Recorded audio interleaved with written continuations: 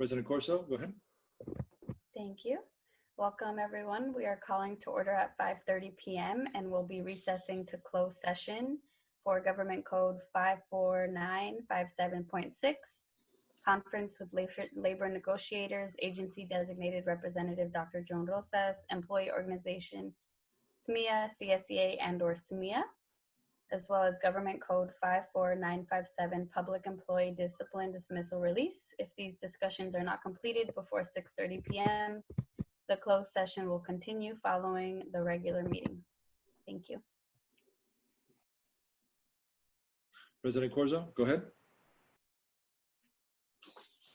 Thank you. Welcome, everyone. We are reconvening to regular meeting with nothing to report out of closed session. We will be doing our roll call vote. We'll go in alphabetical order. Trustee Chin. Here. Trustee Hitchcock. Here. Trustee Proctor. Here. Trustee Watkins. Here. And I am present, of course. Okay. Let the record reflect all trustees are in attendance. Moving on to approval of agenda, July 16th, 2020. I'll make a motion to approve tonight's agenda. A second. Roll call vote. Trustee Chin. Yes. Trustee Hitchcock. Yeah. Trustee Proctor. Yes. Trustee Watkins. Yes. And a yes for me. Okay, approval of minutes, June 18th, 2020.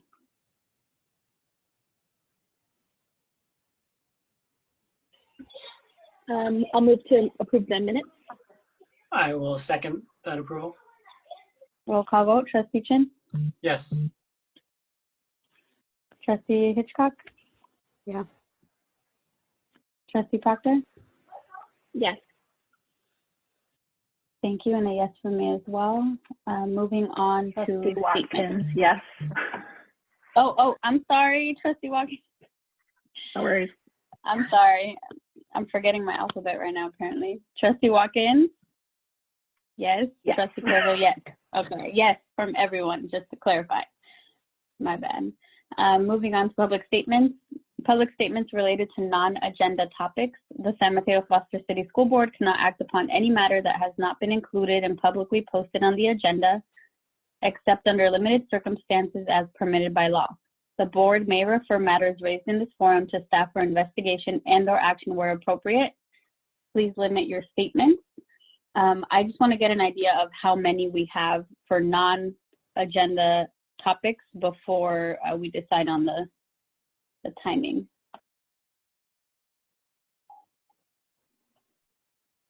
I'm seeing 4, so let's keep our 3 minutes for this. So 3 minutes. Okay.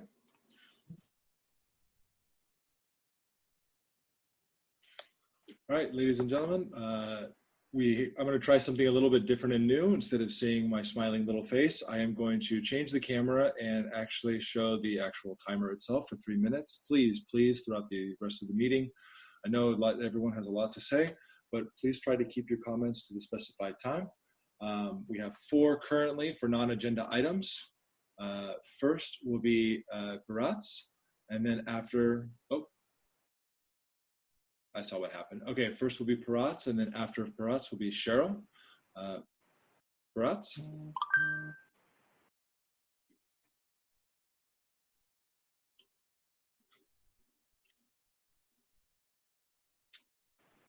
Karki Pirat.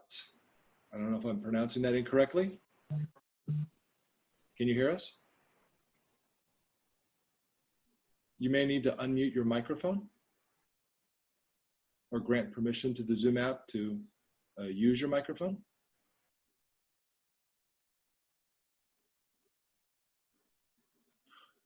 Okay, let's go ahead and move on to the next person, and then we'll come back and try again.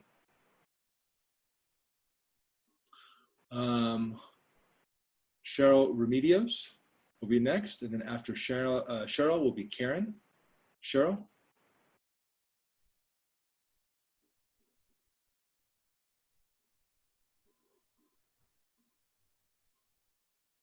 Cheryl, can you hear us? You may need to unmute your microphone. Okay, sorry about that. There you are. I just want to say good evening to the board and to Dr. Rosas and to anyone else who's out there listening. My name is Cheryl Remedios and I am the District Athletic Director, and I'm also a teacher at Bowditch Middle School. And I'm reporting to you on something that made me very incredibly happy and proud a few weeks ago. I'm hoping that the people from Bayside STEM Academy are on listening, because I want to say that, first of all, I was not involved with the designing of the new gym at Bayside STEM. However, I am a Parkside resident, so I regularly walk my dogs through Joinville Park and have watched the Bayside gym being erected from the ground up. And last night, a few weeks ago, I was walking by and the lights were on. So I was curious and walked over to the building, and I was able to get on to campus and behind, so you could see the inside the building from the playground side of the building. And it was amazing. It made me so happy and so proud and a little sad all at the same time. I was sad because it won't be able to be used in its full intended capacity at this moment in time, or when we resume school. It won't be able to be used for athletics in the fall, more likely than not, which made me a little bit sad. The fact that Bowditch isn't getting a gym is beautiful, made me sad, but that's all another point. It made me happy because it is truly an amazing building. It's beautiful. I can't wait to watch after school sports. I'm proud to be a part of the district that sees the value in providing support for students after their structured educational day. Anyone who has the opportunity to walk by to see it is truly, it's awe-inspiring. And I love the fact that Bayside Academy Gymnasium is lit up all the time, and it really stands out as you're walking through the park when it's dark. So I just wanted to say thank you, and anyone who has a chance, go check out the Bayside Gym, and I'm hoping that Abbott's and Burrell's are going to be just as fabulous. That's it. Bye. Thank you, Cheryl.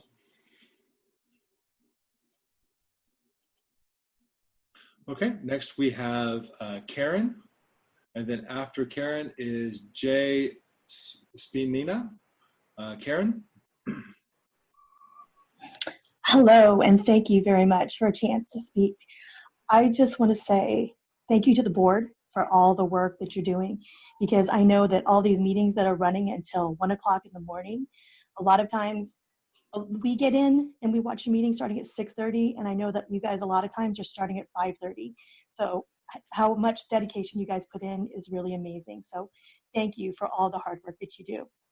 My second point is just really, with the rising number of cases and with the schools in San Francisco and other areas deciding to go full distance for the beginning of the year, I hope that the district could make a decision fairly quickly.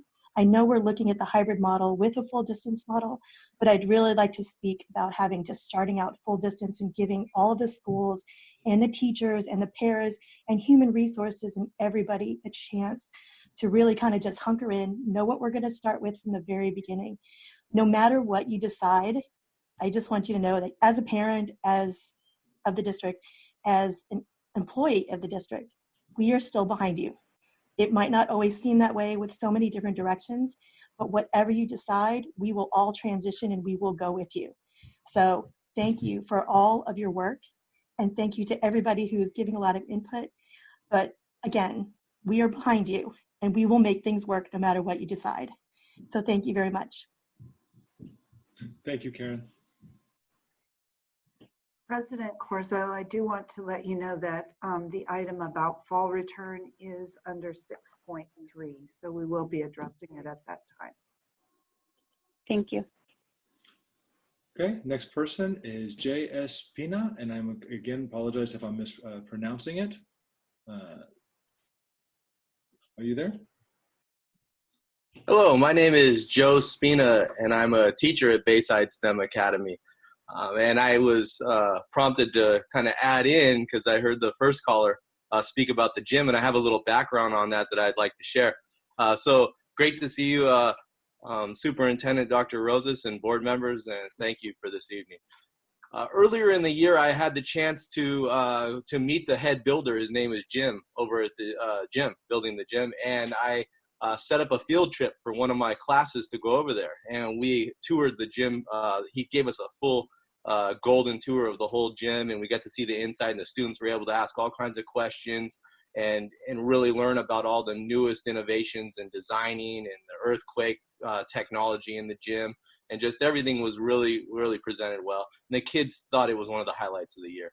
And so that was really big. And then when we closed school out, I was on campus one of the very last days without the kids. The kids weren't there, and I was there just with some other teachers. And I was there early in the morning, and I happened to see Jim. No one else was on the property, I don't think. And so I walked over, and Jim gave me a tour, and this would have been at the almost end of June. Jim gave me a tour, and we saw the finished product, pretty much finished, probably 98% finished. And it's just a really magnificent gym from the inside, the way it looked and just how the caller described it. And it's just very refreshing, and it's going to really do well for the campus and everything and for our whole Bayside world. So yeah, it's very great, and I was glad to be able to do that. And I was telling Jim, because he asked, how are the kids doing? Because he felt he had a relationship now with the kids. And I said, well, they would really love to come back on this tour. And that was our goal at the end of the year, to bring the kids back to Jim so he can give them the tour at the end. But it didn't happen because of the COVID thing. So, maybe one day that class will get to come back and see the gym for what it is, because it was an 8th grade class that moved on. So I just wanted to share that with everyone, and really, it was just an awesome experience. It has been as well. So thank you very much, board and Superintendent Dr. Rosas. Thank you. Bye. Thank you, Joe. Thank you.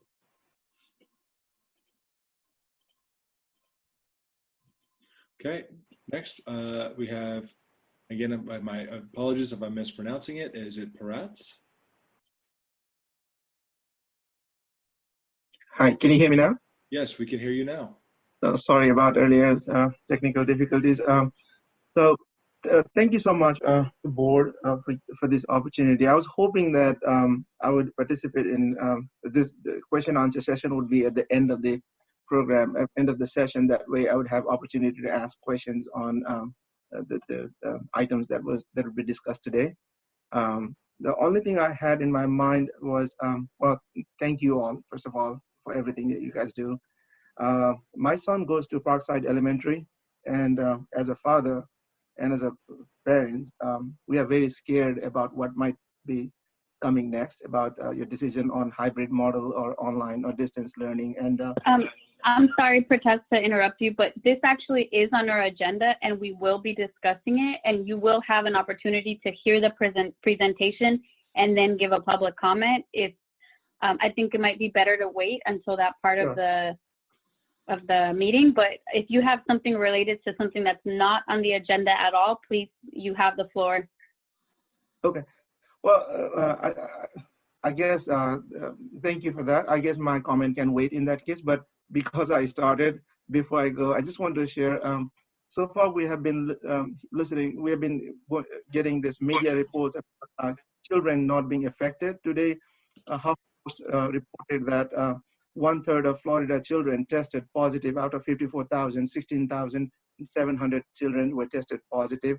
I hope board will consider that with their when they announce their decision. Thank you. Thank you.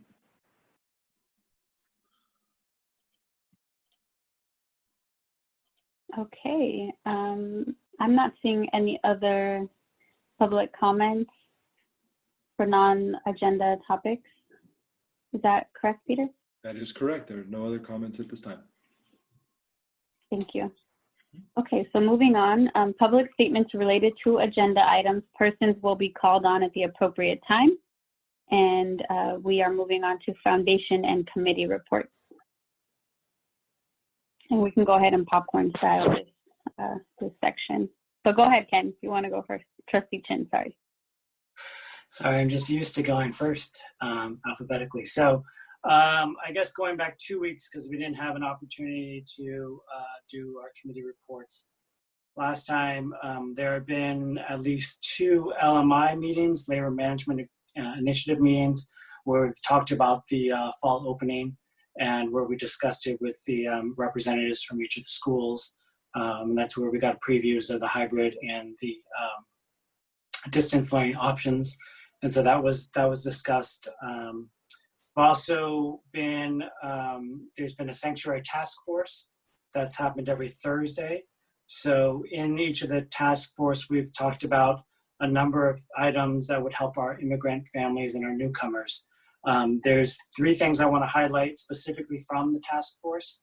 One is the kind of an announcement and a report, is that the city of San Mateo is accepting applications for their newest affordable housing project in Bay Meadows. It's called the Montera. There are 17 units that are affordable housing units, and they are starting to accept applications starting July 17th. So actually that's the deadline. So I was trying to announce this last meeting, but we didn't have a committee announcements. So if anyone's interested in getting on the wait list for that, please go to smc.housingbayarea.org. Again, that's smchousingbayarea.org. I know that housing insecurity is a big issue for a lot of our families, and not just the immigrant families and newcomer families. Additionally, we also discussed and want to try and publicize the fact that the San Mateo County Board of Supervisors created a immigrant family relief fund, and they put in $1 million, and I think there's other groups that are putting in more money into, actually they put in $2 million of the Measure K sales tax funds to help out the immigrant families. There is a pre-application process. It's fairly simple. And if you go to missionassetfund.org, there's a pre-application. Unfortunately, it is only in English and on the computer. So maybe we can get some of our translators out to our food lines, or somehow help the community fill out that pre-application. The county is giving away about $1,000 to each family who signs up. So that is, they're going to start distributing funds very shortly. In terms of, those are the 2 good news, and bad news is that we have a number of community partners who actually distribute food to our families just like us. And they are actually going to be running out for various reasons. They'll be shutting down in the early or mid August, so very shortly. And there may be more of a food insecurity issue at that time. So we may see an increase in our food lines. So that's it for the committee. I did attend the City of San Mateo Planning Commission meeting on Tuesday. They voted 5-0 to pass to move and recommend approval to the City Council the affordable housing projects in downtown, of which there are 52 or 56 units that have been designated for local government employees, including City of San Mateo employees and also school district employees. So there's a preference for local government employees. So when that project gets finally built, if the City Council approves it, there'll be opportunity for workforce housing there for our employees. Finally, I just want to thank the supporters of Measure X, because as the previous callers who talked about the Bayside Gym and Beach Park Elementary, and then there are other gyms at Abbott and Borel, we could not have built these amazing projects without the support of the voters who approved Measure X. So I just wanted to make that statement as an announcement as well. So, and those are all the statements I have in comments. Thank you. Thank you, Trustee Chin. I will just follow up on that because you mentioned the Sanctuary Task Force. I want to give a big shout out to the Boys and Girls Club the Mid-Peninsula Boys and Girls Club, they are actually going to continue their food distribution all the way through December. So while I don't think that's open to all families, but that they do serve many families.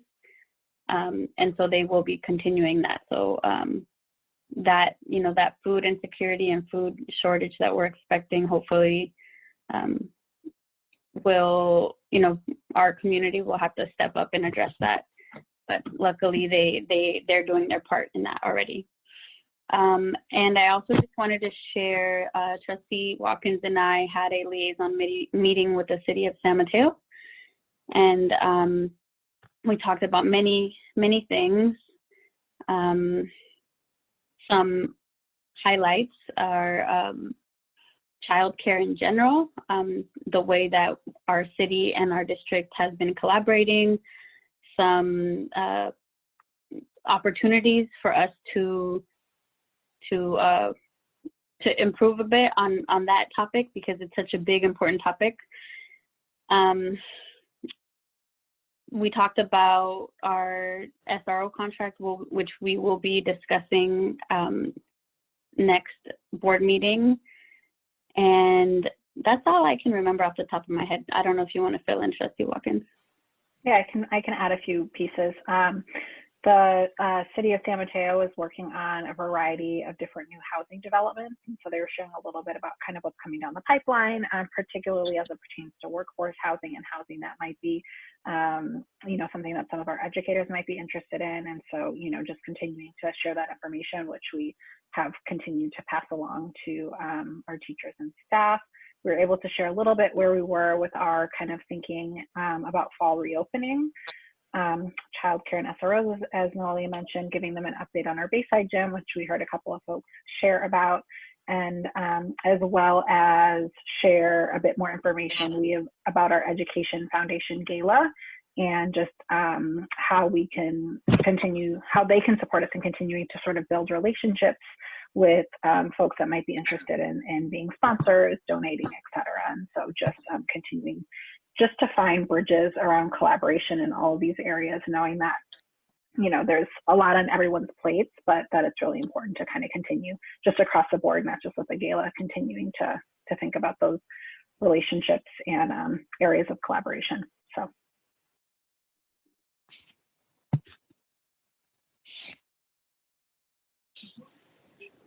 I was just going to mention that I was unable to make it to the communications meeting yesterday, but Trustee Chin and I earlier this week, and I've lost track of the days, we met for the bond polling results, and so we're going to hear about that tonight under item 6.4.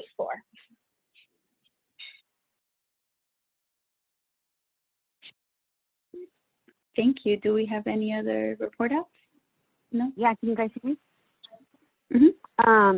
I just wanted to bounce off what Shara mentioned about working with the city of San Mateo regarding a gala. I was just wondering if you could tell us the date on that, Shara? Yes, the Ed Foundation lights, camera, virtual auction will be on October 23rd. It's a Friday. It was supposed to be in person. Obviously, that's not happening. So there is a save the date. Both on the district website and I don't think it's up on the Ed Foundation website quite yet, but it is on social media. We will have a website up and running within the next week, and you know, we'll begin to send out communication, et cetera. So if you are interested in being involved with that, we definitely need more folks to be involved in a variety of different ways. You can reach out to myself or Trustee Hitchcock, and we would love to have any support with that.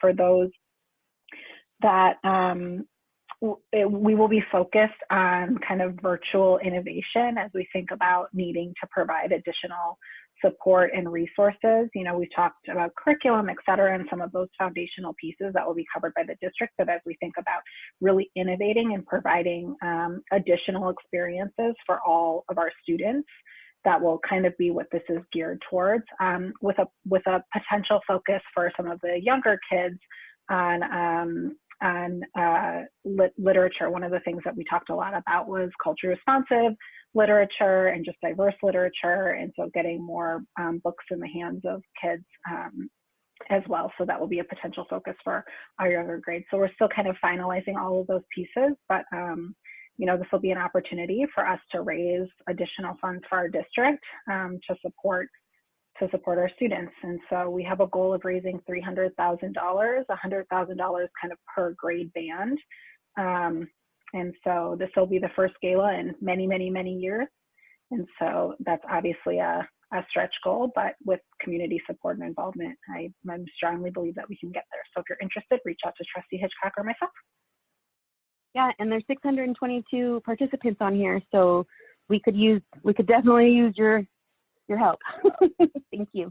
I also wanted to mention that the CDAC will be hosting a parent training from the California Disability Rights Department. It will be held on August 4th at 7 p.m.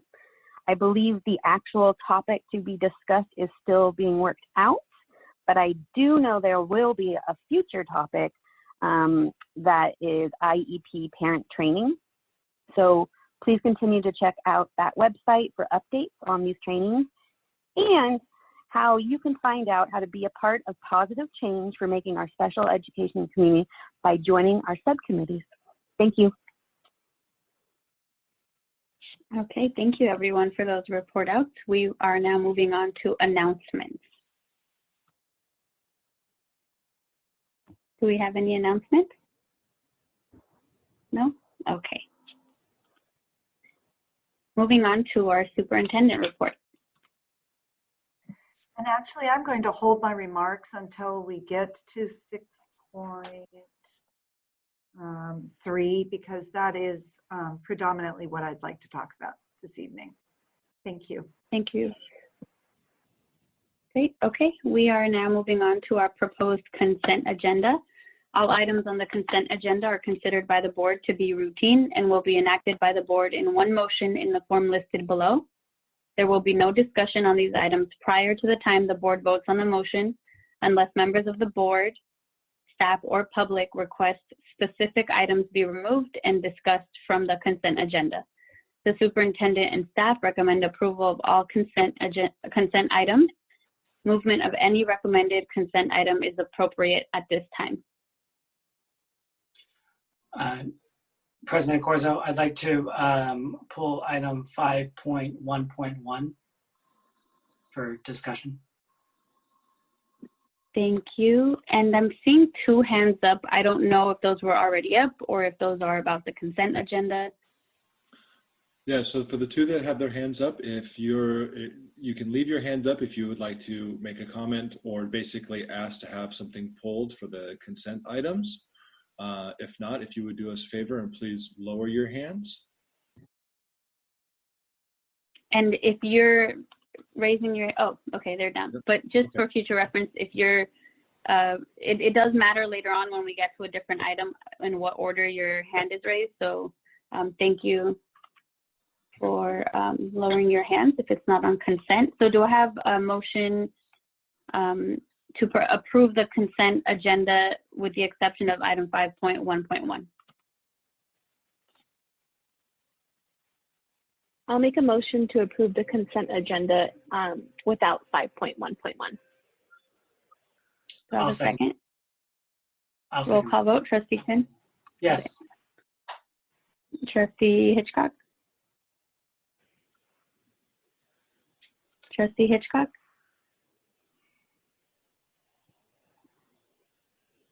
Yes? Trustee Proctor? Yes. Trustee Watkins? Yes. And a yes from Trustee Corzo. The motion carries. Item 5.1.1. So I don't need a staff report for this. I just wanted to disclose that I sit on the San Mateo County Office of Education's Safe Routes to School Policy Advisory Committee. And so at the time of the vote or out of the abundance of transparency, I'm going to abstain from the vote I don't personally vote or grade the applications, but just to make sure there's absolute transparency and no conflict of interest, I will abstain from this, from the vote. Thank you, Trustee Chin. Do I have a motion to approve this item? Motion to approve 5.1.1. Second? I'll second that. Roll call vote. Trustee Second. Chin? Abstention. Trustee Hitchcock? Trustee Hitchcock? Yes? Trustee Proctor? Yes. Trustee Watkins? Yes. And a yes from Trustee Corzo. The motion carries with one abstention from Trustee Chin. Moving on to item 6.1, middle school program for fall reopening.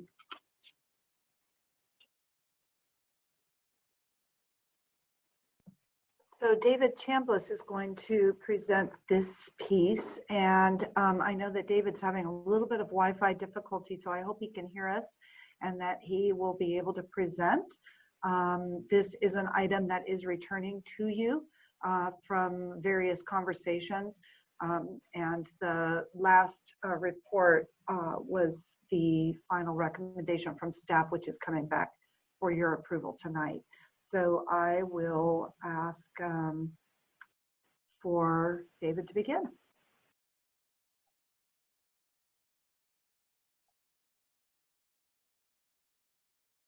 David, we can't hear you if you're talking. All right, let me try that again. There you go. We got you now. Okay. All right. Apologies for some of the issues this evening. And so, Joan, you can see my presentation? Yes, we can see it. Okay. All right. So we are coming back to you this evening after an informational presentation that we made last week, where we shared with you an updated middle school program recommendation for this coming fall. To remind us of that presentation and information, which we're presenting to you tonight for your vote for approval. We are recommending that the middle school program in the fall begin and be a full-time distance learning program with some very specific strategic support cohorts at the school. So let me just briefly talk through this recommendation again. To start first with the full-time distance learning component, we are recommending that the school as a whole begin in distance learning, and we envision that distance learning in many ways mirroring as closely as possible a typical school day and bell schedule. So we would imagine for each period of the day that we would have teachers and classes logging on. There would be opportunities for live instruction and following that bell schedule. Just to note, we are meeting with middle school leadership at this time to kind of to finalize the details of that bell schedule in terms of the length of the period and what kinds of breaks. But we will arrive at that shortly, and we look David, forward to. Yeah. And just wanted to let you know we lost your presentation, so we can't see what you're telling us. Oh, okay. So this may be the connectivity issues. Yeah. Peter, can you pull up the slide deck that I shared with you? I am doing it right now.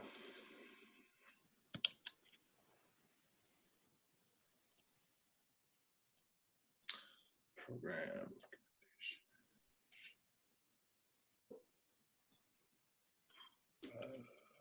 Where did it go? Okay.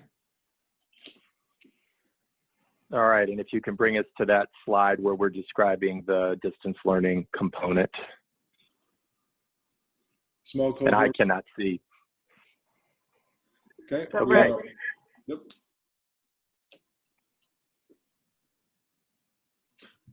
So we're currently at the full-time distance learning, the small cohorts at school with teacher and/or distance learning support mentor. And that's not what we're seeing right this minute. I'm sorry to say. I'm seeing just his email to you. Okay. Very embarrassing for a technology director. My apologies. That's all right. It's okay, Peter. We all have to give each other a little grace right now. Yeah, Isn't it fun? and you've run some very fine meetings, many of them in this COVID situation. But okay, let's all try right, this now. now we can see it. Thank you very much. Yay, good. Okay, so Thank we are you. currently, David, my apologies, we are on slide 2. Is that where you left off? Or was it slide 3?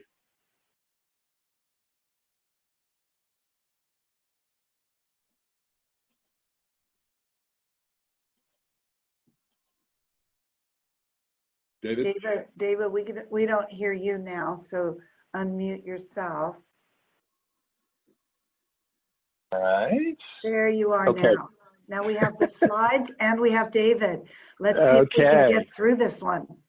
Oh, happy day. All right. So just my point was that these details around the configuration of the day and live instruction and whatnot are being finalized with our SMETA teacher leader partners in the memorandum of understanding for full-time distance learning. Just wanted to add that we're looking forward to, in the next section, the board approving our recommendation around a common learning management system, which will consolidate that experience of distance learning for students into a single virtual classroom to which their teachers will in effect show up each day. So that's a key portion of our plan for the fall. Peter, if you go to the next slide. Then if we turn to the question of this strategic support cohorts at school. Now, I want to note that Dr. Rosas is going to share some recommendations for the fall, which will shape this, but our thinking as far as the students coming on campus, that when students will be allowed to be on campus, that we want to start with specific vulnerable student groups in small cohorts. And we shared with you again last week, we're looking at bringing our special day classes for our students with disabilities in on a regular basis, also identifying our newcomer students, homeless and foster youth, to in effect experience distance learning, but at school. And then we also have plans to rotate in stable cohorts of 6th graders so we can really address you are new to our middle schools, how can we build community and help you come to know the school that you'll be attending for 3 years. Peter, if you would go on.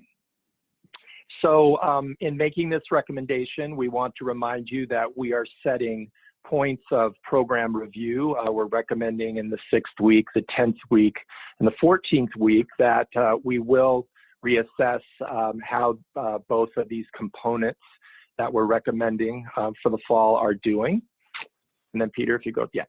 And just to say, all of this, of course, is headed toward our hopes for an eventual transition to on-site learning. Of course, that will be driven by our health phases, and we can imagine a staggered return where, for example, first we bring back, as we mentioned, these vulnerable groups, then we could bring back all 6th graders, and that there'd be a gradual return of students onto campus.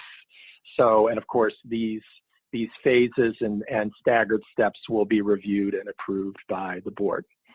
So with that, we turn it over to you for any follow-up questions and consideration for your approval.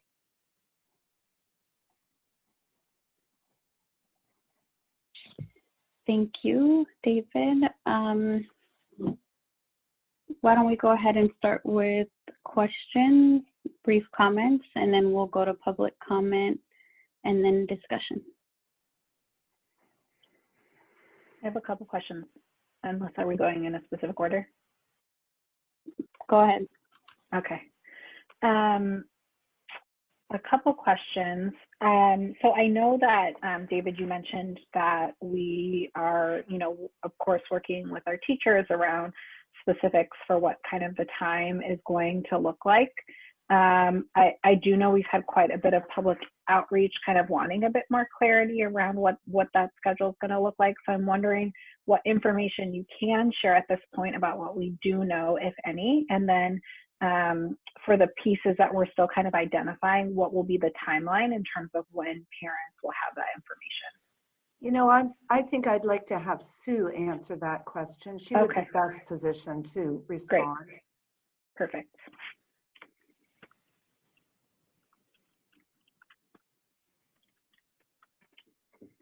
I'm sorry, I had a little trouble. So can you clarify for me kind of what you were asking and wanting information about? Yeah, I was just sharing that I know that we're going to have more clarity around kind of what the program will look like, how much live instruction, kind of all those pieces that we're working with our teachers around the specifics there and collaborating with them. But we have had quite a bit of outreach from folks around what the middle school program is going to look like. So I'm just wondering what information you can share at this time, and then when we will have, for the information that we don't know quite yet, when will parents have more information? So we've been meeting with SMETA every week. It's the teachers union, and working collaboratively. We are close to coming to agreement. We've spent a lot of time talking about kind of what the day looks like for middle school. What I can share with you so far is we really are trying to mirror a similar schedule to what they currently have as an in-person type of schedule. So students and teachers would meet every period for a period of time. They would follow a schedule, and there would be interaction at the beginning of the period. There would be interaction at the end of the period, so that we try to provide some consistency daily for students. Okay, thank you. And then when will we have more information that we would be sharing with parents? And I guess this is probably a Sue / maybe communications question, like what's our kind of communications plan in terms of rolling this out? And I know that will be pending the finalization of the MOU, which seems like we're getting close to. We are getting close to the full-time distance learning MOU. We hope to have it finalized, hopefully end of this week, next week sometime.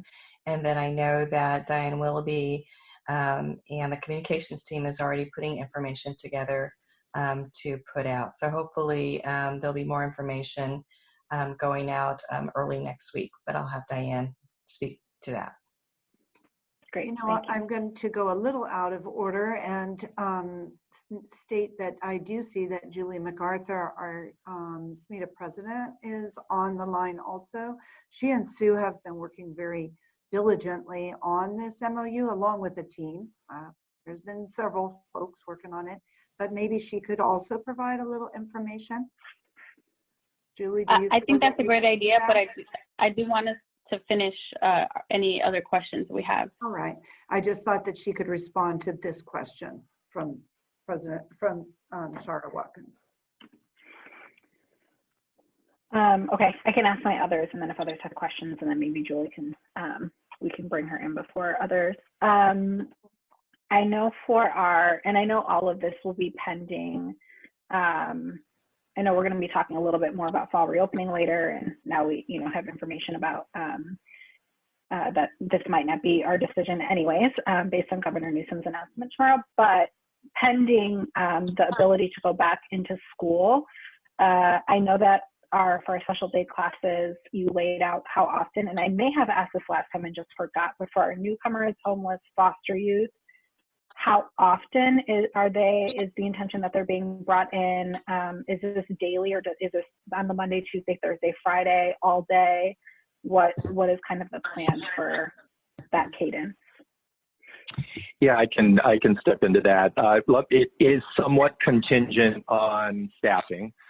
We need to make sure that, for example, at each middle school, the newcomer program has one teacher and 2 paraeducators. So assuming those paraeducators and teacher are do not need an accommodation and both are all three able to be present in the classroom, then we would look at the enrollment of those classes, and we would need to maintain the stable cohorts of approximately 15 students. My sense is between the 3 adults with the newcomer teacher managing it, that actually we like the special day classes. We could have our newcomer students in school Monday, Tuesday, Thursday, and Friday. So that would again be contingent on the staffing. And then in identifying our students who need additional support, either due to foster youth status or homelessness, it actually is a similar calculation. Depending on the numbers and the staffing that we have, we could try to bring them in 4 days a week. If the stable cohort proved to be larger than 15, then we would have to do that AABB model that we've discussed, where we would alternate days for those. But the point of the support cohorts is we want to try to bring the students in for as much as possible, because we know distance learning outside the school setting could be quite challenging for them. So wherever we can, we're going to maximize the amount of time that they're actually on campus. Okay. And then for our 6th grade students, the same question. What is that looking like in terms of how often we're considering having folks on campus? Obviously, it's not as much because that cohort's going to be much bigger, but just curious what our current thoughts are. Yeah, I mean, that's even more contingent. Let's just say that's going to have to be designed site by site. Same idea, the base cohort of 15 students. We have to think about, again, how many staff who teach 6th graders who are either, depending on the middle school, homeroom teacher or advisor, are available to come in and be in person with students.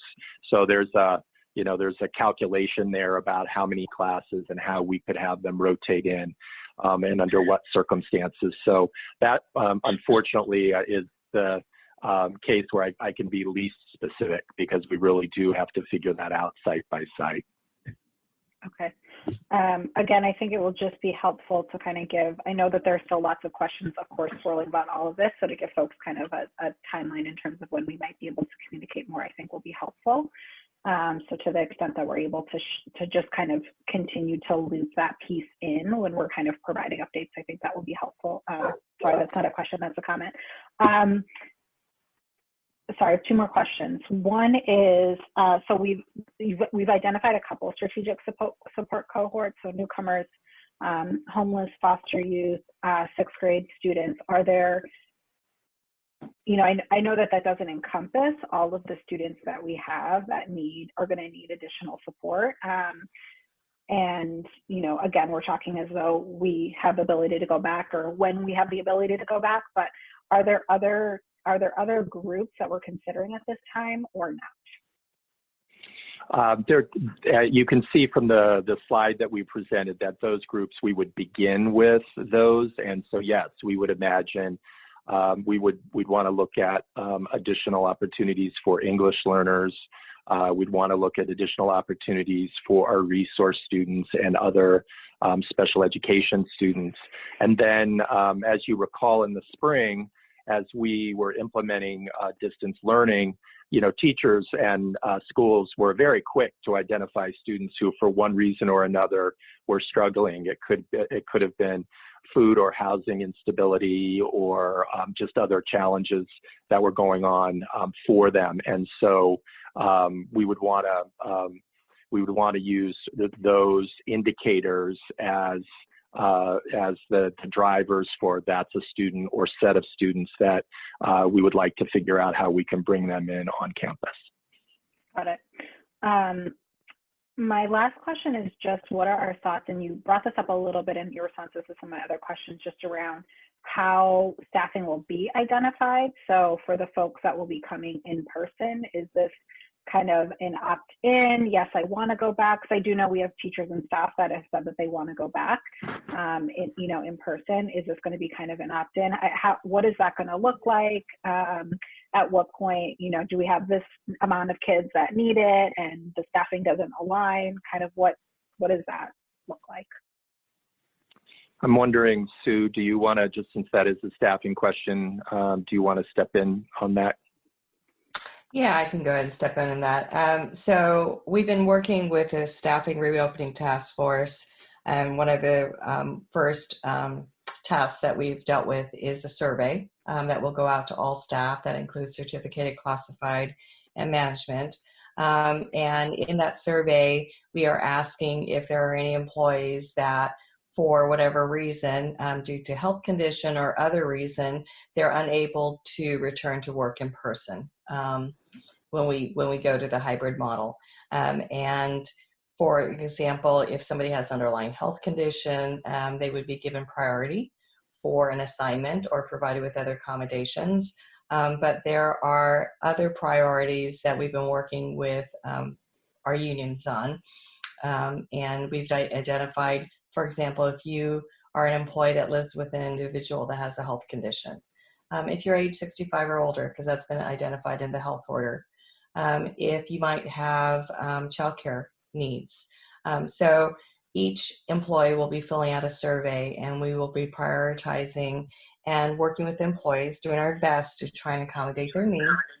But all of this is really going to be contingent upon the number of students that are going to be in the hybrid model and the number of students that will be in the full-time distance learning model. So once the family survey is completed and the district knows how many students will be in each program model, we will be developing classes and then assigning the staff. Okay, thank you. I think those are all my questions for now. Can I chime in? With the distance learning groups, and you said, you're still trying to figure out platforms and whatnot. Is there still enough time to figure it all out with trainings and having it for teacher trainings?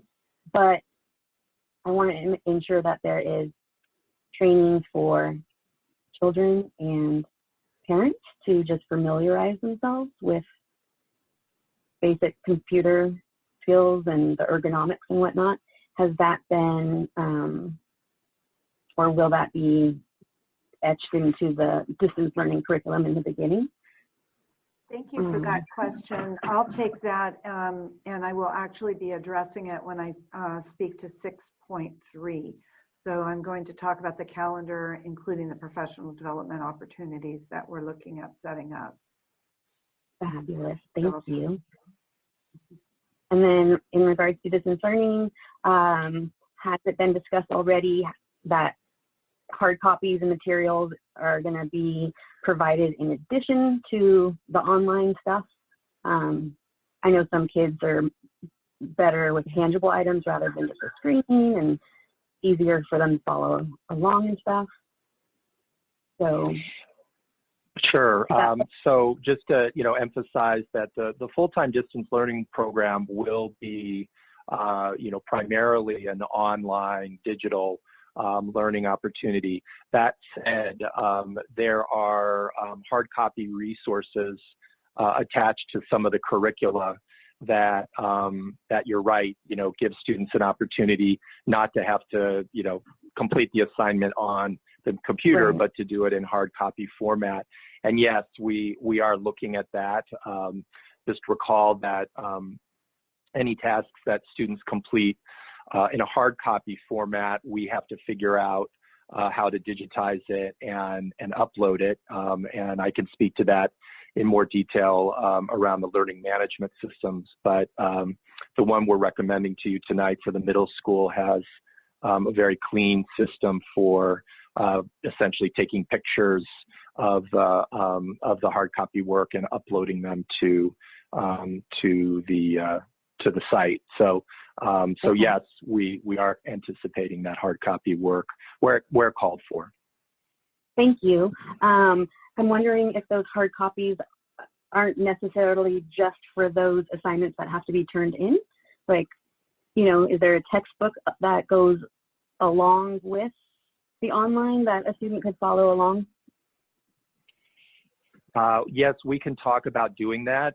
The important thing is that we've got to make sure that all students have access to the same information. So I would anticipate, you know, so for example, for a history textbook, that yes, we could talk about assigning history textbooks out to students, and schools would have to figure out a protocol for getting those distributed while we're in full-time distance learning.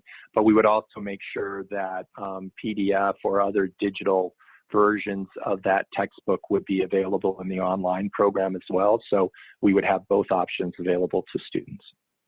Awesome, thank you. And then I assume too, like for folks that can't print the handouts, there's going to be a way for them to receive the material? Yes, that's a major consideration. So that's actually would be a driver for, you know, how do we manage moments where we need hard copy materials distributed out to families. Awesome, thank you very much.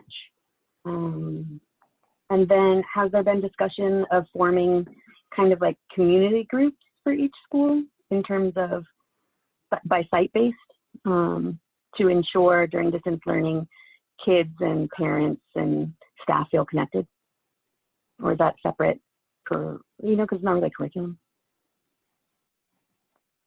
I think that probably that's something that the principals will be working with, and we're not at a place we could respond to that piece. Okay, thank you. I'm good. Thank you very much.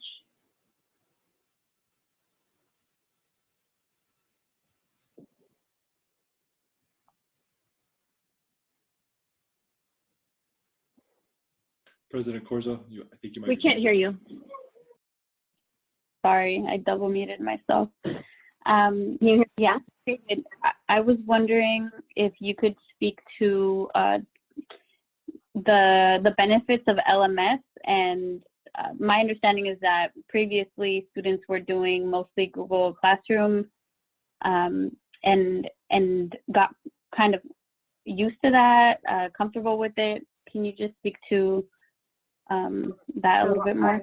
I'm going to ask you to hold that one until the next item, which is that's right. the item about the adoption and the LMS. Got it. Sorry, getting ahead of myself here. Okay, let's see. What about the program review, the assessments?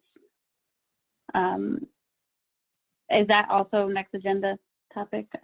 Will that be talked about there? No. No, we can. I can speak to that. You know, so just in terms, just a more detail on what we mean by that. Is that what your question is focused on? Yeah. Well, yeah. So when we think about what would be the things we would be looking at, you know, of course, we would want to look first at the data, our attendance data, how many students are engaging every day, what students and what are the patterns of students who are having difficulty engaging every day, and if so, what steps are we going to take to address that? We would also want to look at you know, get teacher feedback and student feedback and family feedback about the actual learning process. So you could imagine versions of some of the surveying that we were doing this spring. For the strategic support cohort component, of course, again, we would want to see how many students are we supporting in this way. We would want to look closely at you know, the success of those students in the distance learning model. So we'd want to get feedback from teachers where we're providing, for whom we're, you know, students for whom we're providing that support, to find out how they're engaging, if they are able to keep pace and be successful in the distance learning model. Certainly, we would want to debrief the students and those staff who are working with them on campus.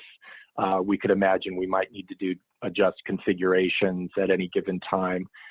So we'd want to come back at those 6, 10, and 14 weeks and be asking those kinds of questions to ensure that the program was being as effective as possible. Thank you. And so just to clarify, they wouldn't be our typical assessments. Well, on top of that, of course, we would be doing our benchmark assessments. That would not be occurring in the 6th or the 10th week. We would be looking at those at the 14th week when we hit our normal kind of interim assessment cycle. So yes, of course, we would want to be looking at those as well. Thank you.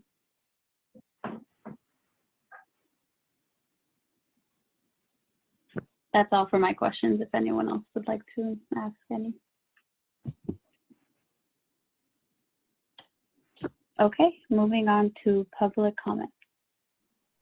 Okay, President Corzo, we have a total of 8 currently that have their hand raised for this item. And again, call to all those that are participating via Zoom. If you would like to address the board, please raise your hand now on this particular item. Okay, President Corzo, we have 8 still. What would you like the time to be?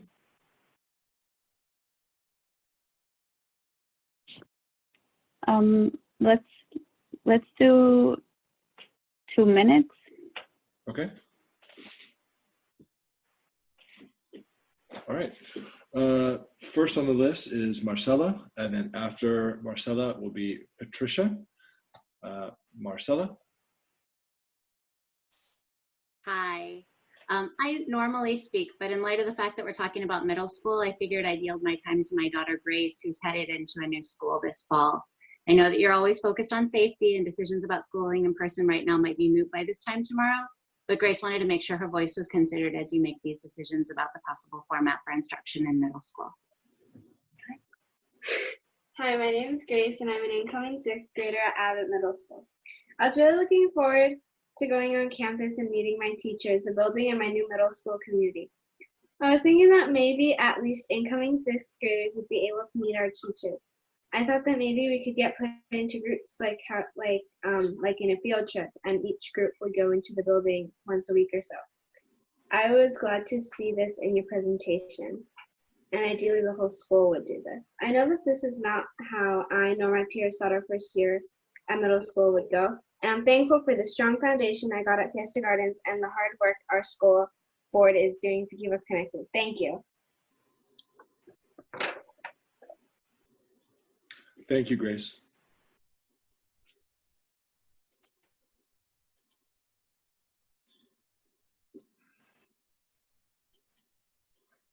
Okay, next we have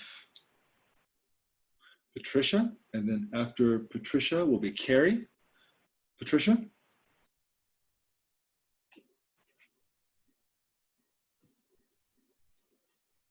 Patricia, are you there? Patricia, you may need to grant permission for Zoom to use your microphone on your phone or device.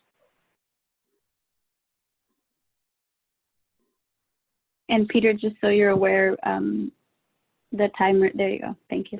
Yeah, it shifts and moves. Sorry, this is new. All right, Patricia, we're going to try to come back to you. All right, next is Carrie.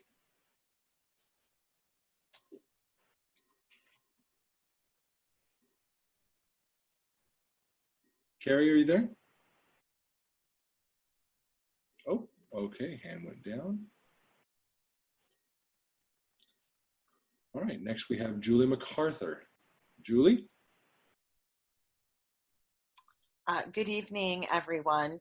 I can provide a little bit of context around Shara's question around the expectations and for distance learning and what SMFCSD and the district have already negotiated.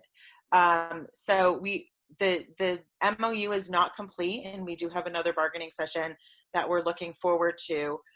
However, we have come to an agreement around what the expectations for distance learning for middle school and for elementary school should look like. The only real caveat I would say is we will be having our members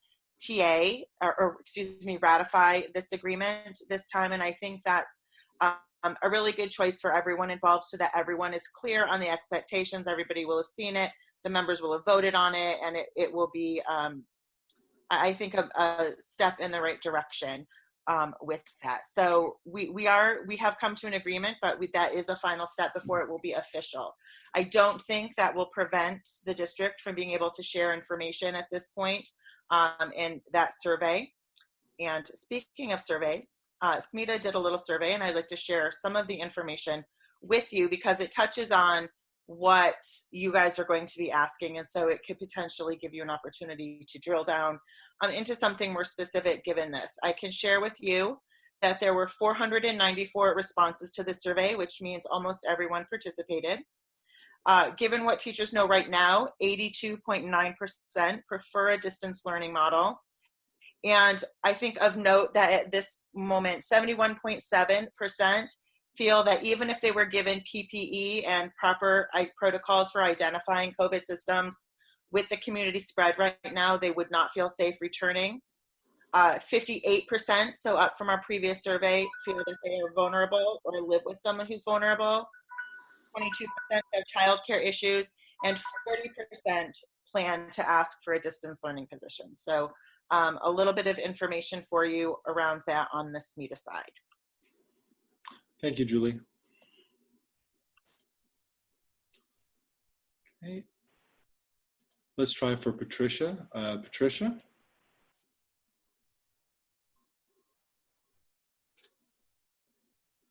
Patricia Conway? We can hear you. Well, we can hear microphone opening. Patricia, are you there?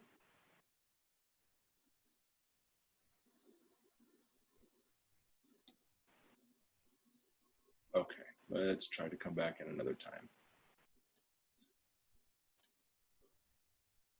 All right, next we'll have John, and then after John, it'll be April. John?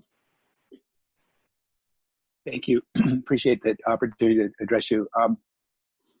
Previously, there was a two-track proposal, which was a hybrid for some students and a distance learning for others. And under that proposal, parents would make an election, and they would be then in one of those two tracks. The hybrid model might have gone distance depending on circumstances, but you would nonetheless have been in a different track. I'm going to assume, unless I hear differently, and I hope that at this point the recommendation is just to have a single track with everybody on distance learning, and there won't be necessary to make an election into some hypothetical future hybrid track. At that point, if it's not clear to you, it's not clear to the parents, that probably need to be clarified at some point.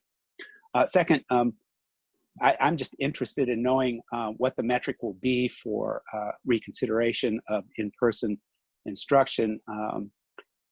Something, I guess, has changed over the last week since the previous recommendations called for hybrid and now no longer. I'd be very interested in knowing whether you've established a metric that, based on declining community spread or a certain number of growth in cases or reduction in cases, some metric for the decision.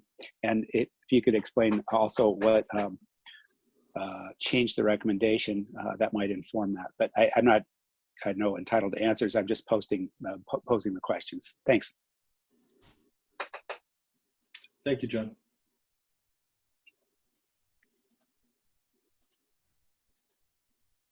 Okay, next we have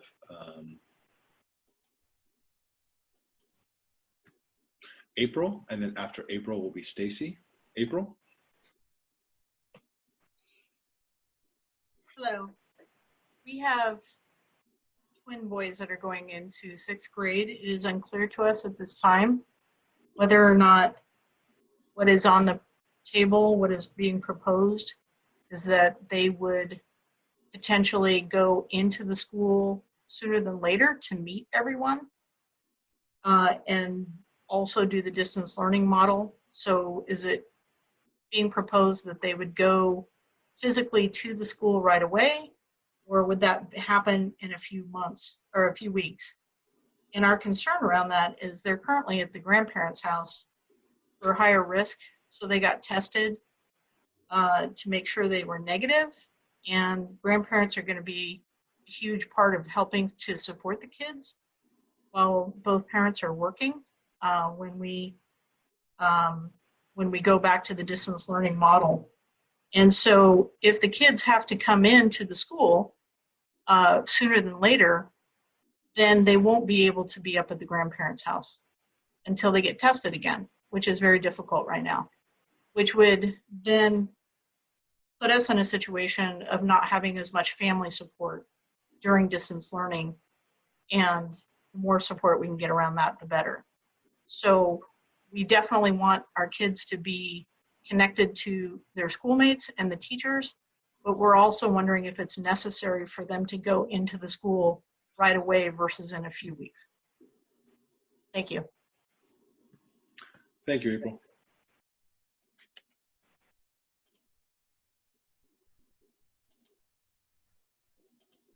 Okay, next we have is Stacy, and then after Stacy is Conchetta. Stacy?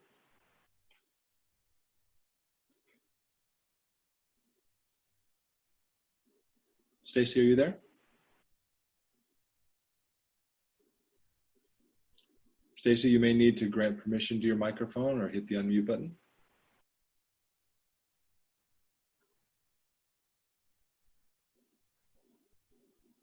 Okay, let's try to come back to Stacy.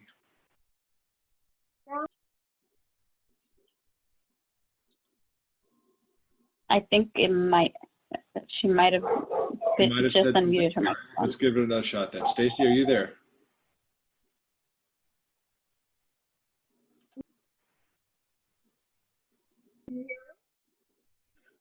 You know, I can hear something, but it is very faint, Stacy. This is my first time speaking, and I haven't. Stacy, it is next to inaudible. I'm sorry. Maybe if rejoining the Zoom might assist.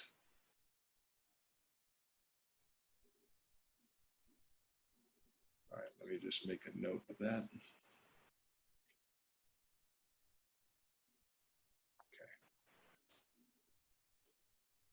All right, let's move to Conchetta, and then afterwards will be Jan.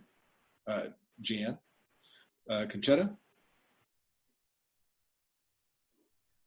My name is Mario. Can you hear me?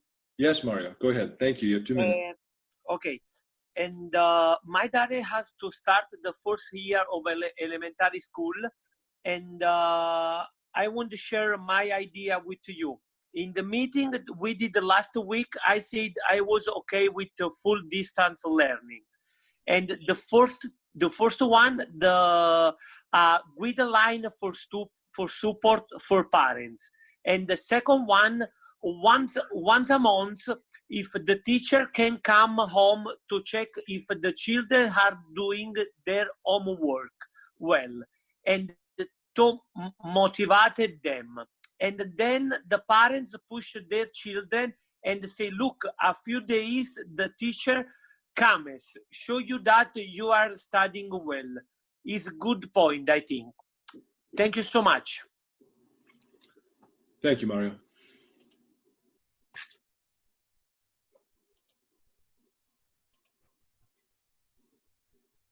Okay, next we have Jan, and then afterwards will be David. Or is it Jean? It's Jean. Thank you. Jean, my apologies. Thank you, Jean. No problem. I have two students at Burrell Middle School, one in 8th grade, and I was able to track her progress during school loop, even though grades were not given. However, the incoming 6th grader received no grades at the end of last year, so I am ill-equipped to understand how well prepared she is for this new model. I'm wondering if you can confirm that grades will indeed be given throughout the course of the distance learning model so that parents will be aware of how their students are progressing.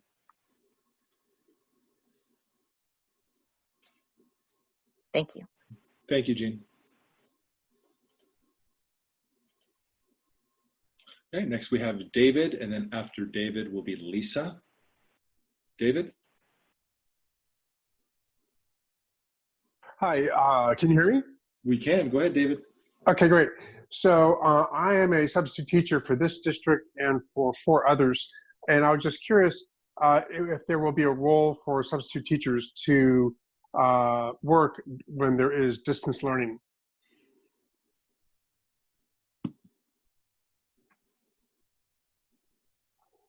Okay. So David, just as a FYI, just to make sure that you understood that the board doesn't necessarily respond directly to questions during public comment. I just wanted to make sure that there were no other comments that you wanted to make. Okay. Yeah, I wasn't really clear. It's okay. It happens. But okay. if you'd like, you can. If you have any other comments to make, you still have 1:30. I think I'm good. Thanks. Okay. Awesome. Thank you, David. Appreciate it.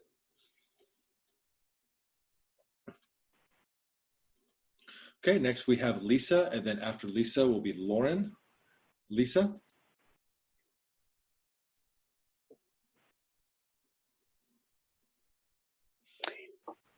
Hello, can you hear me? We can, Lisa. Go ahead. Okay. I don't have my 15-year-old. My name's Lisa Shirley, and I have a daughter at Burrell, and I'm part of the parent leadership team there as well.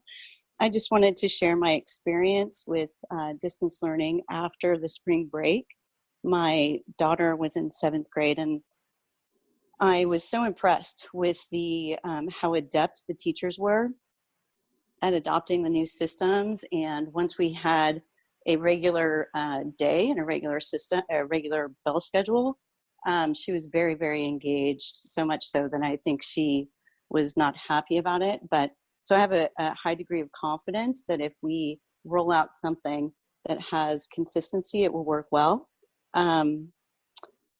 Although I'd rather have her be on campus, but I understand that that's difficult to pull off with over 1,000 kids. And I would match that with, I think the high school is offering sports and other opportunities for kids to get together, because I think the building community part is really important for those kids and teachers and coaches, or, you know, maybe even a drama or music or whatever we're able to pull off. I think that would make it a much more robust opportunity, especially for newcomers and incoming 6th graders. So I think everyone can be as creative as possible, use our facilities to meet those kids that need it the most. And I think if we all work together, we can make it happen. So thank you all for your service. Thank you, Lisa. Okay, next we have Lauren, and after Lauren will be Colleen. Lauren? Hello? Sorry, hello? Yes, go ahead. So I know that, or I expect that a survey will be sent out from the district soon asking parents what they opt for the fall. I know myself and several other parents I've talked to, where our concern is, you know, we're hesitant about signing up for 100% distance learning because the kids have built up relationships with their teachers and with their classmates in their grade in school. However, we don't feel that it's safe to return to school at this time.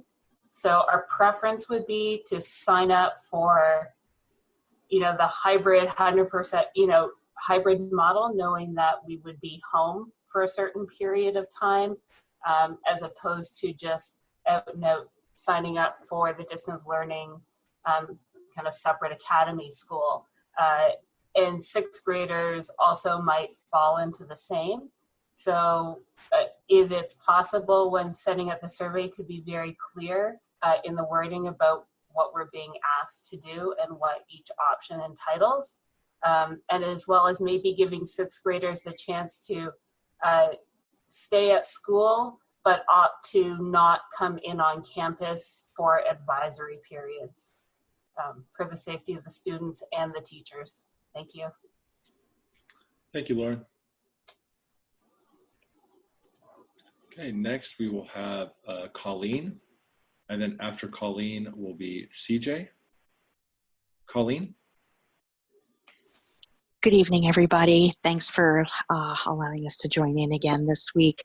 Had a few comments and questions. I really appreciate the fact that you've worked really hard to keep the kids on a bit of a bell schedule and to have something as consistent as humanly possible as compared to regular school, now that we'll be in distance learning for the fall. Few questions are this. How will you determine how many students are in each online class per period? I imagine it has something to do with the number of teachers who are credentialed for each class, but since it appears that we'll be distance learning for the vast majority of the students, I'm just wondering if class size will be any different.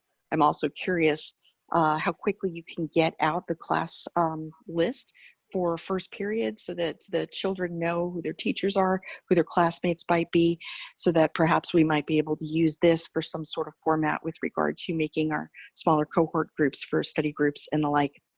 I'm unclear when and at what point parents might be involved on any of the task forces you've discussed. I know there's a reopening task force you spoke about today. I'm not personally aware of any parents' involvement in these task forces, and I think that if we're going to be doing something on site with the schools, I think that would be very, very helpful for parents to be involved somehow. Last point I have is, how soon are the parents going to be able to communicate with school counselors prior to the beginning of the academic year for our children who have learning needs, to talk about how to schedule their class day in terms of which classes and which teachers perhaps might be best fits for their 504 IEP needs? Thank you. Thank you, Colleen.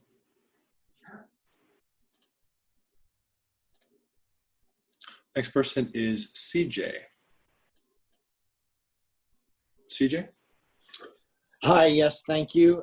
As a parent of an incoming 7th grader into Burrell, it would be great to have more information about the definition of what a newcomer is in further communications. Thank you very much for the information tonight. Okay, thank you, CJ.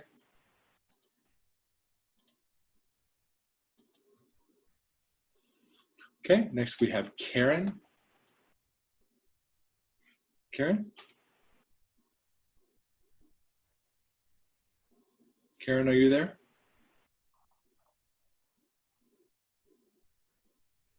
Karen, you may need to unmute your microphone. Hello, thank you for taking my call. I just wanted to bring up, I appreciate that the middle schools are going to a bell schedule, but I wanted to make sure that there was an option for the teachers and the classes to not just go like by the hour, but also be broken down into smaller groups. In the spring, what I noticed was when teachers who were doing smaller groups, say with like 7 or 8 students, they could accomplish in 15 minutes what it takes someone to do in a large group a whole hour, just monitoring each of the kids. So we hope that there could be some type of equivalency that you would be able to come up with, or the schools could come up with, where teachers didn't have to teach for a full hour at a time per group. You know, that if they broke the class down into, say, a 15-minute section, I know it's really hard on the teachers to reteach the same material over and over, but what they do notice is that they make a better connection with the kids when there's only a smaller group available. So instead of teaching for 1 hour the same subject and all the kids in the classroom, 30 kids, you know, will it be possible for the teachers to teach, say, 20-minute sections with smaller groups or 30 minutes with smaller groups? Because all of that makes a big difference to the kids, to have more one-on-one time with the teachers, where they can communicate directly with them, where the teachers can monitor them a little more closely and ask them more direct questions. And, you know, in that case, you know, your kids might not see the teacher for a full 1 hour each day. They might see them on different days. Another option to think about is setting the classes up on more of a college type schedule, where they might meet 3 days a week for the core classes or 4 days a week. And for some of the extracurriculars or some of the optional classes, or the, oh my gosh, I can't remember what they're called now, but their optional classes, the ones that they choose, their electives, that they might do those 2 days a week instead for maybe a longer period of time. because most of us have gone to college, so we know that 3 days a week is almost enough. And based on college models of distance learning, it's really hard to do 5 days a week straight for an hour. It's almost virtually impossible. So thank you for your consideration. Thank you, Karen. Next, we have Jen. Jen, are you there? Yes, thank you. So thank you so much for all the voices being heard tonight, and thank you to the board. I think it is important for parents to know that our previous distance learning experience was based on an emergency status. Teachers were frantically trying to find best ways to provide distance learning with no warning or previous training. In addition, families were in trauma and emergency mode, and so due to this, we as teachers were properly guided to focus on social emotional learning and connection. Families were told that the work we were providing was not required. That was appropriate for the emergency state we were in. It also had a huge effect on student participation and family commitment to class and small group meetings. Moving forward, parents need to know we will have better strategies, planning, and that families will be required to have their child present at their students' distance learning meetings. A new set of standards and expectations for students, teachers, and parents will allow distance learning in fall 2020 to be superior in many ways to our spring experience. Thank you for listening. Thank you, Jen.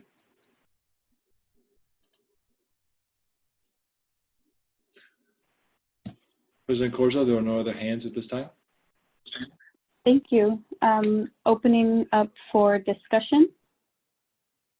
Final comments? Yeah, I have some. Can you guys hear me? Yay, okay. Yeah, I have several comments, concerns, questions. The start of the school year is coming up very soon. And there's a lot of details that still need to be, I think, hashed out for both the distance learning and hybrid models. And now with the variety of new platforms and programs that will be implemented, I wonder if we might consider not only starting in 100% distance learning, but also pushing back the start of the school year. Don't freak out, because I think that would ensure that thoughtful time and energy is spent on not only the sole focus on the creating of an awesome distance learning school, but then continue to prepare a clear, detailed, and specific health and safety protocols, and to ensure staff feel comfortable to even coming on site. And then if we're ever allowed to come back on site or whatever, that's when the hybrid model would be finalized, because I think there's so many things happening in everybody's lives right now in the world, right? And teachers are having to stress about so many things. I'd rather them just have one focus model, such as distance learning, and then later, prepare a well thought out hybrid model as well. And I don't think, and I know there's the survey that's going out, I think soon, but I don't feel that parents or staff should be given a survey where they have to commit to either schedule, because I feel both staff and families need to know what all those little details are before they have to commit. And I know we chatted about, well, I don't know, so I'll stop there. I have more, but I'll stop.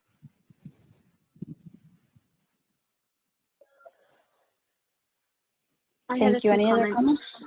Mm-hmm. Yeah, I did. I wanted to thank Grace, who's going into 6th grade at Abbott, for speaking. I have an incoming 6th grader as well at Bowditch, and I think that it's a really exciting time for incoming 6th graders and going into a situation where they don't even know what middle school is like to begin with. I think we have an opportunity to at least virtually give them kind of what to expect in middle school. So I hope that we can find a way to make middle school special for the sixth graders and also kind of ease their concerns and help them meet their teachers and their new friends. Also, I wanted to just make sure that we are being clear that there are still this two-track system. I think that's, if I'm understanding everything correctly, we are still going to have either you choose the full distance learning or you are going to be doing the distance learning that will eventually move into the hybrid method and then eventually on campus. And so I just wanted to make sure that was clear and that I was understanding that correctly. Would you like me to respond? Yeah, if you could. Okay. So the middle school program is predominantly a distance learning program.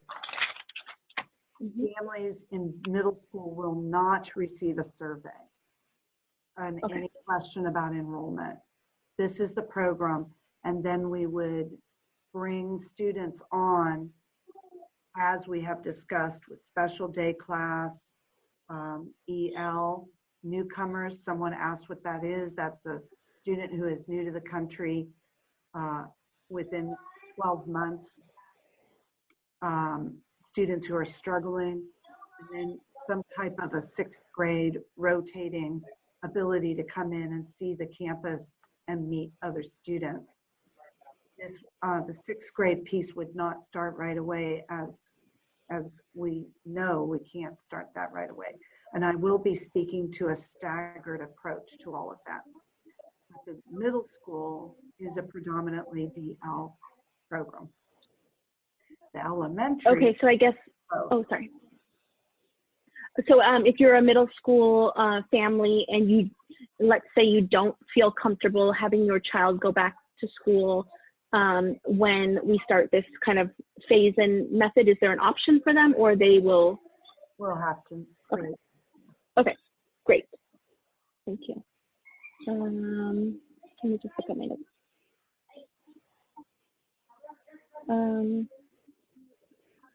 Okay, I think that was all. Thank you. I have a couple of final comments. One is, I know that there are 1,000 logistics that are continuing to be worked out and questions that keep arising. And I guess I have two sort of thoughts around that. One is, I wonder if we can kind of think,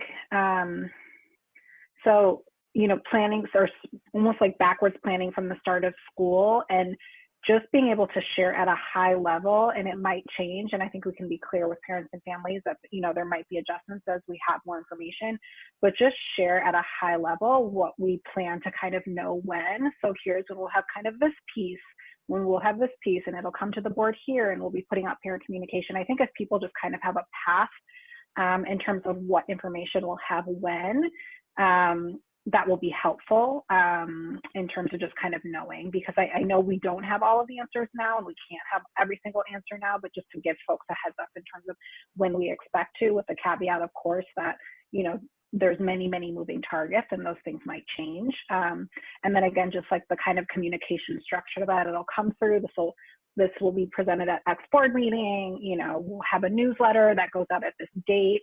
In the same way that we kind of have our like unit maps for classrooms, I think now especially, that might just help kind of alleviate some uncertainty. And I think within that, if we can start to build out some FAQs, as questions are emerging, if we could put something together where we just start to capture those questions, and as we have answers, even if it's a living document that we can kind of keep somewhere public that folks have access to, I think that would be helpful. Or again, if we can just give a heads up, we're capturing these questions, we'll be able to share a preliminary FAQ document by this date, sort of thing. I just think the communication around it is important, and I know it's hard to balance that with kind of getting things done, but I think it'll help hopefully provide a little more clarity for folks.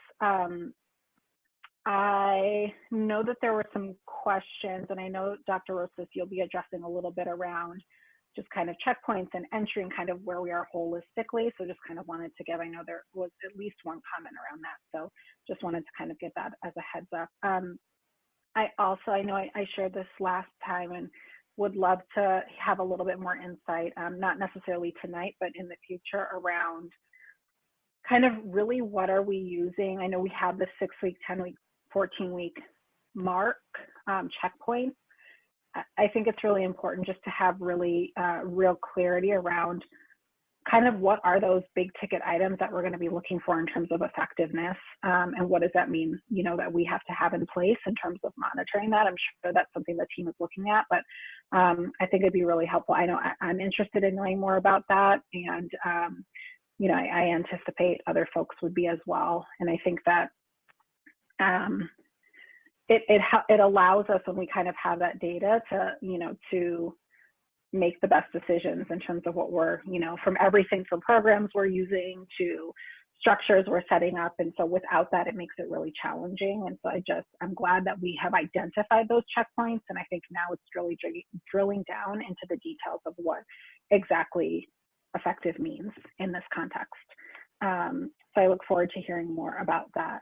And I had this similar question around kind of the distance learning versus hybrid. And so my assumption then would be that if there are in-person opportunities at any point, families and students are able to opt out of coming in person, right? We can't mandate that somebody come in, you know, in the midst of this. So my assumption would be that would be the case, but then you wouldn't be opting into a different model. You would still have the ability to kind of build those relationships, et cetera. So, and I actually wasn't aware of that with the high school in terms of offering sports, which again, some of these things might not be under our control shortly, but I just think thinking creatively, and I know our school sites will do this and have done this, but just around ways to build community and again, sharing some of those opportunities with folks, particularly for, you know, for 6th graders that are entering a whole new world in the midst of all this will be really helpful. So thank you. I just wanted to make a comment. My understanding is that in terms of grading, that will look different this time around, right? David, can you respond to that?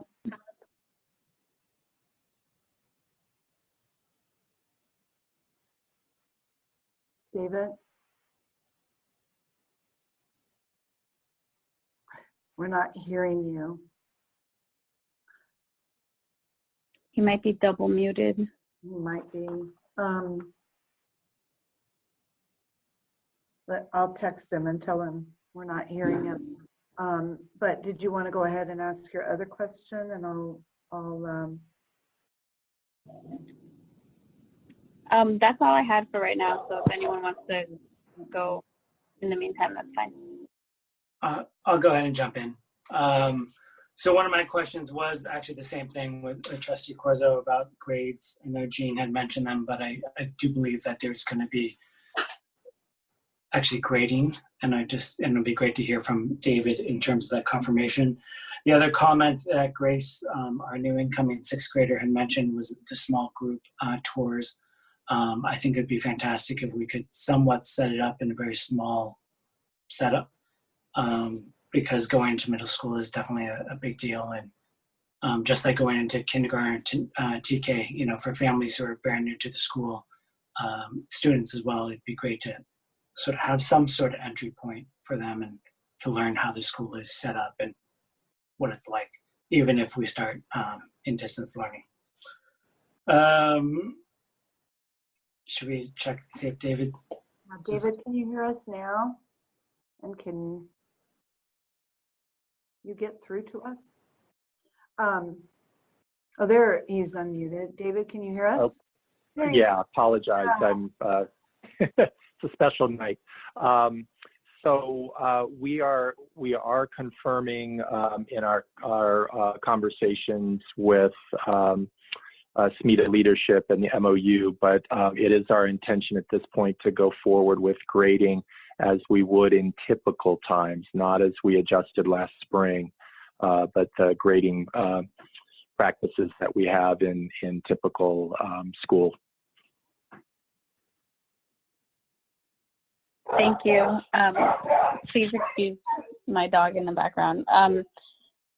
I just wanted to also thank Grace for giving her comment. I think it's really important that we have student voices represented. I'd encourage parents to, talk to their kids about, I'm so sorry, to talk to their kids about how, how they're feeling, what they want. In terms of tours, I think that's a great idea, but I'm really concerned about, what's going to be coming from, coming down as a directive from our state around schools very, very soon. Tomorrow at noon is my understanding. But I think that there are still ways that we can do that, right? Like we can have potentially staff do a video. We have lots of content, lots of pictures, videos of what school typically looks like and what we will work towards as soon as safety permits. So I think there are still ways we can address those things. Of course, not in the same way as typical. I'm so sorry. I'm just gonna stop now because I have to handle this. Yeah.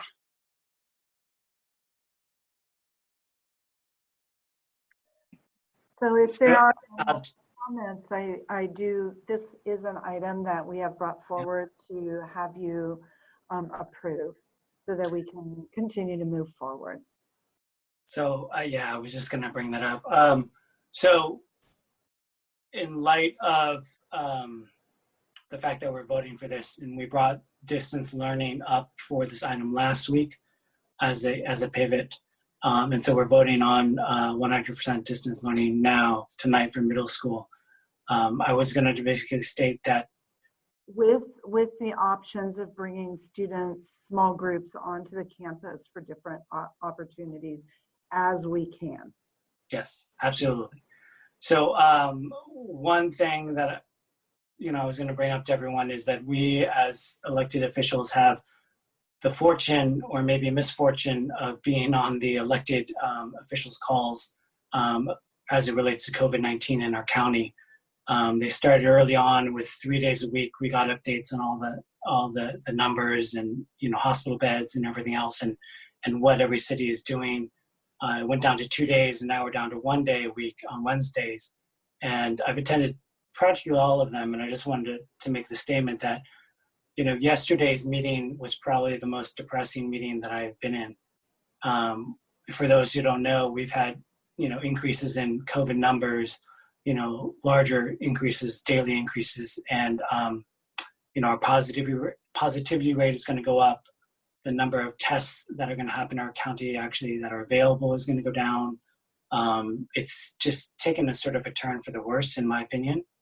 And so I had a really sort of depressing moment yesterday. I'm fairly optimistic usually, but yesterday kind of put a real damper on my optimism. So for tonight's meeting, I definitely will be voting for distance learning to start in middle school. In addition to that, I would also vote when the time comes, if the time comes, that we also vote for elementary school to start in distance learning as well, with the option of bringing back additional vulnerable communities for students. So I plan to vote yes, but I don't know if anybody else, if you want me to make a motion now, President Corzo, or later. I just have one more comment. Go ahead, Rebecca. Sorry, go ahead. I am wondering if we choose 100% distance learning now, are we committed to starting at the school year start date, or can we discuss starting later at a later time? I think I'm going to be addressing the calendar in 6.3. Fabulous. And Sorry, that is a negotiated item and will be brought back to the board for vote, but I am going to bring it up in 6.3. Fabulous. Thank you. And I do want to echo what Ken said regarding elementary. I don't know if and when that's coming back to vote, but is it possible to move that up just so everybody can take a...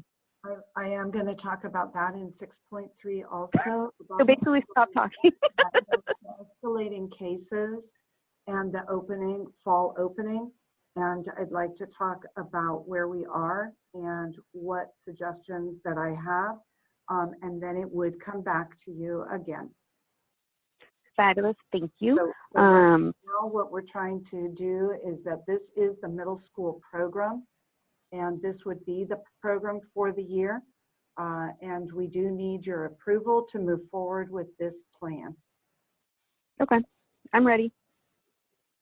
Shara had a... I just wanted, yeah, go ahead, Shara, and then I had a brief comment, and then happy to put a motion on the table. Go ahead. Yeah, I just wanted, as a part of questions that I think came up a little bit tonight, but just something I want to make sure that we clarify as a part of kind of communication moving forward is just around special education services, kind of what that looks like through this model. So I just want to make sure that we're clarifying that in communication. I meant to say that earlier and forgot. So both in terms of kind of what that means in terms of transition and what that means for, you know, for students at the sites. And then I know we'll be talking about implications for sort of the groups that may be brought on campus, but just making sure that those communications around what that will look like, and I know that encompasses more than our special day class students, I think will be helpful. Thank you. I'll just be brief. I just wanted to say that I'm just grateful that in this plan there is, you know, of course, again, it's one of our current themes, right? Equity embedded in the groups that would be prioritized in terms of, you know, returning a little faster. But I also just want to share that, you know, some of these groups are also groups that are higher risk, either because of, you know, the special needs that they have and their, you know, ability to understand safety protocol, social distancing, and also, you know, especially for our newcomers, you know, that the Latinx population right now is definitely, you know, we have the highest rates of COVID cases in that community. So I just want to stress that while, you know, they're experiencing the most difficulty in terms of the impacts of COVID and educational loss and, you know, dealing with food insecurity, et cetera, they're also the most at risk in terms of spreading or contracting the virus. So those are two really important things that are happening at once. So we need to be really mindful of that. And with that, I move to, sorry, let me pull up my agenda. I move to approve middle school program for fall reopening.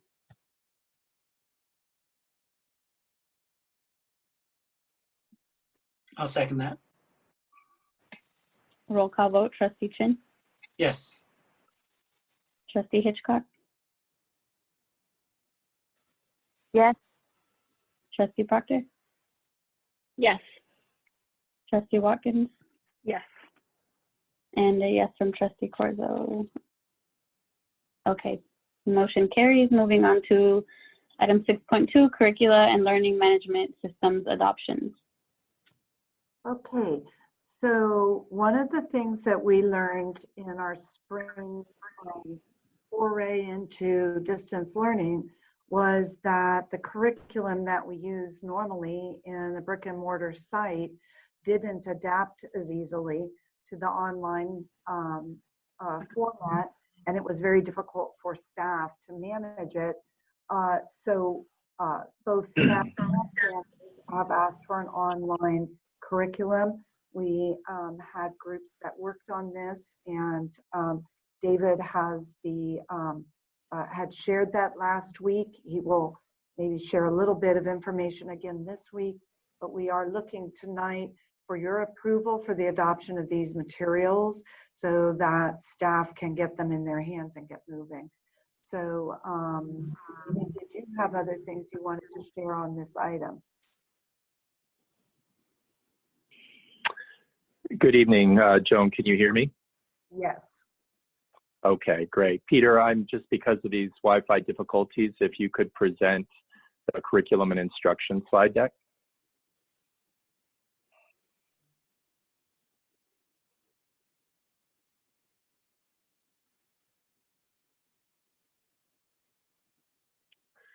All right. Again, just as we did last week, we presented to you for information our recommendations for the fall regarding curriculum and instruction, and we want to come back to you this evening to get your approval on those recommendations. So just to do a little bit of kind of recentering us on where we were last week, we want to be mindful of the fact that the curriculum that resources that we're proposing to adopt this evening are meant to support two models as we think about transitioning hopefully back to the normal circumstances. Peter, go ahead and go to the next slide. So just to be clear, the key is that we want to have consistency across both the full-time distance, the possible hybrid models, and the full return to school.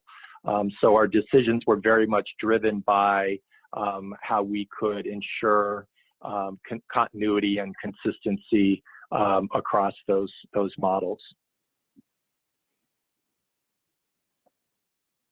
So just a reminder that there were several dozen folks over the last many weeks who have been supporting us and engaging in the formulation of these recommendations. And just, I covered this last week, but just want to recall and again, honor the work that they have done over the last many weeks while many of them are on vacation. So again, I do want to recall for us that we have gotten some feedback about Google Meet and the questions around Zoom. The curriculum and LMS decisions that we're recommending tonight are actually separate from that. Those are the resource for meetings that Google Meet and Zoom discuss or offer us are important decision, but not one we're taking on this evening. Okay, so to come back again to you with the recommendations first for our elementary program. We noted last week that we would like to continue and expand our use of the online version of Benchmark, known as Benchmark Universe. We would like to set aside our Envision math curriculum in elementary and adopt the Zern math program. We want to begin to implement the science curriculum that we adopted last spring, which is TWIG online. We want to continue to use our Harcourt history social studies materials and do some work to add additional online resources to those. And then finally, we want to recommend that we continue to use the learning management system of Google Classroom with the additional understanding that the central teacher teams that we are working with will be developing grade level models that will support teachers to have a common foundational curriculum that they then of course can customize in delivery to their specific group of students. I do want to note, Peter, just go back for a second.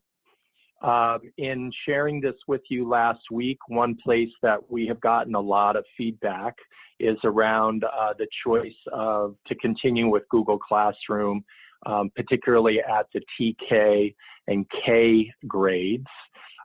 So I just want to note for you that we are recommending the adoption Google Classroom, but we have also moved forward with a plan to support the use of another LMS at the TK level. This is called Seesaw, and we've gotten strong recommendation from the broad cohort of teachers there that we do so, and that actually we're currently engaged with kindergarten teachers to discuss the use of Seesaw at the kindergarten level. Again, the key here, we are emphasizing the use of a common LMS. So if we make this switch for TK and possibly kindergarten, we want to be sure that we understand that this would be adopted across all TK and kindergarten classes. Okay, Peter, you can go on. And then again, our recommendations for middle school are to continue with our Springboard online resources in grades 6 to 8.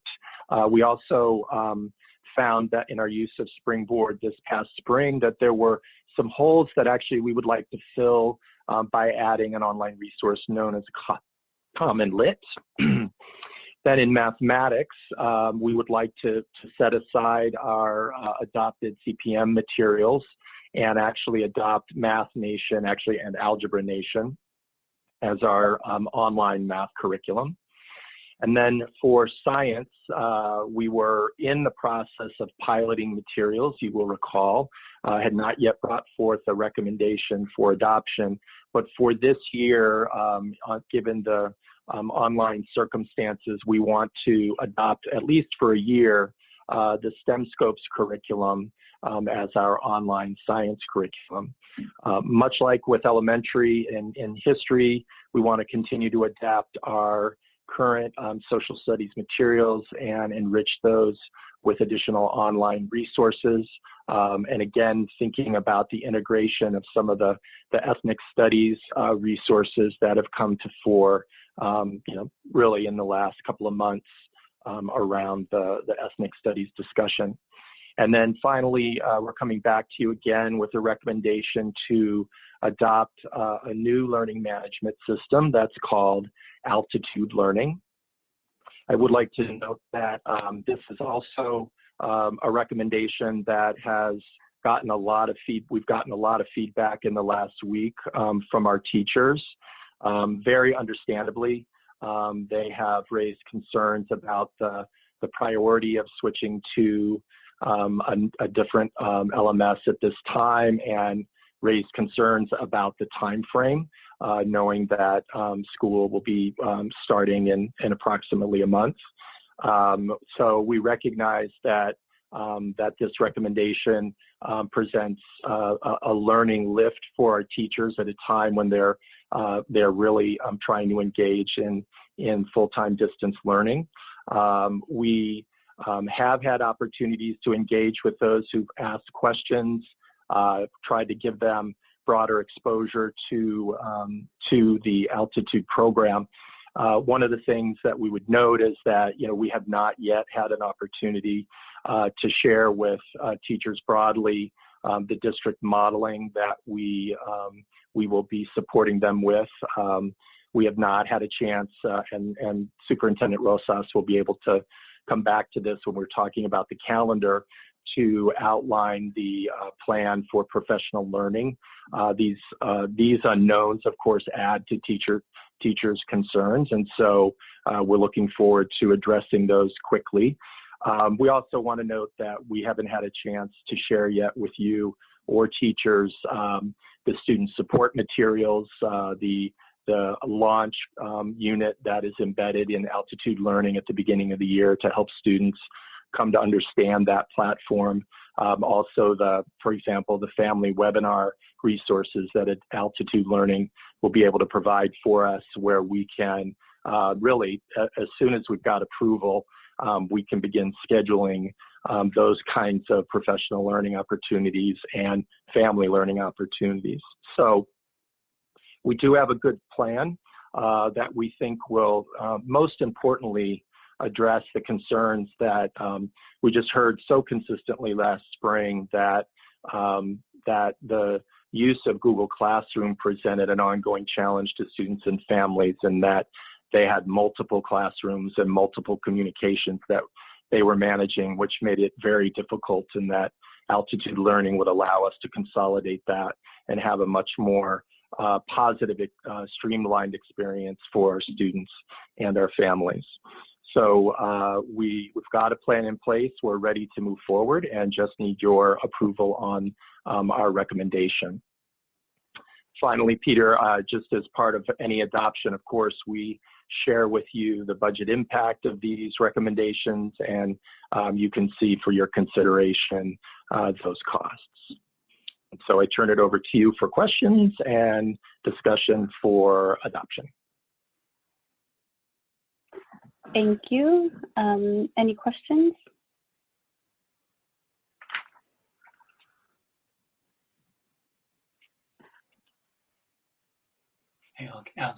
Okay.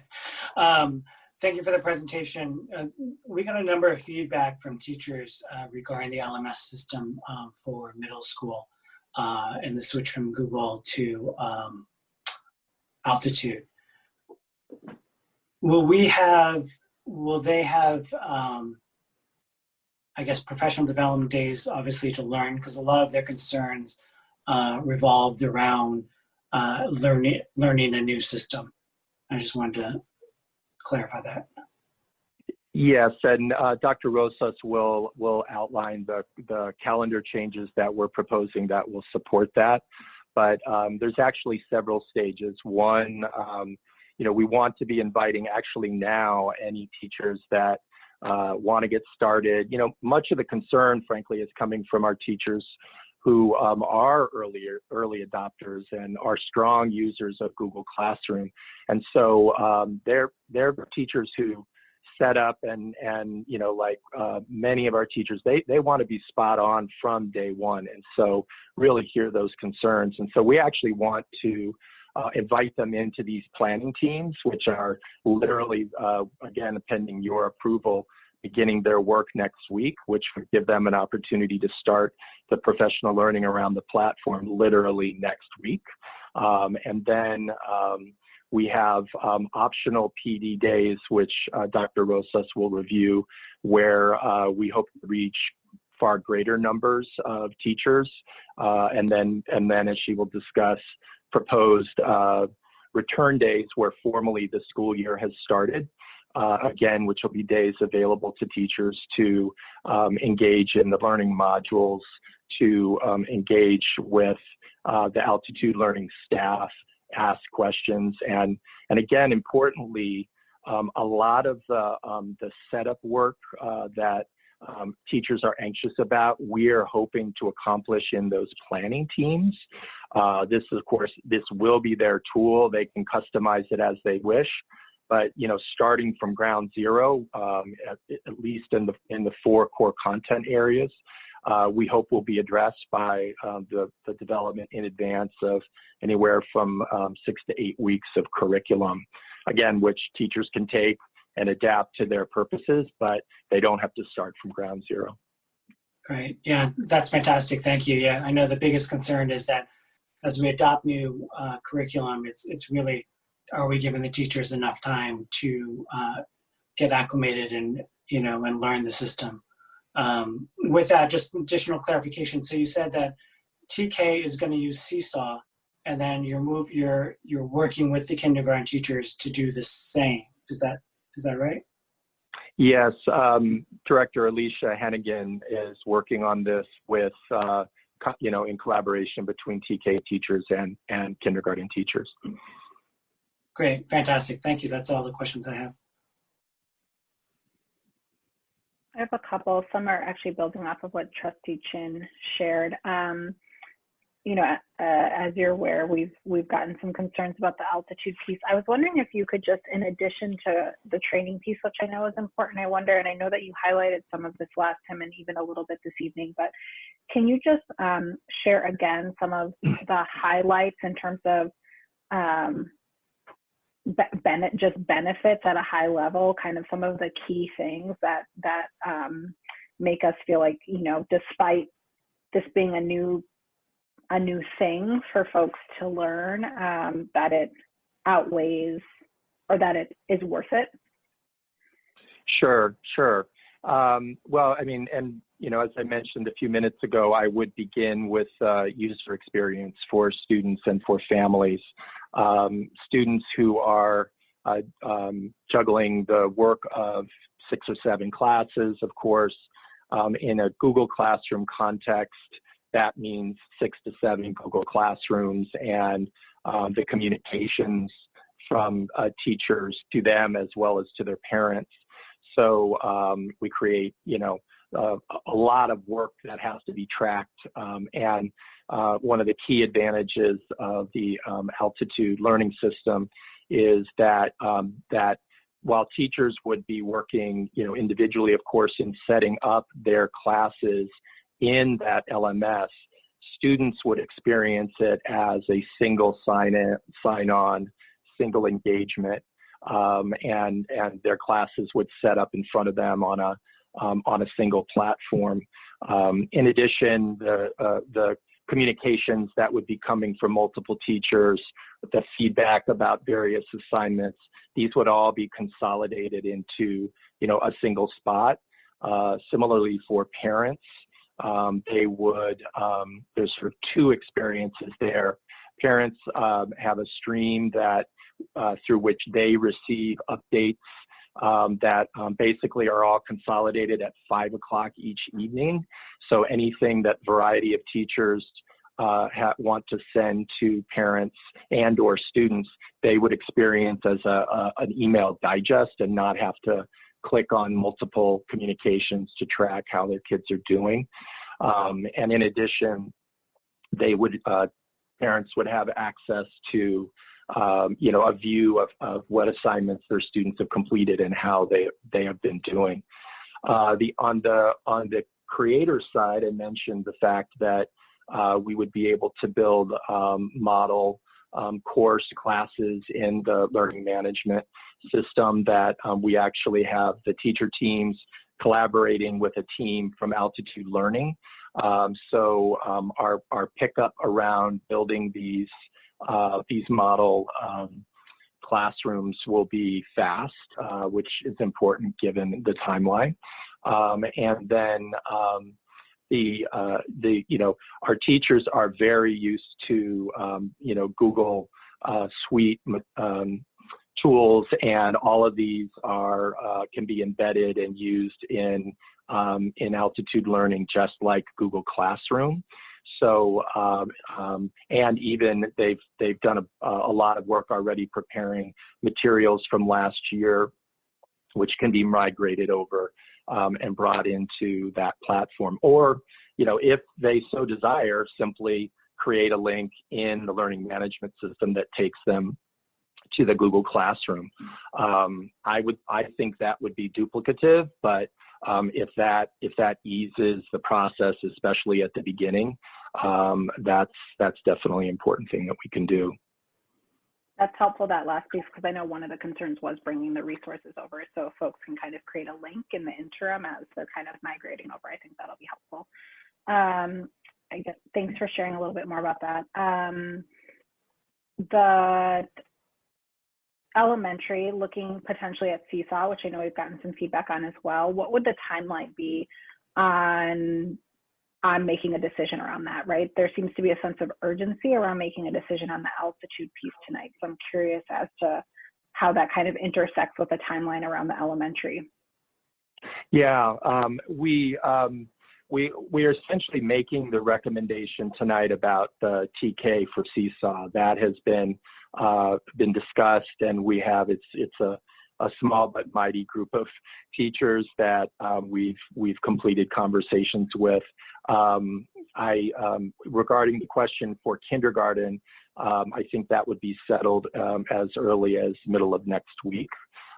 So that does give us a timeline that allows us to bring Seesaw in and support teachers in the development of that.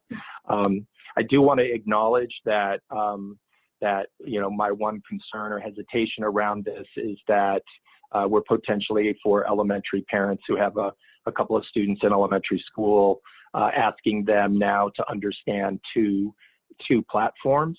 And in this context, you know, I think the benefits of the sort of less language intense aspects of Seesaw outweigh that concern for parents. So that's why we're confident with that recommendation.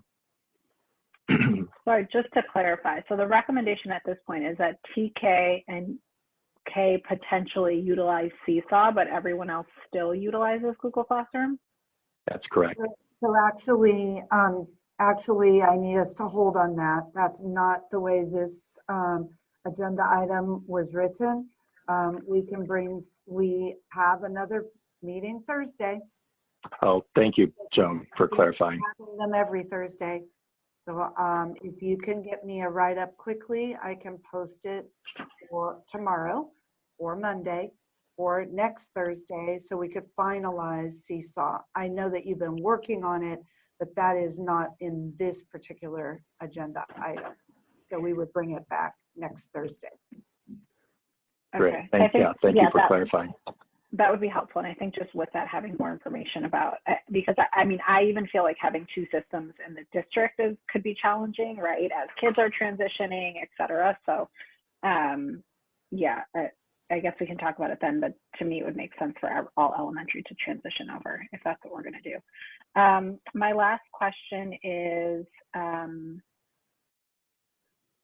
are there other online programs that as a district we're currently utilizing, kind of district-wide? And if so, what is the current usage on that? Is that something where we're getting bang for our buck? Is that something that folks in the current environment are still utilizing? Are those contracts that we're still renewing? You know, this is obviously a huge expenditure in terms of new curriculum. So I want to make sure that we're being, you know, fiscally responsible if there are programs that we have as a district that we're not utilizing, right? The majority of our teams are not utilizing, don't find beneficial. We should cut those instead of continuing to use them and, you know, we're adopting new ones. So I'm just curious I guess the question is, what are we using and do we know what that usage looks like? Sure. Right now, the only two online curriculum resources that we pay for as a district are ST Math and BrainPop ELL. And those BrainPop ELL we've brought in as a key support for English learners as a supplementary resource. ST Math is also a supplementary math curriculum that we've used primarily at the middle school level in our math intervention and support classes, and that we've begun to pilot at some of our elementary schools, particularly in the Abbott complex, as part of that particular math pilot program there. So we're still proposing to continue with sort of the not completely district-wide use, but the support for those two programs. Then there are a variety. If you go into Clever, for example, on our system, there are a variety of other online programs that are hosted in Clever, but actually purchased by individual schools and are not, you know, as part of their SIPSA process. They identify those. And we began to talk today with site leaders about the idea that we actually would recommend that they hold on purchasing additional or continued licenses of those materials until they've had a chance to see the online materials that we're adopting now, because we would imagine they would address a lot of the needs that have led schools to look at these other materials. So we're proposing to them that they pause on those for the moment until being a little more grounded in the new materials. And that said, sites have the opportunity, you know, with guidance and feedback from you know, central leadership to identify resources that they feel they need for their specific population and, you know, fit some of their programs. Got you. And just to clarify, thanks for that. Just to clarify, the ST Math program is used for intervention, and that's something that's still being utilized at this time, kind of with the new math adoptions and all of that. We're planning to, yes. Where ST Math sits up as particularly a powerful supplementary resource is it focuses strongly on student conceptual understanding in math, but does so in a way that is not language intense. It's a very interesting program that works particularly well to get students introduced to key math concepts without them having to go through a lot of written content. And so you can imagine it also is a good support for our English learners and our other students who are struggling readers. Got you, that's helpful. And I just want to make it clear, I'm not trying to pull away programs that are helpful. I just want to make sure that we're really thinking through kind of what we have and how we're utilizing it and using our money wisely. So, I think if educators are finding value and we're finding value, we can continue using them. Just want to make sure that that's kind of on the radar as we're thinking about adopting new programs, because I know it's hard to manage multiple programs at once. So, okay, thank you.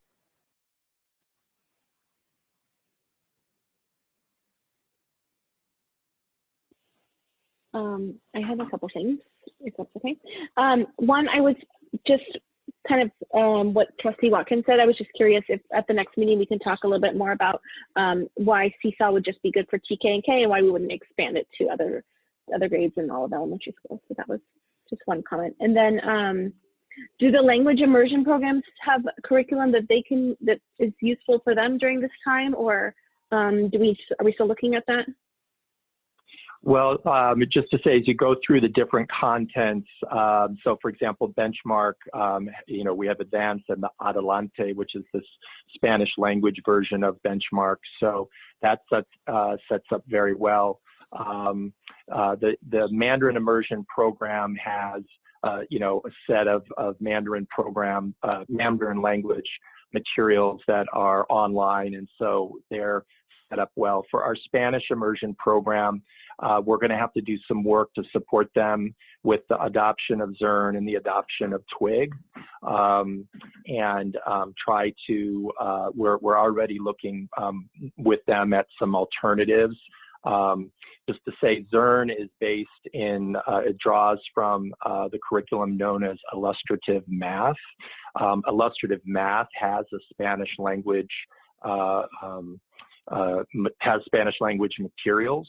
So we're looking at how we can grab those materials and use them to support students in the use of Zern.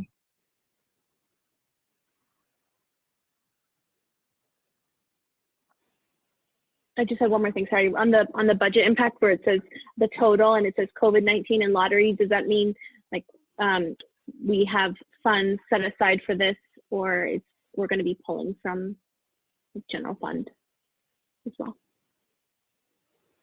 Yeah, so just to say, we've identified funding that's coming through the various sort of new streams under the COVID circumstances, as well as we have lottery funds, which is another resource that we can use. So we're able to tap both types of resources to cover this additional expense. Okay, thank you. I wonder if other programs the team would want, but they can't, you guys have decided it's not within budget. If that's something you guys have considered, maybe going out and asking, for fundraising to support those specific programs that you actually really want. Well, at the district level, we're in a place where we're able to recommend to you, what we really want. Okay. I know it does come up at site levels. Sometimes there are materials that they're interested in that are beyond the scope of their SIPSA resources, and so sometimes using PTA funds and other fundraised, but that's on a site-by-site basis. Okay, thank you. Charlotte, those are great questions. And David, those answers were so detailed that you both covered pretty much anything else I wanted to ask. So thank you very much. I have one I more just question. gotta, go ahead. You go first. Say, yeah, you're gonna let me say No, anything? I just have one more. Yeah, so there's been lots of great discussion already, so I'll be brief. I just wanted to kind of highlight, right, like several months ago, we got a ton of feedback from families, from parents about how confusing it was to have, even within the same school, students at different grade levels using different platforms. And so I say that to make the point that going towards having consistencies with the programs that we're using in the curriculum at a district level, I think is an efficiency, not just financially in terms of, getting a license that can support the entire district versus each school doing it individually, but also I think in the long run will be helpful to families and build kind of like institutional knowledge of how to navigate those different platforms and having knowing what to expect. And yeah, I did forget that this is question time, not comments, but I guess I got ahead of myself. So Okay, not a question, but yeah, not a question, but yeah, any other questions? And then we can move to public comment. Yes, I just. Can you guys? Go ahead. Can you guys? Oh, sorry. I'm so sorry. Connection issues are so much fun. Speaking of connection issues, I believe you might have touched on this earlier, but what is the plan to make sure all students and staff have equipment for distance learning? And is there anything that parents and PTAs and schools? So we have put in another purchase order for additional Chromebooks, and are preparing for those students who weren't with us last year who might need these materials to set up another distribution like we did in the spring. Okay. And I assume that would also a distribution for something that we touched on earlier with not just tech-related stuff, but also hard materials and supplies. If that's something that the staff needs to pass out, I'm sure there'll be a distribution plan at each site.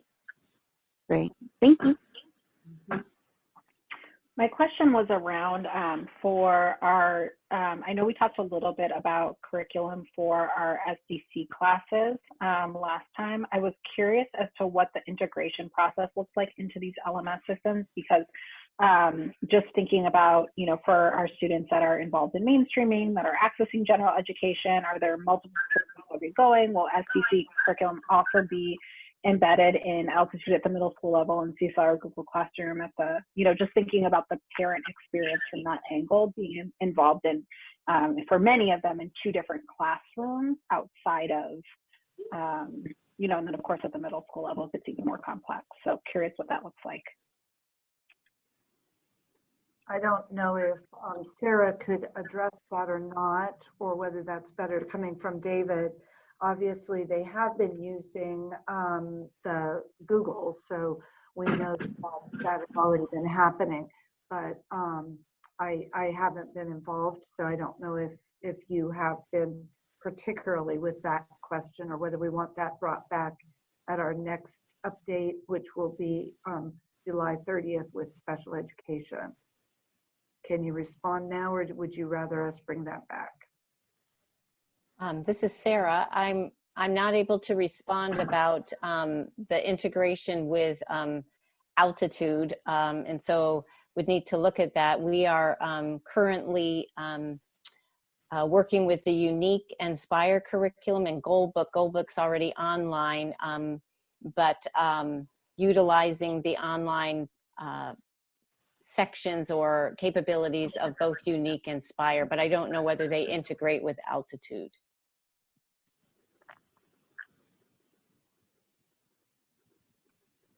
Yeah, then I think it would just be helpful to have some more information about that. And as well as, you know, I'm thinking about the related services and all of that and how all of those sort of fit together so that that's not a vastly different experience for our students with special needs than it is for, you know, our general education students. Last question for me. One of the concerns that came up from the public during our last either phase 1 or phase 2 of distance learning was about privacy and data security. Have you guys reviewed with the recommended adoption of these new curriculum, have you reviewed their data security procedures? And if so, are we comfortable with them at this time?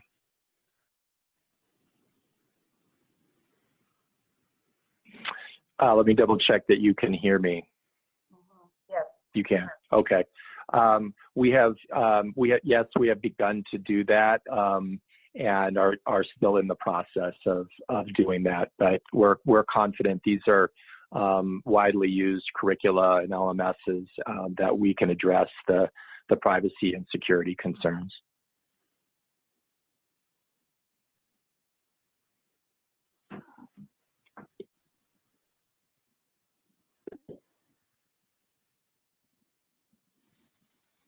Okay, do we have any further questions before public comment?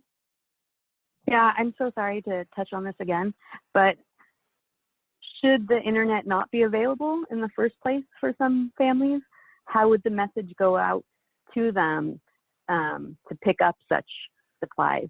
I just want to ensure there are no gaps. At the beginning of the year, the teacher will need to make contact with all of the students in their class. If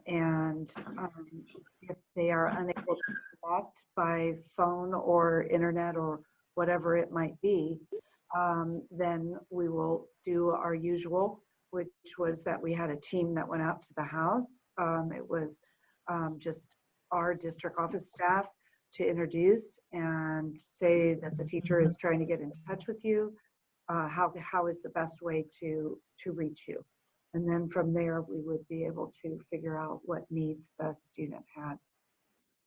Awesome, thank you. And I think that also just kind of points out how important it is to ensure that people update their contact information in the system, right? And that's something that families do, not the district does, right? Families now do that through the parent portal, yes. And we do provide support for families who haven't used our parent portal before so that they can start learning how to continuously update. Fabulous, because this is the time we need it. All right, thank you.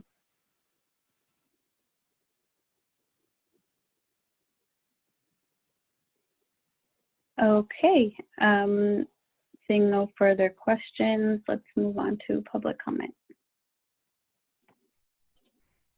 Okay, President Corzo, we currently have 6 hands up. And again, as a reminder to all those that are participating via Zoom, if you'd like to make public comment on this particular item, please use the raise your hand feature.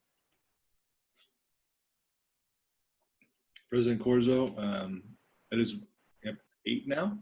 How many minutes would you like to give for public comment? We'll do 2. 2 minutes? Okay. All right. Let's start with, I'm hoping I'm not mispronouncing it, and it's just a fun name in Zoom, Meow Wow. And then afterwards will be Maria.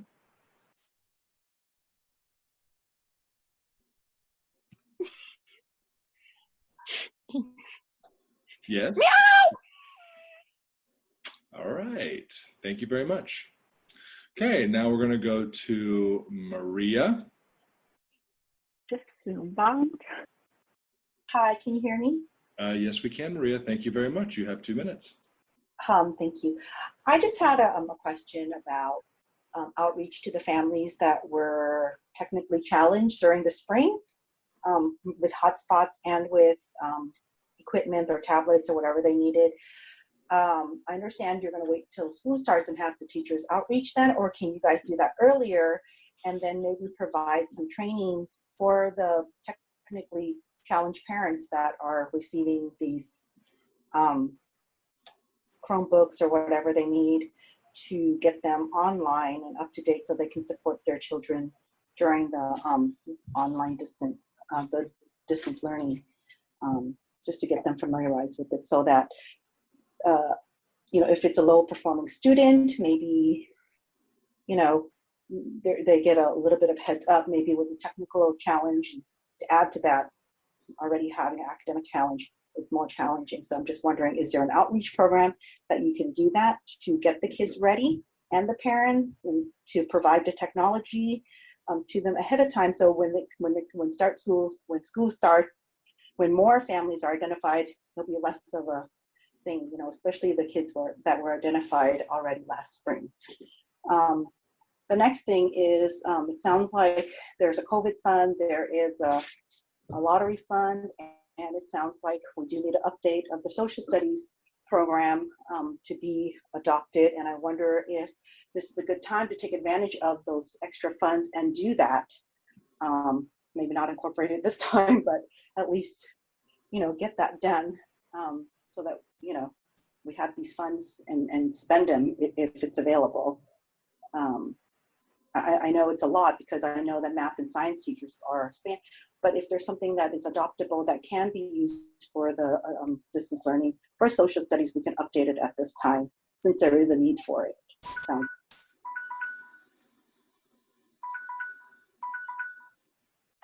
Okay, thank you, Maria. Okay, Amelia, and then after Amelia will be Elizabeth. Amelia. Hello. Good evening. My name is Amelia Tarantino. I am a teacher at Burrell Middle School. Just some background on me. I taught the professional learning strand at our site for many of our teachers on Google Classroom. So what I'm really here to talk about is altitude. I know that many of our trustees and superintendent got many emails about altitude, and I wanted to reiterate what many of our teachers feel. Distance learning in the spring had problems. We can all agree on that. And what many parents shared was that communication was lacking. That was teaching during an emergency. Mistakes are bound to happen. How did we reach that point? We entered distance learning with only hours notice and a basic framework on how to teach our students. Many of our teachers, students, and parents had never been taught how to utilize Google Classroom, and there weren't any opportunities during distance learning to help students and parents navigate through that learning management system. Teachers worked through their spring breaks, pulled late nights, and came up to speed in order to better educate their students. Now, what many teachers have spent their summer doing is furthering their understanding of Google Classroom, helping each other become more familiar with the platform, and they spent many days in their summer break creating distance curriculum that will better meet the needs of their kids and learning from the mistakes of spring, which brings me to altitude. Middle school teachers finally had the opportunity to have a demo of this new platform yesterday. There was more confusion and questions about the platform than excitement. As someone who feels proficient in technology, I felt overwhelmed watching that demonstration and trying to navigate the platform myself. None of our teachers have any experience, and I'm going to be rebuilding my curriculum into this site, piecemealing lessons that the site has available, on top of understanding the new science curriculum for the first time. I can't teach students how to utilize that platform and work with parents when I don't understand it. I understand that if you don't approve the learning management system tonight, it's going to push us back, and I would like to remind you that teachers are already familiar with Google Classroom. Instead of introducing a new platform that no one is familiar with, how about we learn from our mistakes, continue to train and understand the existing platform that our teachers and students are already familiar with. Thank you. Thank you, Amelia. Okay, going with Elizabeth, and then after Elizabeth will be Ang. Elizabeth? Hello, can you hear me? We can. Go ahead, Elizabeth. Excellent. Well, thank you so much for having me. I appreciate your time. I know these meetings can be difficult and there can be definitely some technical issues. I had it in my classroom this past spring, so I understand. One of the things I wanted to bring up as a teacher in the district is with these new LMS programs, I would really consider, like some of the other trustees brought up, extending Seesaw or Altitude to 2nd through 5th grade. It's difficult to have kids respond without parent involvement. And I think it would be helpful to have us allow other grades to have that platform too. Another thing I noticed too is that the adoption of the hardcore online for social studies and history, if we're using the same system or the same books that we have in the classroom, it lacks a lot of diversity. And I would suggest finding a curriculum that really lets our own students shine. I know I have to do that on my own in my classroom, and I don't know how I'm going to turn that into online learning. And finally, the last comment is, you know, it's really hard for distance learning with grades. I know parents want them. I know it helps them kind of evaluate where their student is. It's really hard to be accountable. When we're in distance learning, I do not know who's doing the work. I don't know if it's siblings helping. I don't know if there is extra help. It lets our students that don't have extra at home, it really creates a longer divide, and it's really difficult for a lot of our students. So I don't want to take any more of your time. I'm sure there's more people that want to talk, but thank you so much. Thank you, Elizabeth. Okay, next we have Ang, and then after Ang will be Anya. Ang? Hi, my name is Ange. Thank you so Hi, much. Ange.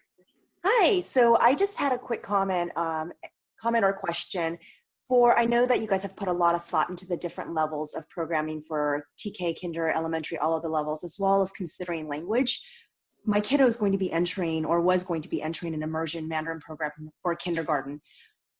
Has there been a somewhat solidified decision on how that will be provided as far as, or taught at this point, given that most of the immersion programs really are kind of really lean towards the conversational piece of learning as well. A large part of maintaining language learning is the conversation piece. Is there any way to be able to do that practice even, and has that been discussed in your meetings prior? Thank you. Thank you, Ange. Okay, next we have Anya, and then after Anya will be Sandy. Anya? Hello, thank you guys for all the work you're doing. I just wanted to address a little bit actually about the unique program and how it works with the learning management platforms. It itself has a really amazing learning management platform built in, and is actually able to track the students' usage time and their trial attempts, and within its own system has an amazing ability to see what the students are doing, as well as push out curriculum and use the curriculum. So although it doesn't super well integrate with Google Classroom, and I have no idea about the Altitude part, it really is an amazing program. And so hopefully one piece that people are looking into is actually getting the full program. One part that my kids were able to experience during distance learning was the other two aspects of Unique, Positivity and L3. And it was truly amazing to see the difference in their progress by having the full access to the program over just the pieces that we currently have. But within itself, you're actually able to track all of their usage and keep track of all their data, including progress. Thank you. Thank you.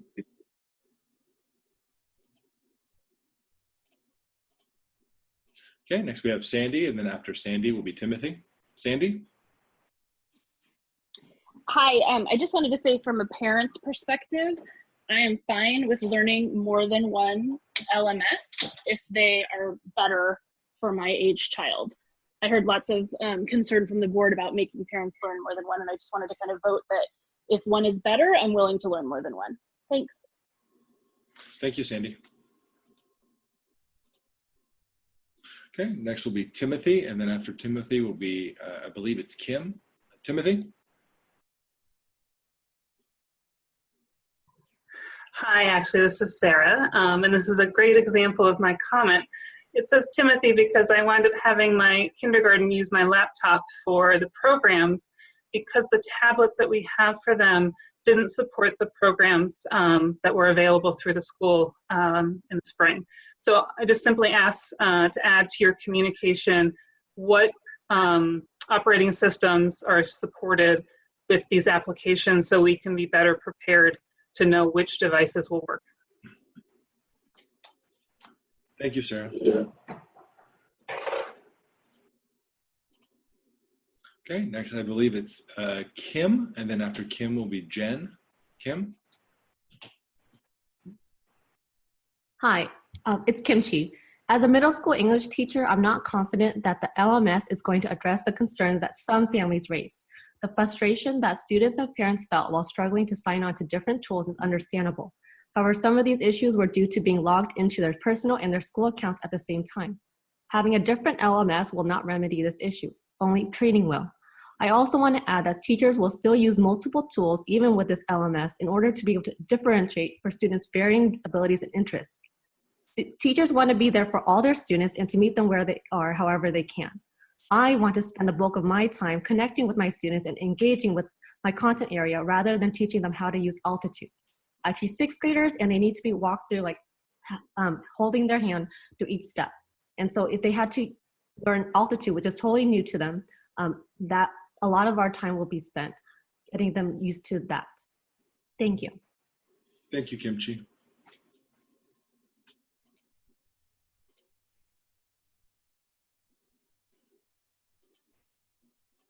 Okay, next person is Jen, and after Jen will be V. Jen? Hi, thank you again. I just want to say very quickly, first of all, please hear the voices of our middle school teachers who are not in favor of adopting Altitude as a new LMS. I ask you to please allow the middle school teachers to give input in moving forward on this decision. This is absolutely what would be best for families and students, as well as the teachers, if teachers are on board for this change. Regarding issues of equity for our marginalized students, this is so critically important. I think we can all agree on this. A perfect solution to this would be that teachers on special assignment, paraeducators, librarians, all of our staff who are not assigned to a class could be trained to work one-on-one with families for the needed support they may have regarding technology, as well as support regarding how to create structures in your home to make sure your child attends meetings and is completing assignments. I feel like we can, I feel like we can use our resources properly to make sure that we are meeting everyone's needs. Thank you for your time. Thank you, Jen.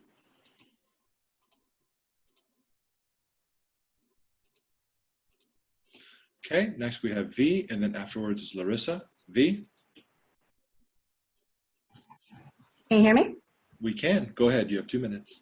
Okay, so I'm kind of reiterating what Jen said in a speaker before, so I'm trying not to waste time, but I did want to bring up again that the teachers, it was said that the teachers supported Altitude Learning. I also heard that the teachers spent their summer learning more about Google Classroom. And so I don't know what is more prevalent, one or the other, but I hope that the board remembers that the students and the teachers are the primary users, and the parents.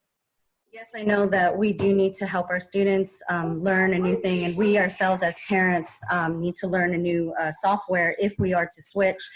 But either way, I just feel like if we weren't given the time to learn Google Classroom, then learning Altitude, you know, having to switch now, we're still not given the time to learn Altitude learning. So it's why we're switching to Altitude Learning is kind of, I would love for it to be a better software, and I would be supportive of it if it is a better software. But if the teachers are not in full support of it, then I feel like we should just stick with Google Classroom and deal with the problems that we have with Google Classroom, because switching to a new software is going to give us new problems, a new set of problems. So it's not really trading off for something better, even though it could potentially be better. But if we're doing this for temporary reasons, then I don't think it's worthwhile to spend all that time to learn a new platform if the teachers are not in full support of it. So if the majority of the teachers are not in full support of this, then I feel like we should stick with the Google Classroom and deal with the problems that we have with those and deal with those issues versus bringing ourselves a whole new envelope of problems with a new platform. Thank you, B. Okay, next is Larissa, and then after Larissa will be Joy. Larissa? Hi, can you hear me? We can. Go ahead, Larissa. Hi, everyone. Thanks for taking my comments. I'm speaking as a parent of a child, and my younger one is going to be a kindergartner next year, and I also am a teacher. And I just wanted to make a couple comments. I know a couple people have brought up about like multiple platforms, and I just wanted to give a plug for Seesaw as a teacher and a teacher who's worked with K-3 students. I think that you all should highly consider having a district license for this program. I think it allows for so much more possibilities for students to interact with their learning, and it's so much more age appropriate than Google Classroom. It also has many more capabilities than Google Classroom does, especially for the youngest students. And I'm speaking from experience of using it. I also was just wondering about, like, if you guys have given any thought to intervention programs for struggling readers, for our most vulnerable kids, and then also how you envision teaching kindergartners and first graders and continuing to foster their growth and development in reading in a distance learning model for 5-year-olds. Again, my son is starting kindergarten. And so I'm really concerned about what it's going to look like him for building relational trust with his teacher over a computer screen. And I guess the last plug I would give is if you're looking at the minutes for a dual immersion 90-10 model, specifically in Spanish, it really concerns me that you're looking at math programs that might not have a Spanish option, because math is another area to fulfill the minutes for dual immersion programs. So thank you for your time. Thank you, Larissa. Okay, next we have Joy, and after Joy will be Christy. Joy? Good evening or night, as the case may be. I am a parent of a 5th grader in the district. While you are working tonight on plans and curriculum, it would be great if after today or after tomorrow's governor's announcement at noon, that we could then move on to focus towards teacher professional development and giving teachers a concrete answer as to if they're going to be teaching in a distance or a hybrid model. Too many of them now are not enjoying their summers, but instead are stressing and not wanting to put too much time into either or anything because they feel stuck, because they know that anything could change at any given moment. I think giving them the respect and the time would go a long way with all of our teachers, and I think would benefit our students immensely as we move forward. And this isn't going to be popular, but extra teacher PD, paid PD, would be great and go a long way with them, because they're not going to be able to do it in a day, and we shouldn't be expecting them to do it in July. I'm an educator myself. I know what it means to enjoy your summers, and I don't think any of our teachers are enjoying their summers right now. As far as curriculum, what I haven't heard is what might be great for students that need the extension or the challenge. I want to be sure those students are not forgotten. We have a lot of students that are high achievers. Not all of them are in the GATE program, even if they qualified. And I want to be sure we don't bore them or leave behind. I want to be sure whatever we use can be differentiated for all students, or that we have materials for all of our students. And that's it. Thank you, Joy. Thank you. Okay, next we have Christy, and then after Christy will be Jill. Christy? Hi. Hello Hi, there. Christy. Yes, go ahead, Christy. Great. Hi, my name is Christy Knott, and I am a parent of a rising 6th grader and an outgoing 8th grader. And I also teach, I'm an educator, I've been for 20 years, and I teach at a local university with current teacher credential candidates. And in prepping for my class with teacher credential candidates, I'm actually using Google Classroom, even though it is not the, even though my university uses a different LMS. I advocated to allow my my class to be run on Google Classroom so that I could show the student teacher, or excuse me, the credential candidates what an amazing program it is, what an amazing option it is to use, because the best thing about Google Classroom is the integration with everything on Google and all the work that you have on there, everything that you already have set up. And no matter where teachers go, if they go to a different school, they can access their Google Drive still and use that. So I really want us to make sure, or advocate for listening to the teachers and what they're asking for. The students also are already familiar with Google Classroom and have that, like they've been using it, even my 5th grader. And so if she comes in as a 6th grader, she's gonna already know how to do that. There's gonna be enough new things and enough things she's figuring out that not having to learn a new learning management system would be a great thing. And she can even use, you know, she could access work that she did before in 5th grade and even integrate that in some way. But I really want to just advocate for the teachers, if they are feeling most comfortable with Google Classroom, which I wholeheartedly agree. I think probably 10 times this week as I've been prepping for my class, I've said to my family, I love Google Classroom. It's so awesome, and I've explained why, you know. So I just want to advocate for that. Thank you all for all of your time and all the work that you're all doing. Thank you, Christy. Next person is Jill, and then after Jill will be Marcella. Jill?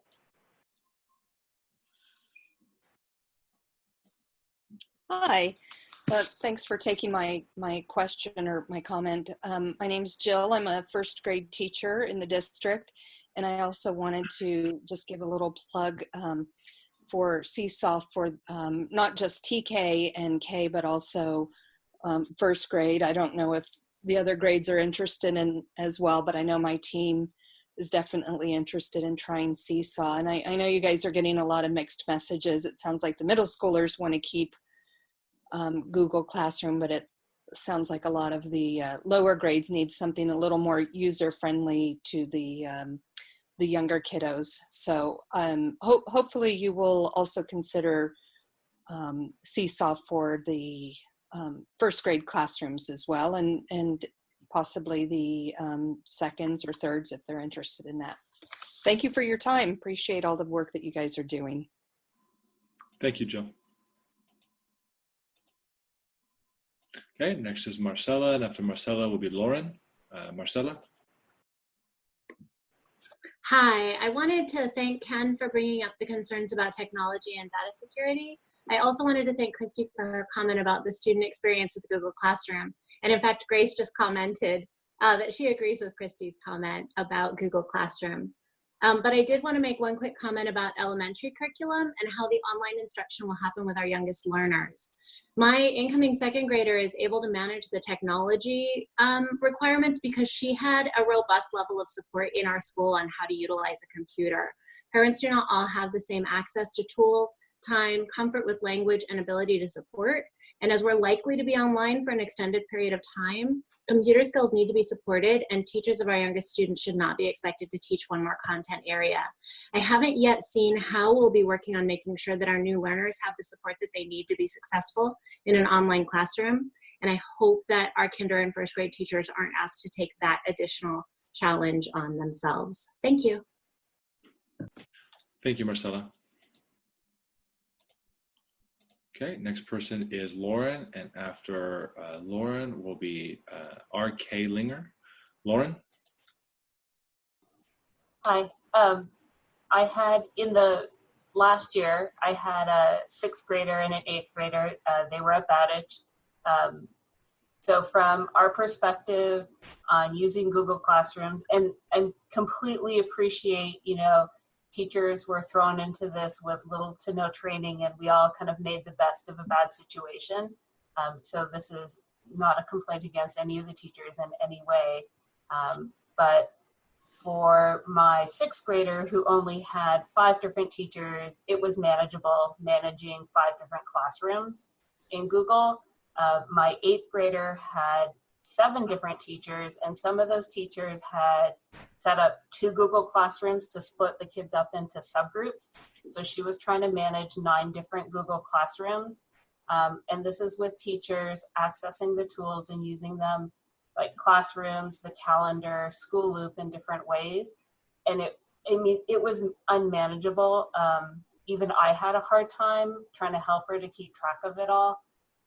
And just to realize whatever tool we choose to go with, it would be great if the teachers could get some kind of training on the tools and families so that they can be accessed consistently for all the teachers.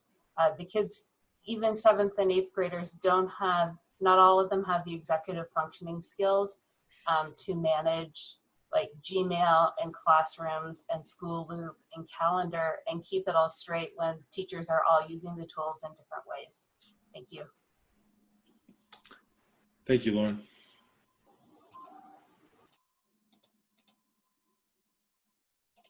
Okay, next is R. Klinger, and then afterwards will be Sandy. Good evening.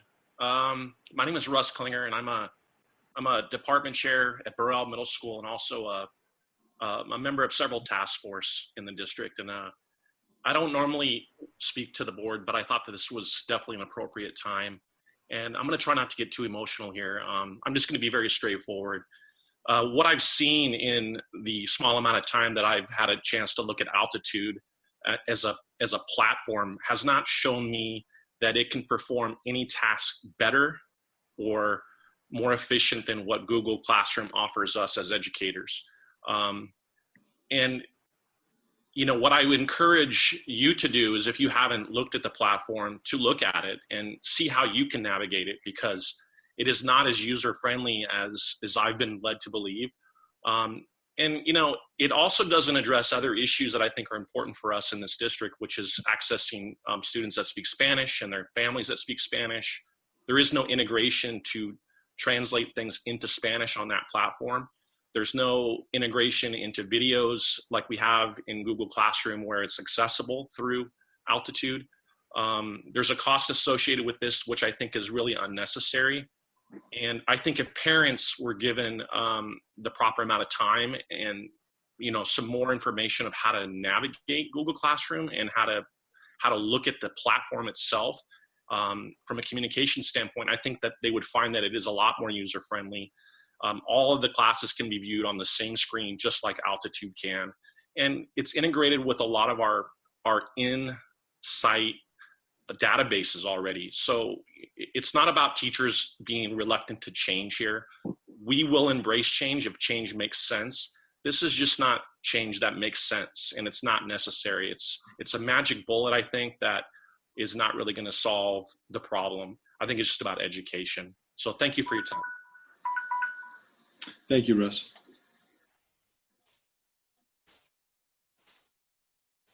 Okay, next we have Sandy, and after Sandy will be Catherine. Sandy? Hi, good evening. This is Sandy Shirago. I have taught kindergarten and first grade at Foster City Elementary School, and I'm going to be teaching second grade next year, hopefully. And I want to second or third or fourth or fifth the idea of checking out Seesaw. I know that we have 2 new adoptions already, and as a teacher, of course, I'm thinking, oh my goodness, another adoption. But I found Google Classroom to be really difficult to work with and not at all user-friendly. It sounds like for the middle school and for upper grades, perhaps it might have worked well, but for us teachers of younger kids, I found it to be really difficult to work with. And I had a second grader who was entering third grade, and he had a really difficult time with Google Classroom too. So I'd like to suggest that with some excellent PD around it, that we change to Seesaw. either for TK through second or third, or maybe even for all of the elementary grades. Thank you so much. I appreciate your time. Thank you, Sandy. Okay, next we have Catherine, and after Catherine will be Fernando.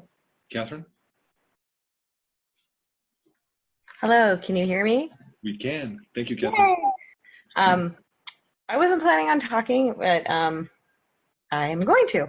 I was a middle school teacher for 17 years, but I also have a SDC student, elementary, going into 4th grade, and an upcoming 5th grader in the district. My SDC daughter's classroom, which was a 2-3 combo, used Seesaw last year. Prior to distance learning, had been using it also when she was in 2nd grade, and it was excellent. I'm also a sub in the district now and a home hospital teacher for the district, so hi. And the Seesaw is so accessible for kids who might not be where everyone needs to be at Google Classroom to access the information and to actually work within the platform. Seesaw is very usable for children who have language delays or language learners or even SDC needs. So I would definitely recommend, as a general parent kind of thing, that Seesaw is amazing for younger kids over Google Classroom, which I love. I used Google Classroom for 7 years, starting back, I think, in 2011 when it first became really popular. And I know a lot of teachers in this district have gone to the Google Summits and have become Google certified. So to learn a new platform when they're trying to teach their colleagues who didn't know it already and those colleagues have been learning it, I think would be difficult. And as a parent, it was very difficult for my 4th grader to learn to use Google Classroom last year, even having me at home, but now she's got it. And if something switched when she started middle school and she had to learn yet another, I think that'd be difficult for us as a family and as students. Thank you, Catherine. Thank you. Okay, Fernando, and after Fernando will be Jen. Fernando? Hi, good evening. Just a couple of points that I want to make. In my class, I teach the Spanish immersion classes at Abbott, and I will tell you that my students, some have devices, some don't at home, and one of the things that they use is their phone, and their phone has an app, and that app was Google Classroom, and it allowed them to actually get work done. And even though there was a learning curve, the students were very adept to it because it's their phone, they're personal. And making a switch to a new LMS would actually mean that we have to spend much more time, instructional time, mind you, into mastering that. I am curious about how, and I saw the platform, a little bit of it, of Altitude, and I'm curious how it curates the workload of a student. It was a little bit confusing, to be honest with you, and I'm a technologist. I love tinkering with this thing. And I'm not sure of what the experience with the student would be. As a matter of fact, this is one question that I brought up. What was the most difficult thing for a middle schooler to be dealing with this program? And I wasn't satisfied with the answer. And this is what I'm concerned about, that our students will be losing instructional time because we're trying to master a program. And that's all I have to say. Thank you. Thank you, Fernando. Okay, next is Jen, and after Jen will be Gunit. Jen?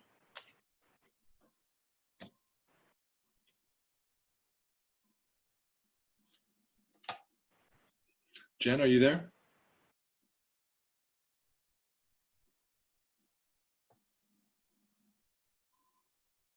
Okay, we'll come back to Jen. All right, Gunit, and then after Gunit will be Andrew. Gunit? Hi, can you hear me? We can, go ahead. Okay, first of all, I would just like to thank you guys for giving us this opportunity to talk about all the issues prospective parents and teachers would face. So I know these are not normal times where, you know, you can easily adapt to normal curriculum or change in curriculum, because already kids and both adults, like parents and teachers, they are dealing with obstacles on a daily basis. They are learning new tools and you know, adapting to one tool in the last summer session, in the last spring session, and everybody got comfortable with Google Classroom. And now beginning in a new session, if we are to, you know, go ahead with a new tool, then it would again bring on new challenges to both sides, teachers as well as parents and students too. I have a kindergartner who is pretty confident to use Google Classroom on her own. So again, if we start with a new tool, then again, the kids and parents and everybody involved would spend a lot of time learning tool when they can use that time on, you know, learning other things available in their curriculum. I would like to say that it's better to stick with what we already have, unless there are, you know, tremendous changes that the new tool is bringing in interactions or in understanding or in learning. So unless we don't see any positive sides on that, it is better to stick with something which we have already used and definitely makes a sense on the economic point also. That's all for my side. Thank you. Thank you. Next we have, sorry. Next we have Andrew, and then after Andrew will be Denise. Andrew?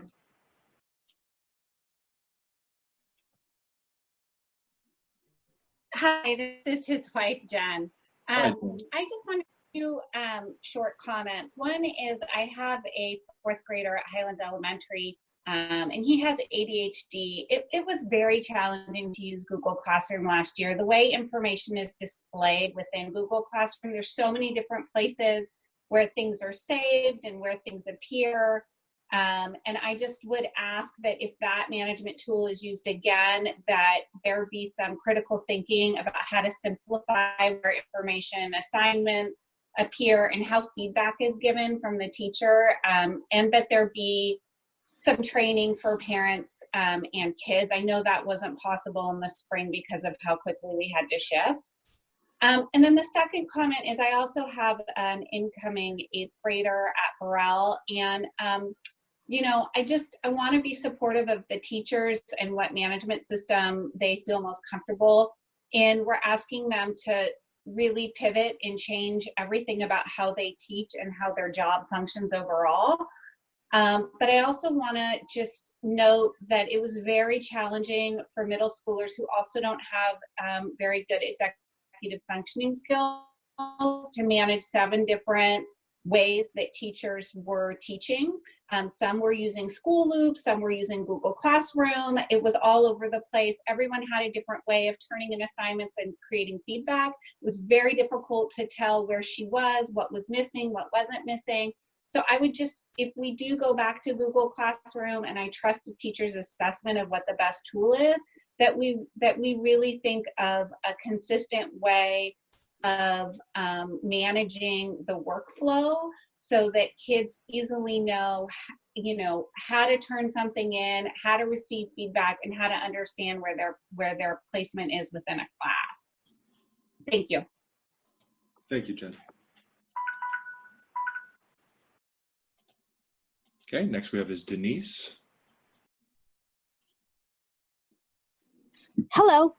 I wanted to thank you first for your fortitude and your long meetings, and I appreciate your willingness to be leading us in such a difficult time. So thank you all for that. First of all, I am a parent. I'm a middle school student. I'm also a librarian at a middle school, at an elementary school, and I am also involved with the running program at a middle school.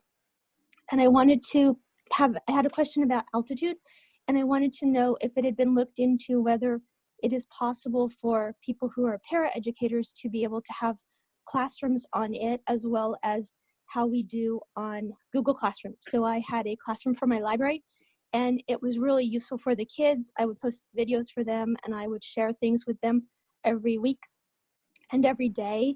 And also for the runners at the middle school that I'm associated with, we also had, my assistant coach and I, we had a runners Google Classroom, and it was really important for the kids to still be connected. And so I was just hoping that you could think about whether altitude learning is able to be used for people who are not official teachers for learning at the schools and for building community. Thank you. Thank you, Denise.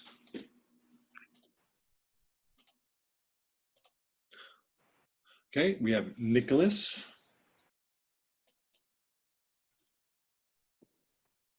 Hello, can you hear me? Yes, we can. Go ahead, Nicholas. You have 2 minutes. Good evening. My name is Nicholas Fair, and I'm a music teacher at Burrell Middle School, and I'm on the Middle School Task Force reopening. I wanted to speak a moment regarding the new LMS Altitude. I worked my hardest last spring to create a functional distance learning model, and based on the parent email feedback that I got at the end of the year, I was able to create a model that many parents suggested be expanded to the rest of the school for this fall using those systems. That being said, having worked through the spring session and hearing parent comments this summer, what we need most when the school year starts is to hit the ground running and to be able to move, teach, and communicate efficiently. Having worked 3 months with Google Classroom and School Loop, we have identified many deficiencies and have created ways to solve those problems, work efficiently, and now train and educate parents, students, and other teachers. All of this learning and insight will be lost by switching to Altitude. I attended the presentation yesterday and played with the demo account today, and while it looks nice and has many features, it is still brand new to everyone in the district. This will inherently cause many inefficiencies and great learning curves that will slow down and convolute the start of the school year, no matter how much we prep and plan for it.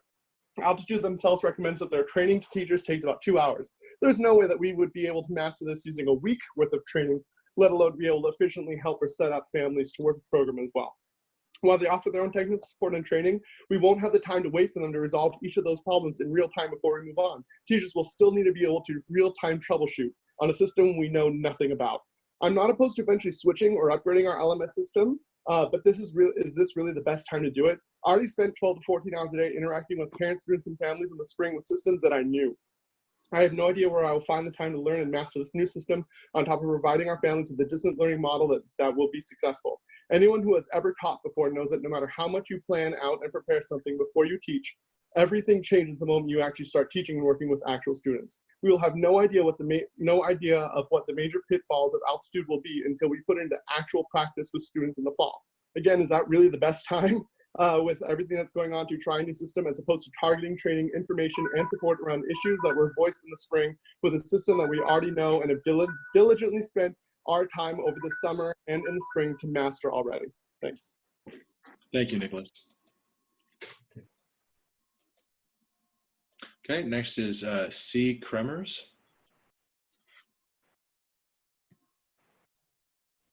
Hi there, this is Hannah, and I'm a first grade teacher in the district. And I would like to reiterate prior comments that Seesaw be considered for other grade levels beyond just TK and possibly kinder. As a first grade teacher, I know that 6-year-olds are not capable of navigating Google Classroom on their own. One reason being the login process, which requires them to type usernames and passwords with multiple letters and numbers. It also takes many steps to upload pictures of work.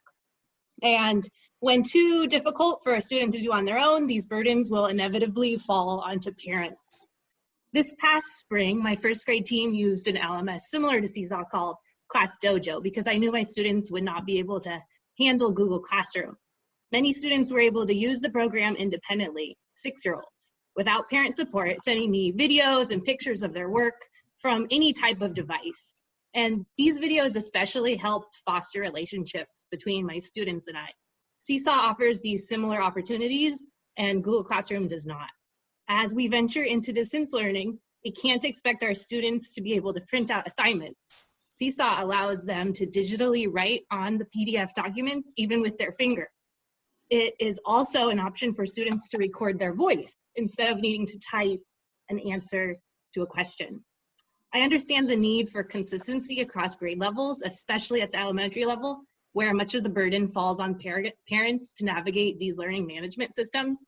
However, consistency is a non-issue if the system in question is lackluster at best. Better yet, pick a system that students can take responsibility for and take the burden off parents. A 4th or 5th grader may be able to navigate Google Classroom, a 1st grader cannot. Thank you. Thank you, Hannah. Next is, I believe is me, and then after that will be Lisa. Oops.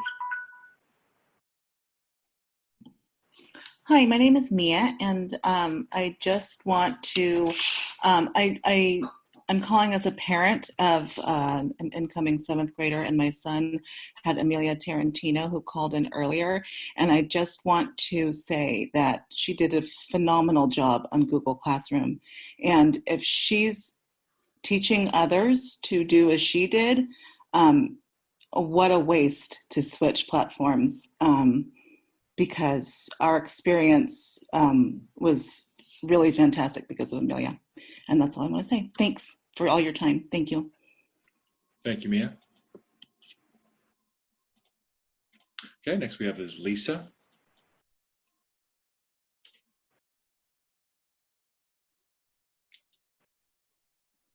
Lisa, are you there? Yeah, I was. It just froze up just for a split second. Okay, so as people have been making comments and as everything's been going on, I did have an opportunity to look at Seesaw. And all I can say is, wow. It also appears that Seesaw can be used from TK all the way up to even 12th grade, which obviously for us it would be 8th grade. And I just think it would be such an amazing way to just simplify it for parents by having one platform across to all the grades. Because as I've been hearing, it sounds like a lot of parents are concerned with the multiple platforms for multiple students and multiple ages. It just, I mean, you could do your communications through that. And I know that communicating and trying to find a communication platform for families, for districts to get out information was a big thing that we were talking about last year. So I just feel like carrying on that conversation, Seesaw would be really worth looking over for all platform or all age groups and all both middle school and elementary school. So I would just encourage a little bit more delving into that and seeing if maybe we can just make that work for across the way. Thank you. Thank you, Lisa. Okay, and just as a reminder to folks that, you know, everybody has the opportunity to comment one time for 2 minutes on, or whatever the duration of time that the board president sets for each item. And we have come to an end of our public comment. President Corzo. Thank you. Okay, opening up for discussion.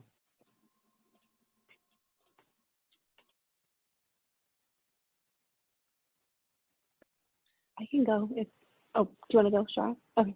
I was just going to say, I think with altitude, I'm not hearing a strong like argument for it here. And I think for me personally, I would defer to the teachers just because it's not something that I don't really know a lot about it. So unless there's some like strong reason why the group that kind of like reviewed this or piloted this program thinks that it's necessary, I'm just not convinced that it's the way to go at this point.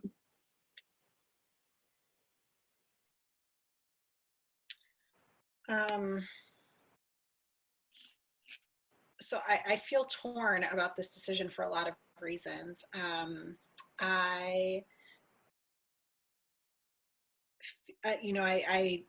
trust our leadership and the teachers and staff that were involved in kind of thinking through this and thinking through the challenge. Can you guys not hear me?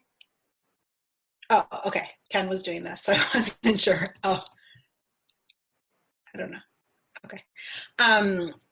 You know, trust, you know, folks that are making these decisions. But I think one of the things, well, a couple of things that are still kind of leaving me in this place of feeling a little bit torn. Obviously, I think it's, you know, it's really hard to push forward with something new when we don't have buy-in, and it sounds like we don't have buy-in. And that makes it really hard. Even if this is incredible and fulfills all of our need, if we don't have our teachers buying into this at this time, it makes it really hard to push forward because it's not going to be as effective as we want it to be. And so that I would say is my primary concern, even if we think it's amazing. I also think we don't have data, you know, and we don't have data on what worked and what didn't work. I mean, aside from anecdotal data, what we're, you know, some emails that we got and some outreach that's happening, right? Like we didn't progress monitor in a really consistent way, Google, and I don't know how much of that is because we can't do that with Google, which in and of itself is a problem. And I think that we need to be able to progress monitor. And so if we do not move forward with Altitude, I think that we need to figure out how to do that, because in order for us to make determinations about whether or not we pivot, I think it needs to be based on more than just anecdotal information about what didn't work, right? We're not, unless there is more data that you guys can share at this time in terms of what, based on survey results, based on data that we pulled from Google Classroom around, it's really hard to make a decision without that. And so I think one question about Altitude I have is, does it give us more data? It doesn't necessarily mean that I think we should move forward with it, because again, I think it's hard to make anything work despite how great it is. We don't have our staff buy-in. So one question is around, does it give us more data? If not, I think we really need to have a plan for, thinking through that. And that would also lead me to not be super supportive of the program. I wonder if we can think a little creatively about kind of how to move forward, given the fact that we don't seem to have staff buy-in at this time. I'm curious to know what the contract looks like with Altitude. If, say, we start off and say, yes, we're going to do this, but it doesn't work, right? What does that look like in terms of being able to pull out? I know that it's a huge investment of time and energy and resources, so probably not a good idea either way, but I think it's worth just asking kind of what the contract looks like. I'm also wondering if this is something that we pilot with a group of teachers, that, because we have gotten some folks that have said that they want to do it. Let's let them do it and see how it works. Does it give us what we need? Is it, survey parents with Google, survey parents, and students and staff that are using Altitude? Is there a really big difference in terms of experience, both for our teachers and staff and our families and students? And if so, then, there's a stronger case for moving forward with it district-wide. So that's kind of one thought I had, if that was something that might be possible. I was originally going to propose surveying teachers, but I don't know that that's actually going to help us right now, because I don't think anybody knows enough about the program to, it doesn't sound like there's enough strong advocacy for it, right? We didn't hear anybody saying that tonight. So, that makes it challenging. So I don't know if we have answers to any of those questions around the potential of something like a pilot, the data portion of things around Altitude. I have some separate points not related to Altitude specifically. I do think, regardless of what system we use, I think, of course, training for our teachers and staff is vital. And I know that we'll be talking a little bit about what that's going to look like in our next agenda item. I also think parent and student education is really important, and I agree that that shouldn't rest on the shoulders of our educators. So I believe that I've shared this before, but I would really like us to think about how we could set up some learning sessions from families prior to the start of school. How can we leverage whichever program we utilize?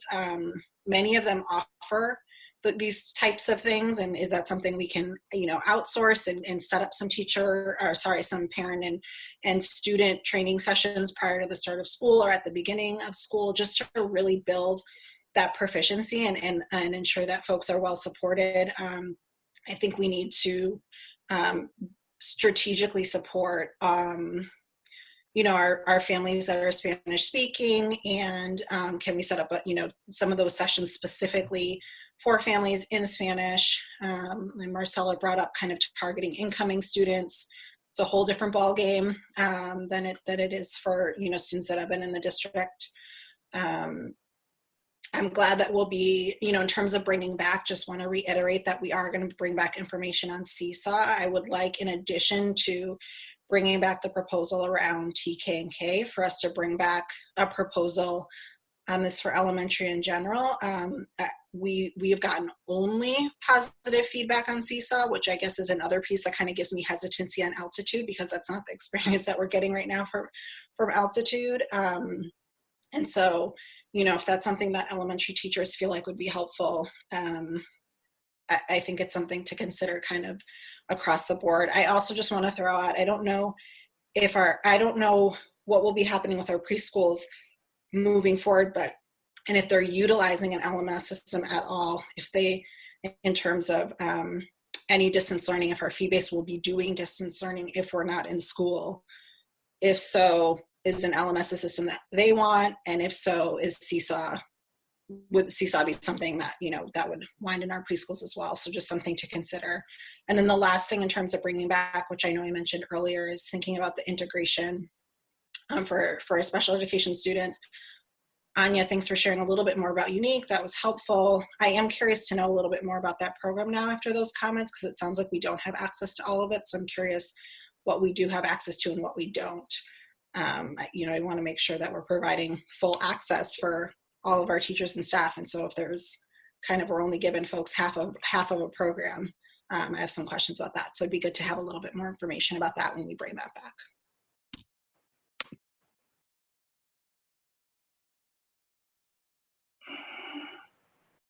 Sorry, Shara, I was itching my ear. Sorry, it's not these what is he talking about? hand signals that we keep sending each other over Zoom. Sorry, it's true. Your itch. Honestly, this is sort of tough one. As we talked about, and as we've went through this, I was thinking of my own children's experience with the Google Classroom in elementary. And so I had a second grader and a fourth grader at the time. And, granted, we're proposing to still use Google Classroom in the elementary. But when I think about it in comparison to Altitude in the middle school, it's just different in some ways. I felt like Google Classroom was very email-based in some ways, where my kids would wake up and they would have 10, 15 emails from their teachers. And a lot of times it was just more of, the teacher looked at the assignment. And it was like this automatic email that was sent.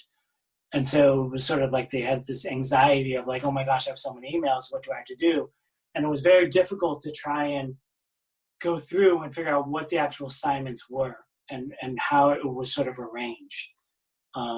Versus, and granted, wasn't part of the pilot program or anything about Altitude, but, just by looking at Altitude before this meeting, it seemed much more app-based in some ways, way more intuitive. And it wasn't sort of like how we all sort of use emails as our own little like folder and file cabinet system. And I don't know if that's better or worse for a middle school when in comparison to elementary, when you have just, one elementary teacher with all the different topics and assignments and everything else, versus middle school where you have 7 different teachers. And how does that relate? Google Meets was very easy to go from Google Classroom to Google Meets because there was a direct link and it was easy. I don't know how that would be in Altitude. But this honestly is sort of a tough one. I think that, in all honesty, I don't think Google Classroom was perfect. I don't even know if there is a perfect system.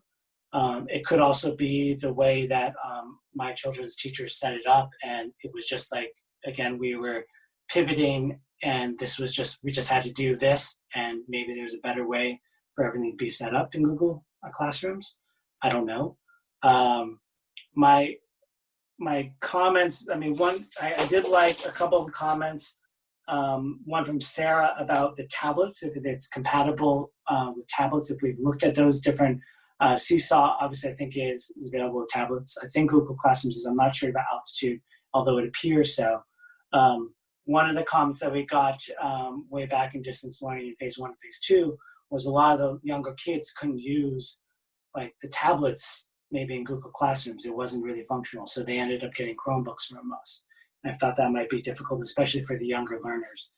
I like the idea of our TOSAs from Jen or other staff who don't have teachers to try and go ahead and educate struggling students with the technology. And then also the consistency in terms of what Jen had mentioned across, the grades. I think it's going to be difficult if we don't choose one versus the other, and especially middle school, if different teachers are using different things. So obviously, I think we have to be consistent. To me, I think it maybe comes down to the professional development of the teachers. We've heard a lot of comments about, they spent a lot of time, in their own time, trying to get used to Google Classroom, which I really am very grateful for. So to, start the next year with, running instead of sort of crawling with their new LMS. But I'm wondering, Joan, if you can, I know we're talking about it in the next item. I know it's already 10 o'clock and we haven't even gotten there yet. But can you elaborate a little bit more on the professional development sort of schedule? Because I think the comments that we had is that it's just not enough time, and I'm not sure whether or not we are allowing for additional professional development time, specifically on, altitude, if we decide to go with that. I wouldn't know the specificity of the professional development options at this time, but the time that we're talking about setting aside in order to better prepare for the distance learning work on the new curricula, staff have asked to group all of the professional development days that are scattered throughout the year and place them at the start of the year. So that would mean that staff would engage in PD and staff work on August 11th, 12th, 13th, and 14th. That's taking professional development days out of the calendar, taking out September 8th, January 4th, and March 12th, putting them at the front. So those days would become student days. So students still have 180 days. Students would, in this schedule, begin on August 17th.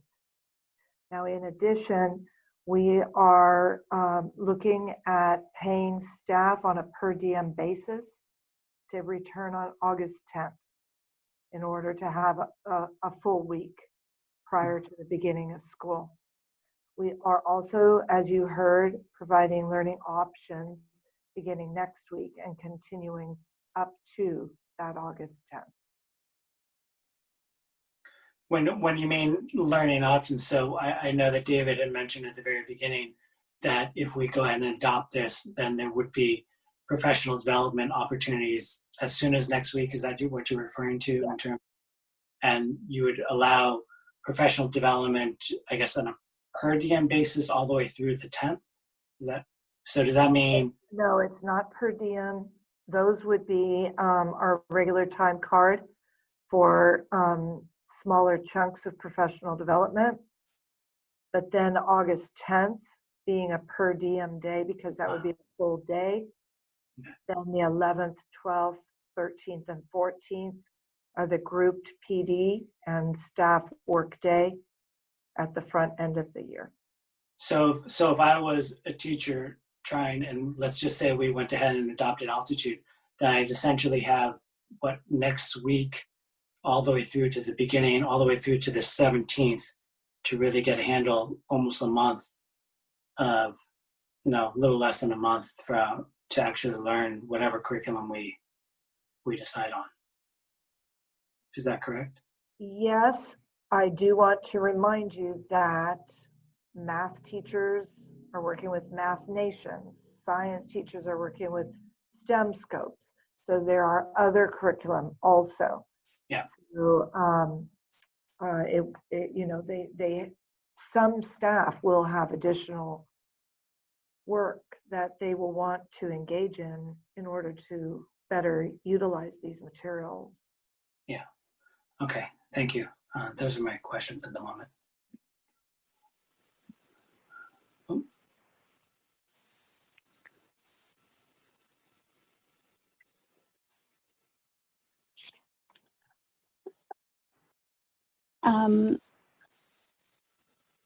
I'm having trouble finding words right now, but I'm really concerned. I do think that both our parent community and our teacher community invested a lot of time into learning Google Classroom, and I know that there are benefits to switching to altitude, but I'm not super convinced that those benefits outweigh the losses that our community would take in terms of like having to rush through learning a new curriculum, having to spend time uploading things again. So I'm just, yeah, I'm not super convinced, but I also want to note that this is not all we're talking about, right? Altitude is being recommended for middle school. We are also talking about a lot of other adoptions and curriculums, and some of those I'm not hearing a ton. I haven't heard a ton about, either in support or in opposition, but yeah, I'm not feeling confident about supporting Altitude at this moment, but I'd love to hear from our other trustees, and also just give the district another opportunity to kind of address some of the concerns. Sure, I'll go. I have a variety of comments regarding just distance learning logistics, but I'm not going to bring that up now. I'm just going to strictly talk about the curriculum, and it's interesting that there seems to be a large number of educators who, want to stay with current platforms and just conflicting choices. So it kind of brings questions of, was there a large enough middle school representation on this platform task force? Or, is there a specific middle school task force, and was there a specific elementary school, and then a specific younger age group task force?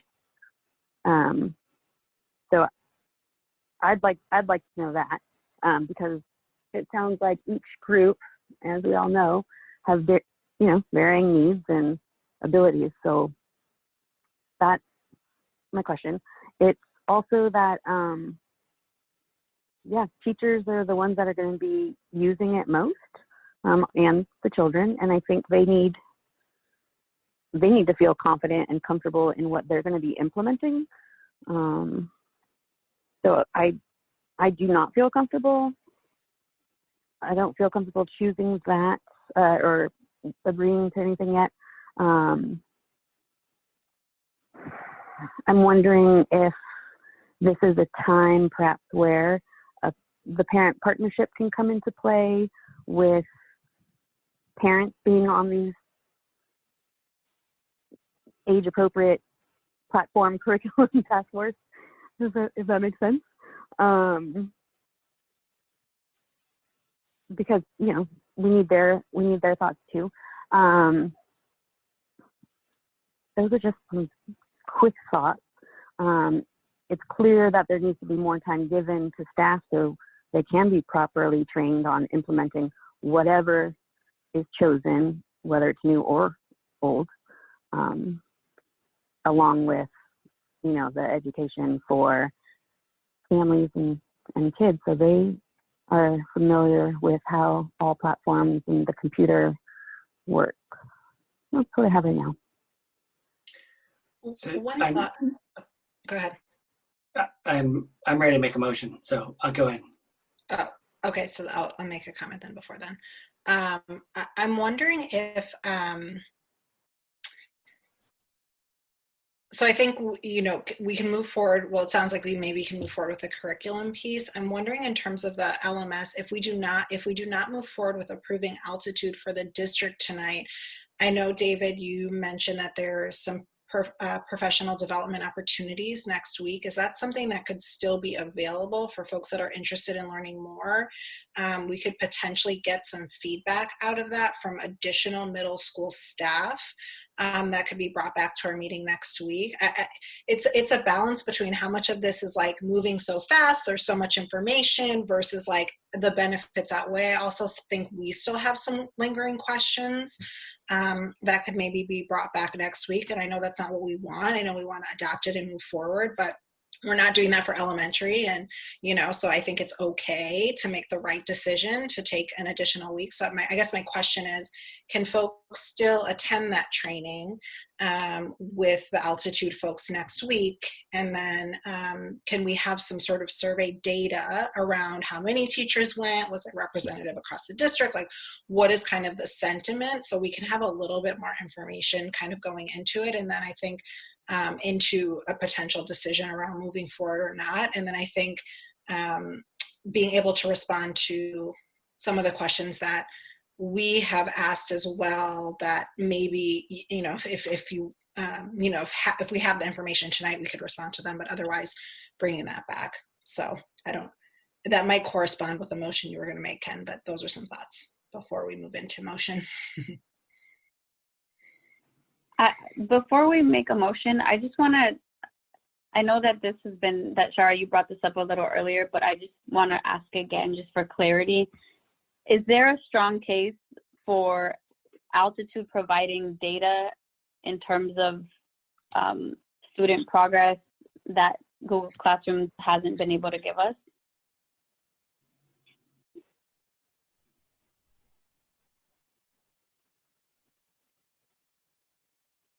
Can't hear you. Are you trying to talk to us? Not me, right? You heard me? Yeah, I heard you. I'm just saying to David, we can't hear him if he's trying to talk to us. I don't know if he's, let me try. All right, let me try one more time. Can you hear me now? Yeah, we hear you now. Okay, apologies. I'm just continuing to suffer with Wi-Fi challenges. So one of the challenges of the Google Classroom platform is it does not allow us to, in a comprehensive way, collect a lot of the metrics of use and completion and those kinds of things. That is possible with Altitude Learning. So just to clarify that point. I think, you know, a lot of the reason this is a difficult choice is because we are in a compressed timeline. And so I actually would not recommend, you know, trying to come back and engage in some kind of additional PD. We really, if we're going to take advantage of the time that we have available, we do need to make a decision tonight about Altitude Learning, or agree that we as a district will try to support Google Classroom at the middle school level. The challenge for us is that we do not have, we have more capacity to support teachers, families, and students in the professional learning about an LMS through Altitude Learning than we do through Google Classroom. Simply because we're able to access resources and people power through Altitude Learning that we don't have with Google Classroom. But that said, that needs to be weighed against the fact that we have more teachers who have experienced Google Classroom, and we do have folks like Amelia who have done an outstanding job of training folks in Google Classroom. So if we can't approve Altitude Learning tonight, we'll make a pivot to do the best we can to support folks and our you know, other stakeholders with Google Classroom. That would be my recommendation.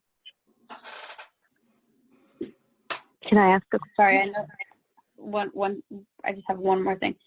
And yep. I'm sorry, but like all these questions are occurring to me now, and I wasn't as clear earlier. How do we know how successful Altitude has been? Like, is it being used widely? Has it been successful? Do we know that? Our most significant experience is the feedback that we've gotten from colleagues in Menlo Park City School District, where we've had, you know, very positive reports. You know, I would note that if we approve tonight, we have, you know, teachers through that district who are ready to provide additional, you know, sort of perspective in the training process with our teachers.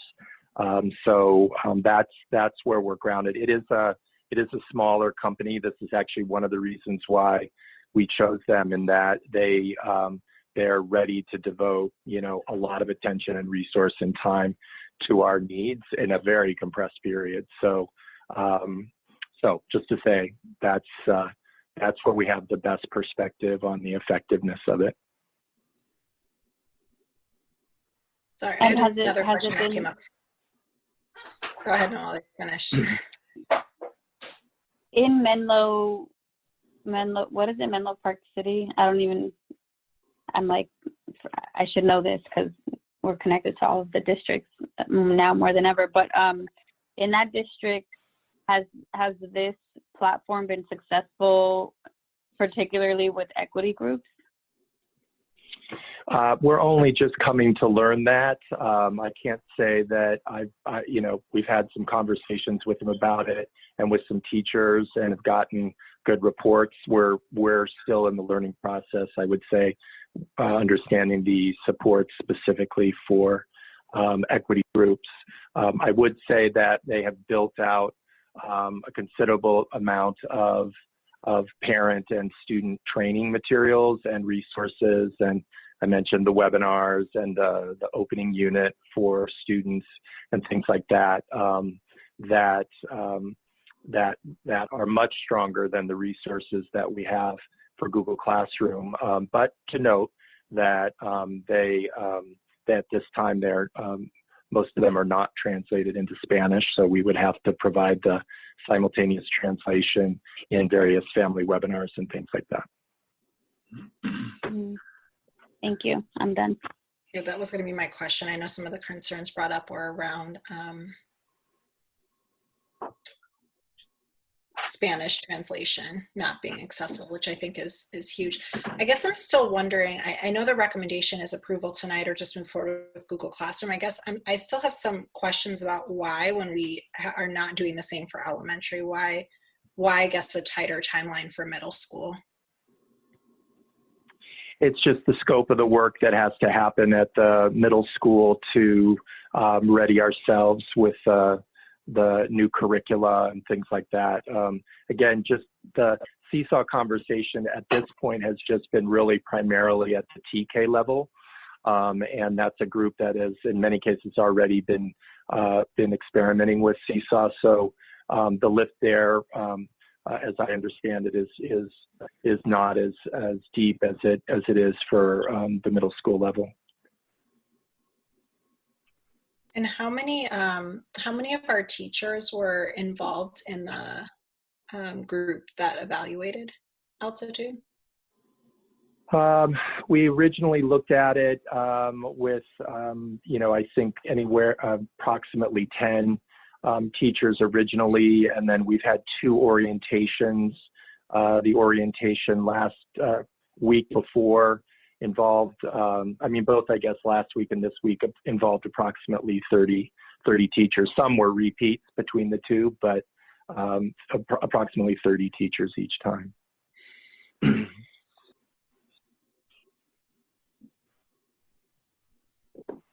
Okay. I'm, in the interest of time, considering that we had to get to the fall opening, which is the next item, and it's now 10:20 almost, I'm ready to make a motion, and we can either vote on this, we can vote on this motion and fails, and we can make another motion.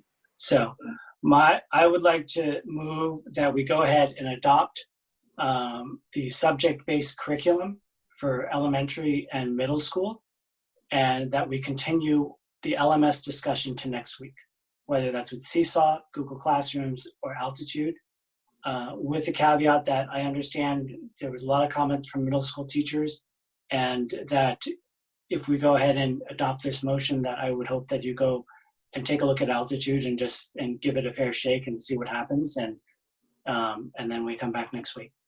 So that's my motion.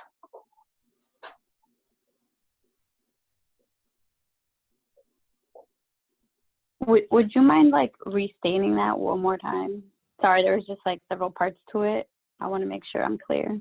So I am motioning to approve all the subject-based curriculum. So that's Zern in, in elementary, that's Math Nation in middle school, that's STEAM Scopes in middle school science.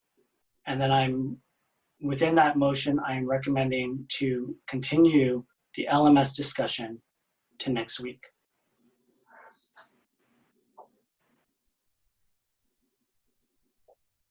Do I have a second? I'll second. All right, roll call vote. Trustee Chin, Yes. Trustee Hitchcock,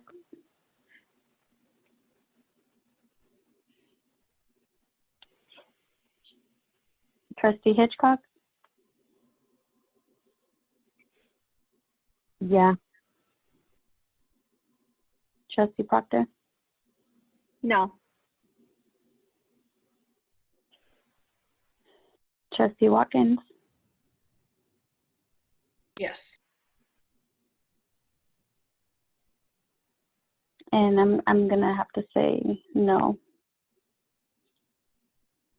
So the motion carries 3 in favor, 2 in opposition. Okay, let's move on. So, go ahead.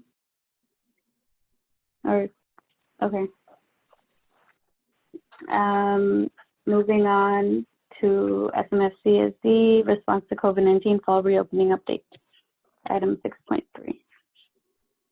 Well, we've continually brought you updates about fall reopening, and this is yet another update.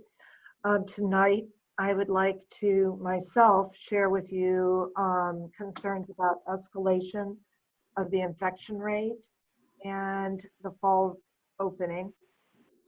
We also have task force leads who are here this evening to present on staffing, the health and hygiene protocols, physical distancing protocols, and we're going to end with some information from our annex.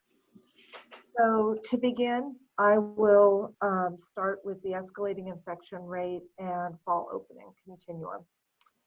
So I'd like to start off by saying that it goes without saying that this has been difficult for all of us.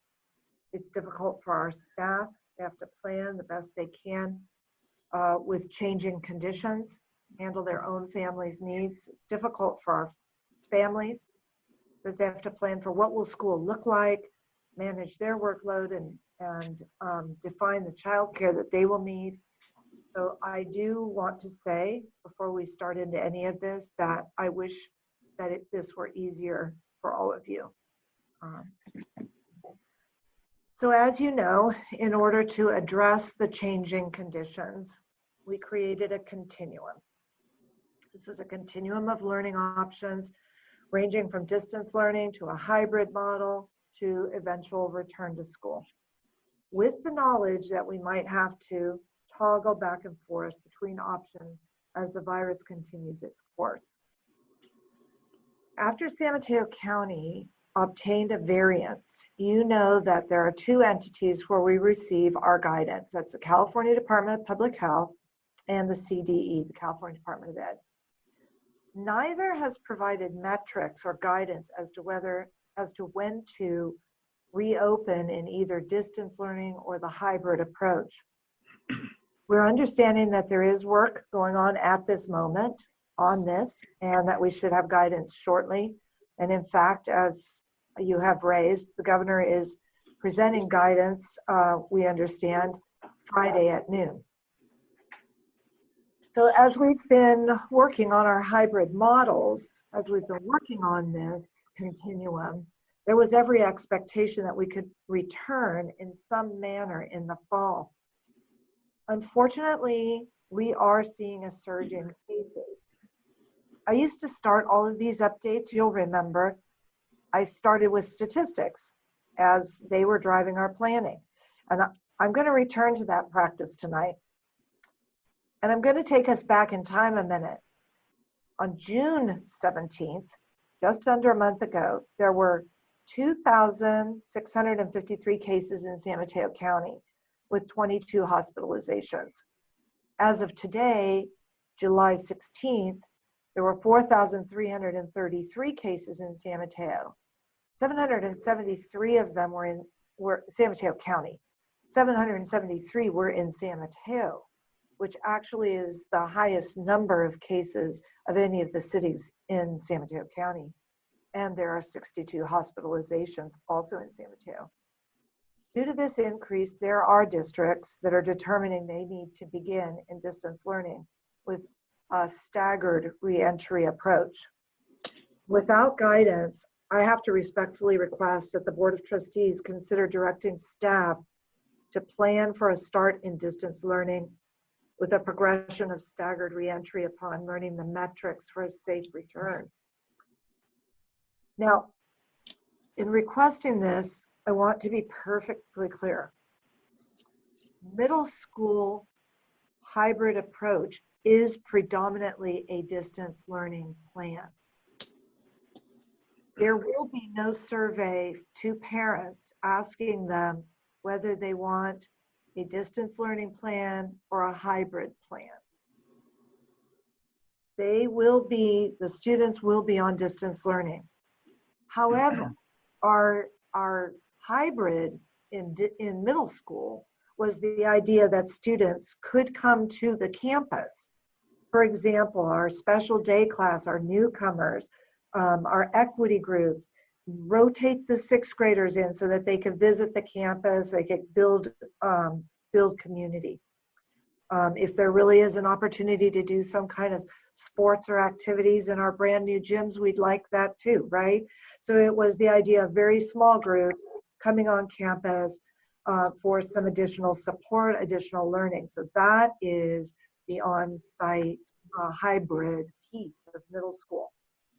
Now I am going to suggest that for the first 3 weeks of school, until we're more clear about metrics and how we're going to measure for safe return, that we not bring students on campus for classes, to watch, learn, find out what the metrics are, and then determine when to start bringing students back in some staggered approach.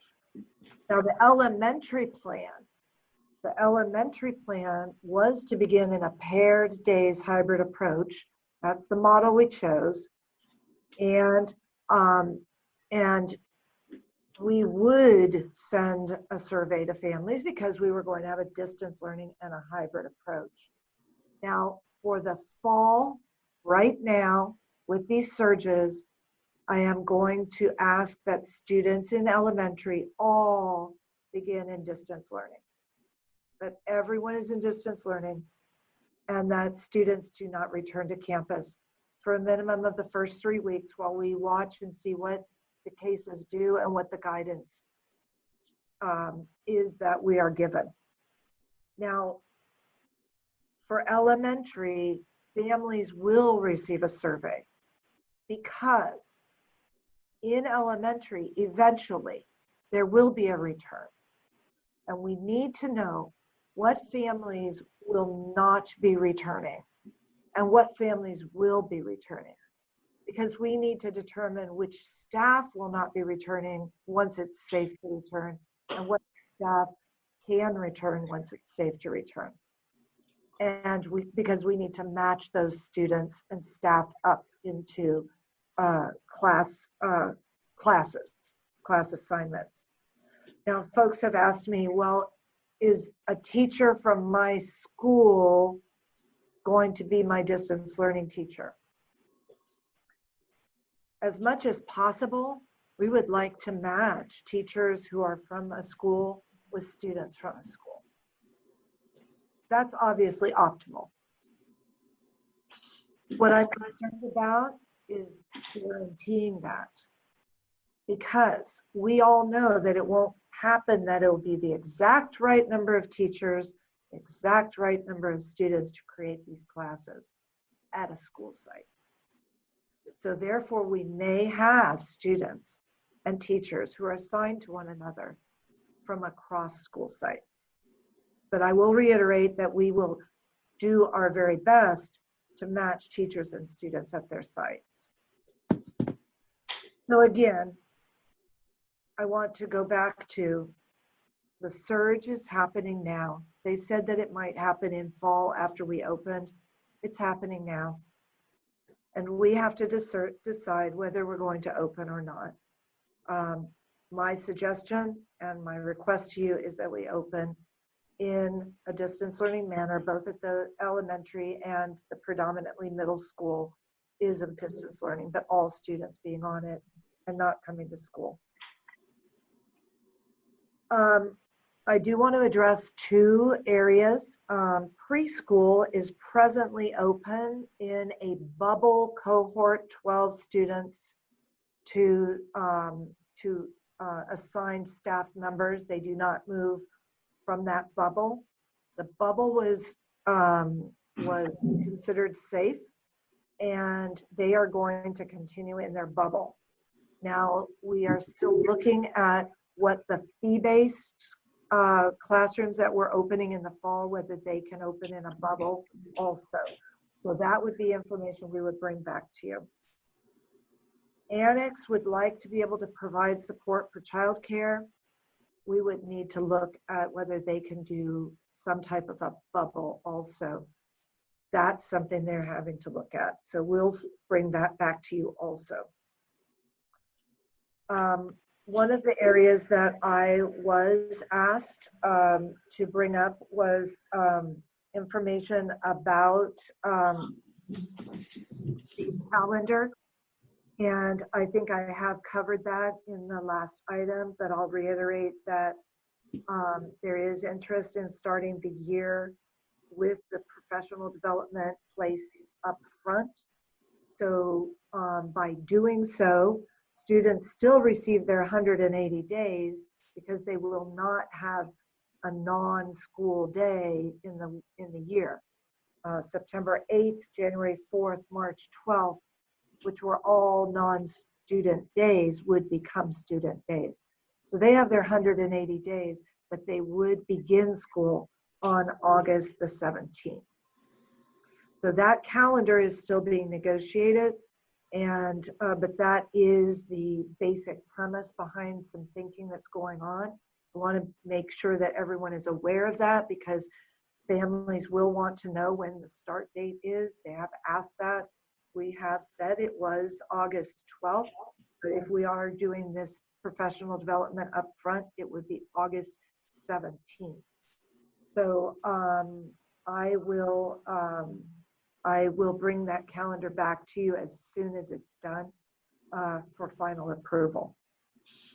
So unless you have questions for me regarding my recommendation for waiting for the distance learning, or starting in distance learning and waiting for a staggered reentry until we have better guidance, I do want to turn this over to different task force leads.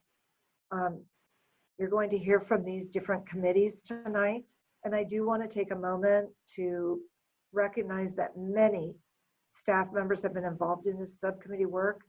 We have teams working on all aspects of the curriculum and the program, including our union leadership, staff work, curriculum work, instructional work, health and safety, childcare considerations, just to name a few. And so as we present these findings to you over the next several board meetings, you'll see the lift that this has required. So if you wanted to ask me any questions in particular, I'd be happy to answer, or we can move on to the rest of the presentation and then take questions at the end. Which would you prefer? I just had a quick question about the reopening. Just thinking back to what we voted on, I thought we said that we would do the hybrid model with the understanding that that there may be a time where we have to go back to distance learning. So I'm just wondering, does this fit in with what we've already voted on, and we can, or do we need to approve this? No, you are correct. You always you have a continuum. I just think that it's really important for families to know that we're all looking at this and determining that we're stepping it back. Okay, thank you. So clarification, so do we need to actually vote for starting elementary at 100% distance learning? Or do you just, are you, because of our previous vote, do we already authorize that? You've authorized a continuum and we can move on it. I just think that you would want to direct me to go forward with moving toward distance learning. Thank you. For the beginning of the year.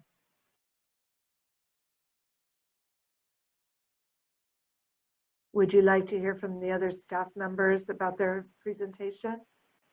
Okay, so I bring Sue Weiser up to share about where we are with staffing protocols.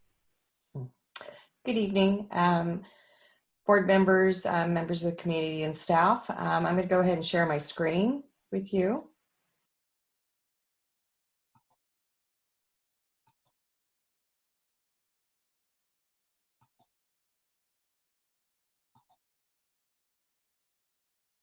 Okay. So this is an update from the Staffing Reopening Task Force.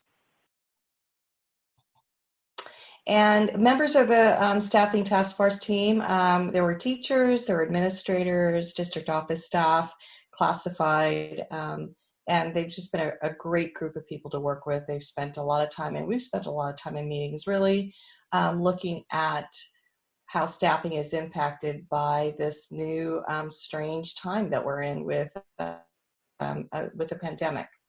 So the purpose of the Staffing Task Force was to identify concerns. Before you continue, your screen is just kind of showing us your whole slideshow instead of really a slide. So I don't know if you have to hit, hit the actual slide to have it open entirely. Okay. But we're just seeing your whole set along the, like you see it on desktop. Okay, so you're seeing all my notes and everything. Yes, we are. Oh, well. We could read the whole presentation. Hit that button that says from beginning. Just hit that button right there. Yeah, I did. Does it work? No? Oh. No. So, Sue, yes? would you do me a favor? This might eliminate your notes, but if you eliminate and uncheck the presenter view, would you uncheck that and try to see if that works for you? Okay, and it's underneath Acrobat, up at the top menu. There's a checkmark that says Use Presenter View. Not seeing it, Peter. Under Acrobat? Under Acrobat, just underneath there, right there. And then go ahead and go from beginning.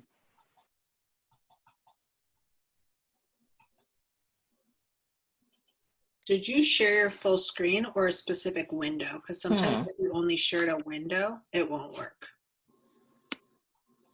So let me stop sharing. Sorry, guys. Okay. It's okay. It happens to us all. Even me. There it goes. There we go. Are we looking at from the beginning? Yeah, you are. Oh, perfect. Okay. There you all go. Right. Here we go. All right. So good evening. Can you see my next slide where it says Staffing Task Force Team? We haven't seen the next one yet. No, well, okay. Let me see. You're stuck on the first one. Yeah, I can't get the next one to go. All right. So let me see if I can do this again. Sue, if you'd like, if you want to send me your PowerPoint, I'll be happy to share the slides for you. Okay. That might be the easiest thing to do. So let me go ahead and stop sharing my screen. Sorry about that.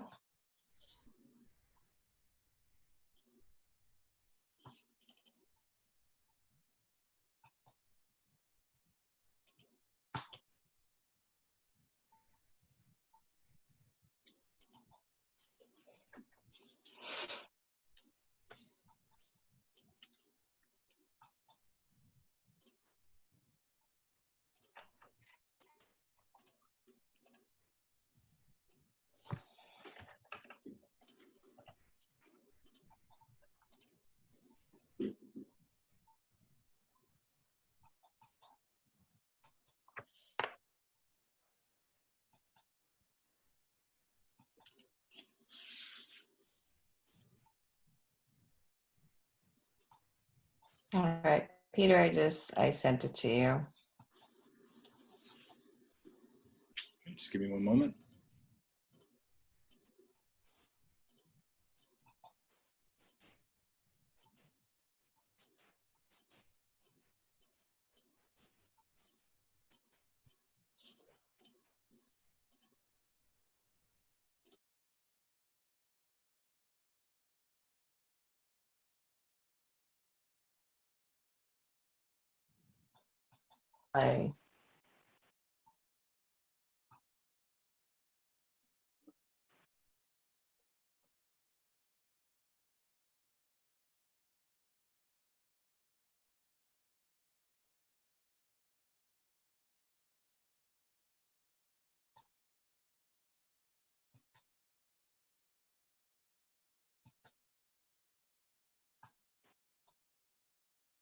We're good now. Okay, great. All right, so these are our staffing task force members that I've already talked about. If you could go ahead and next. The purpose of the staffing task force was really to identify concerns and propose possible solutions related to the staffing needs in the district's efforts to reopen schools. So we did a lot of asking of questions, reaching out to people, identifying concerns, and brainstorming. Next. There were several concerns that were identified. For example, unique duties related to reopening, like taking temperatures or monitoring or supervising an isolation area. There were health and safety procedures, obviously, childcare needs, COVID testing, telecommuting policy. And so what we did is we considered these concerns. However, some of these concerns were going to be addressed by other committees. And so what we did was we narrowed down what our focus areas were going to be. Next. So our priority concerns were around how will staff be assigned, either in the hybrid program or the full-time distance learning program. People also raised many questions around, well, what happens if staff members become ill or they can't work? And what might there be in terms of leave options for people that do become ill and cannot come to work? Next. So in terms of the assignment in the hybrid and full-time distance learning model, Joan did talk about this a little bit, but we will be sending out a survey to staff during the week of July 20th. And the staff can identify whether they are able to return to work in person if we're in a hybrid setting, or whether they have a specific reason or a situation that may not allow them to return to work. So based upon the enrollment and what families decide to select, there will be a certain number of classes available. And so there will be priorities set for full-time distance learning. As we've heard earlier, there are many teachers and other staff that are concerned about coming back to work. So there is a possibility that we may not have enough full-time distance learning assignments available for everyone that needs it. And so first priority will go to employees with underlying health condition. We've been meeting regularly with SMETA and working with them to identify these priorities. So second priority will go to an employee that's living with an individual with an underlying health condition. Those employees that are 65 years or older, employees that may have childcare issues, and then lastly, it will be done by seniority date. Next. In terms of staff absences, the HR department has been really thinking ahead. And so we have been working very hard to hire additional long-term and permanent substitute teachers at every site. In the past, we've had what we call permanent substitute teachers, and these are substitute teachers that are willing to work every day for the district only. And we've had them at middle school sites, but we've also added these permanent substitute teachers at our elementary sites as well. We also have some teachers who are not assigned to a classroom, so they might be teachers on special assignment. And in the event that a staff member or a teacher cannot work, then a teacher on special assignment or other itinerant teacher could be assigned to the classroom. At some of our school sites, we have seen a drop in enrollment, and as we know, there are some families that have had to move out of the area. There are some families that have moved in with other family members, and so we are seeing a bit of a drop in enrollment at some of our sites. But what we've done is we've maintained staffing levels, knowing that we might need some additional staff in the coming school year. And lastly, we are in the process of hiring some additional teachers. Next.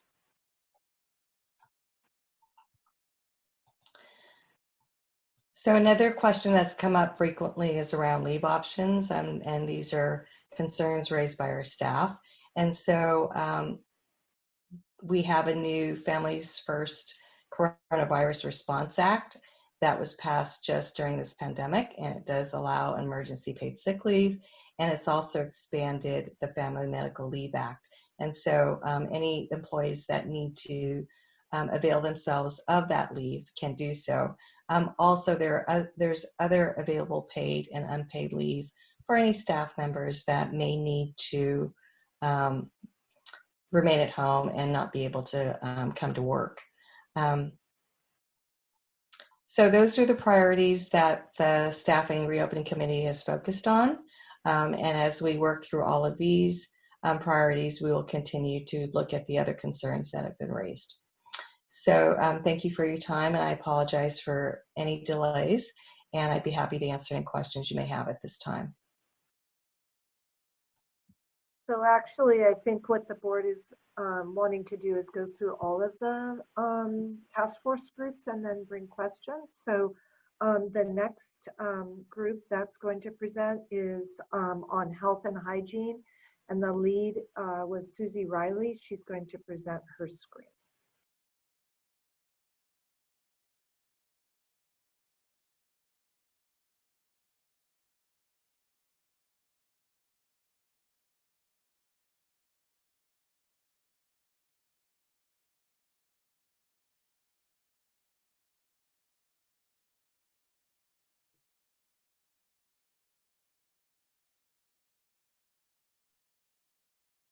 I think Susie would have to be promoted to a panelist so she could speak.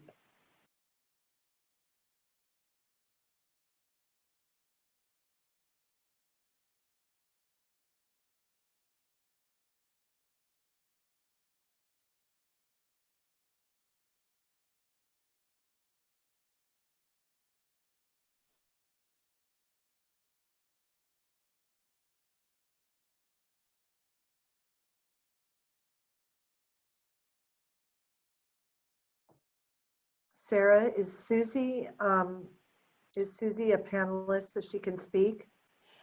I'm sharing her slides, but I don't know if Peter has brought her Does that work? Forward. There we go. Okay.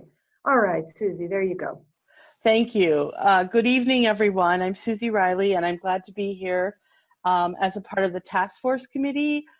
I was fortunate enough to work with the health and hygiene team on the reopening plan. And as we know, in the midst of a global pandemic, it is really important that we look at all of our goals. And our most important goal for our team was, of course, safeguarding the health and safety of students and staff as our top priority.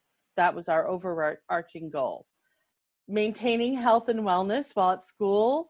In order to do so, we will need to be flexible, open-minded, and innovative. We've heard that this evening in needing to really toggle back and forth and determining how we can safely get students back to school. As part of our group, we've been sharing and looking at the 4 pillars, and the pillars that we are focused on, the health and hygiene. We had 4 formal meetings, and we had several team members, Lana Fenich, our recently retired principal, Marilyn Ponce de Leon, one of our RNs and school nurse, Julie Flores, a teacher from Beresford, Erin Murray, a TK teacher at Highlands, Ali Rodriguez, an administrative assistant at Bayside, Kathy Palufo, a school office specialist at Foster City School, and myself. This really is important to say that this dedicated and hardworking Health and Hygiene Committee met 4 times formally, but many times in discussions and research and lots of sharing of ideas and resources. So I really wanted to compliment them for their hard work in this process. The health and hygiene protocols are really important in our pillar. Stay at home if you are ill is number 1 and most important. We really want to make sure that people understand that the safe returning to school is dependent on ensuring that we follow the protocols. So that's a really important one. All of these are highlighted in blue so that when folks look at them, they could see different resources available from different health and safety, mainly from the CDC and different places. So temperature taking and wellness checks will be handled every day. Wearing of face coverings is required at school, so students will learn more about how to be comfortable in that process. Regular hand washing, most preferred, but sanitizing throughout the day if we do not have access to hand washing. We want to impress on all of our staff and students that ongoing health instruction and trainings for students through videos and different resources that we will share. The health and safety protocol has been written by our team, and it offers a lot of different resources that teachers and staff can use to remain safe with their students at school. Pillar 2 is face coverings, and face coverings have been determined to be one of the best ways to stop the spread and potential exposures of COVID. Kids in summer school have done really well wearing face coverings. That was just our first time to really see how that might work.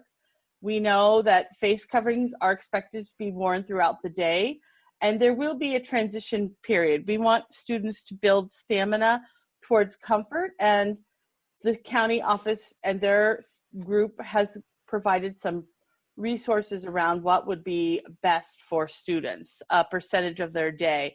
We will work with teachers and staff to build upon that necessary comfort. Instruction and expectations for using face coverings at school will be shared with families. This is a good video on how to wear a face covering and why it's important to protect ourselves and our community, our classmates and our teachers.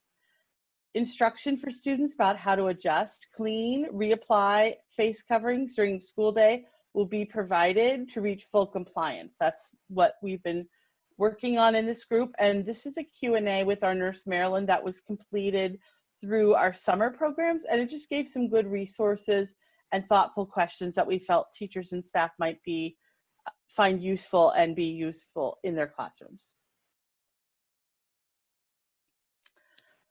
Continuing on, we work closely with the San Mateo County Health Guidance, and regarding types of face coverings that are to be worn, the county framework is a really excellent resource that provides a lot of guidance and help along that trail of reopening. Extra face coverings will be available for any students or staff needing them. We continue to receive many resources from community partners as well as orders through the county that provide the protective equipment necessary to move towards reopening. Maintaining staff and student health, again, is just our top priority. So being able to keep kids and staff safe at school is critical. We will identify an isolation location for each school and each site, really, for any students or staff identified with symptoms. The secondary screenings would be also conducted in the isolation location, and it would also be used as a waiting area if a student needed to be picked up or a staff member needed to wait for a while. Individuals that present a temperature of 100.4 in the morning screening or throughout the day, or anyone that is symptomatic, will be sent home. And the guidance says they must stay home for 72 hours until fever-free without medication. And that's really hard for some parents because we know they're trying to move back into their lives too. But again, we have to work together and be able to adjust and modify as we need to. And so we're following the guidance that we've been advised. Families will continue to be provided with COVID-19 updates and resource. Protecting yourself and others and staying safe at school are two excellent resources available. And most importantly, stay home if you are sick. Contact tracing, the Center for Disease Control encourages us to use contact tracing to help keep communities safe and to slow the mitigation of disease. It's really important that we look to our local health officials who provide guidance and support to individuals within our community who test positive for COVID-19. Our nursing department works closely to follow up on any possible exposures, maintaining the HIPAA and compliance towards privacy. We want to ensure that that's paramount, and our district point person follows up with the recommended protocols provided by the CDC, the San Mateo County Health Department, and the San Mateo County Office of Ed. We also follow a clear communication structure, which is really essential in everyone remaining well and staying healthy during these uncertain times. So we look to that as well. Thank you. Thank you, Susie. Susie Riley, our coordinator, has been working diligently on health and hygiene over the past many months. Yeah. And I do appreciate the work that your team is doing with you. Thank you. Lori Fukumoto has been working on the physical distancing situation. One of the pillars being distancing. How do we space ourselves within the classrooms and around the school? So she has a presentation for you tonight.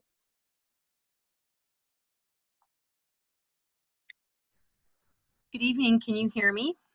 We hear you, and I think Sarah's getting your slides ready. Perfect. So first of all, thank you very much, Board of Trustees and district staff, students. I'm glad to hear students are on the calls tonight, parents, and of course, community members. Tonight, I'm going to be sharing the good work of our subcommittee, our physical distancing subcommittee, and this was part of the logistics task force. And we also met on 4 occasions since May, and you know, we also spent additional time researching and measuring. So I do want to acknowledge my great team, and that is Megan Gurka, Assistant Principal at Abbott, Walter Valencia, Assistant Principal, Megan Gurka, Assistant Principal at Bayside, Walter Valencia, Assistant Principal at Abbott, Cheryl Remedios, teacher, Crystal Wong, teacher, and Janine Wrightson, Administrative Assistant. Together, we really got together, worked hard, and came up with 4 areas that we wanted to share with you this evening. And I'm going to just have you note the 33 rooms across the district. We're going to cover that in the last slide. So the 4 areas that we looked at were the entering and exiting, or ingress egress to schools. We looked at restroom use, hallway use, and then we did quite a bit of measuring at many of our schools. So in terms of entering and exiting schools, we really want to suggest to the schools to have a staggered bell schedule, because moving students, and this is of course thinking ahead to when we can all, or when students can be on campus, but really ensuring that students are following the physical distancing at gates and different parts of the school will be really key to the safety of everyone. Also designating entry points for students needing temperature checks and those who may have already been checked. In terms of exiting the school, one of the things that happens at our schools often is that because of different times that students get out of school, we have students kind of waiting for their siblings, and we know that this really can't happen, where our recommendation is that we try to match siblings needing to leave at different times of the day so that they're not having to wait around school. You can go to the next slide. One other thing that I wanted to just point out is our team felt really strongly about, we made some recommendations, and these are the ones we're sharing this evening, but really just to note that we understand that every school has its unique layout, the number of staff that can be of support. And so we know that schools are going to look a little bit different. I mean, the bottom line is that physical distancing, and we know how that's defined. It's 6 feet away from one another or more. So, you know, that is key, but we also know that we need to be flexible and be able to make some adjustments based on the schools. So in terms of restroom use, we understand that students of multiple cohort groups can use the same restroom. We will be marking the floors with dots. We've actually even purchased them already, so they're ready to go as soon as students are ready to be at school and safely be at school. We are encouraging some signage so that students know how many students can be in the restroom at a given time, and then also needing to stagger recess to accommodate students using the restrooms.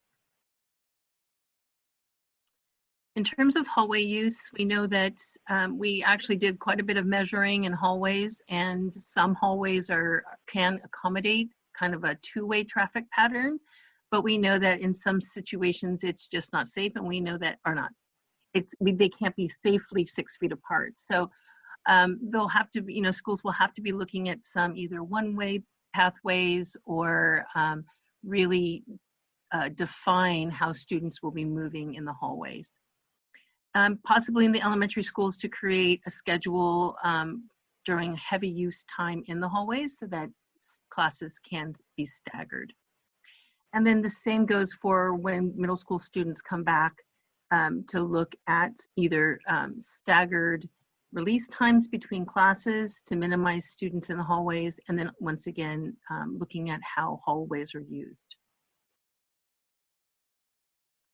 And this was kind of a big job that came to us very kind of late. We were asked to do some measurements in classrooms, and so a week and a half before the end of the school year, our team was busily going around different schools and measuring. So we got to 13 schools and 33 classrooms. And based on what we learned was, first of all, we used the lists of classrooms and their square footage, and we really focused on the smaller classrooms to make sure that we could accommodate the amount of furniture needed. And what we did find was that in most classrooms, you can configure half the classroom with 6 foot distancing between students. And I just want to make note that we measured where a student would be sitting to the next student, and that would be 6 feet away. And that is coming from CDC guidelines. But what we also found and what we learned was that in some classrooms, there's an awful lot of furniture, additional furniture that was used for individual instruction, small group instruction. Those types of pieces of furniture may have to be removed and then just focused on the student desks. Some teacher personal items may need to be stored temporarily, and that it's going to be business not as usual because teachers may not be able to go through the classroom as freely as they were able to do before or work side by side with students. In this slide on the bottom, there is a link to something that we put together for teachers. It gives some ideas about configuration of classrooms so that you can actually see. We did in videos and we did some still shots. And if you were having some problems with the technology of it earlier, I apologize, but we did get that fixed and you should be able to see that link. So if there are any questions, I'll be happy to answer them when the question period begins. Thank you, Lori. Appreciate that. And our final presentation from a task force tonight is the annex. And Danielle's worked on how she might be able to accommodate students in a hybrid approach. And she'd like to share that, she and her team. And so I'll turn it over to you, Danielle. Danielle Tremaine, our coordinator for the annex. Hi, everyone. Tonight I bring to you recommendations from the Child Care Annex Task Force. This team started by choosing to focus our efforts on finding scenarios in which childcare would be possible in a safe and equitable way under the current health orders, which have changed numerous times since we've begun. So we started meeting at the end of May and have met weekly since then, so about 2 months worth. And our team consists of both classified and certificated staff from various school sites and the district office. So our task force recognized early on that due to the many COVID-19 constraints, we would need to suspend our usual annex programming until further notice. And I'll explain a little more about why that came to be. In addition, the change in school schedule requires an increase in hours of service. So prior to the pandemic, the annex previously offered care to students for about 18 hours each week after school. With the new paired day hybrid model, we're looking at about 32 hours each week, so about double. This greatly impacts annex staffing, stretching us even more than usual. As a result, we are recommending that the annex realistically has the capacity to offer a much smaller program to TK through 5th grade students in priority groups. Previously, the annex served roughly 1,200 students, TK through 8th grade, and so now we're focusing on TK through 5th grade students. We have a grant from the state called ACES, which stands for After School Education and Safety. And that provides funds to support after-school programming at 4 of our school sites to support some of our most vulnerable students. Those school sites are Lead, Sunnybray, Fiesta Gardens, and George Hall. In order to maintain the grant and to support the district's focus on equity, we recommend serving these students first. As a result of the pandemic situation and the change in school schedules, we also recognize that our district employees with children in our district are also facing new challenges when it comes to childcare. To support staff returning to work, we recommend giving priority to district employees and their children in the district. If we have the capacity to serve more students, we then recommend offering space to currently enrolled annex students on a lottery basis. But this will depend largely on our ability to staff additional spaces beyond the ACES program and district employees.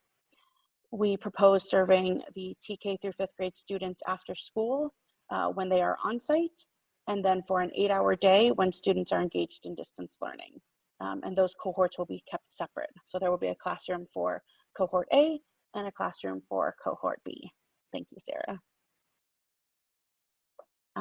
As we know, the situation is changing rapidly, and so our team still has a lot of work to do. We have several things to consider, which include available space, addressing staffing needs and schedules, and how that relates to our overall capacity to support the community. We're also working on recommending some considerations to apply to the cost of care, knowing that our hours of service have increased, but the needs of our families may have changed drastically, especially as we consider who we might be serving. Again, in response to our changing situation, we know that we'll need to have different plans to address distance learning and a possible return to school full-time.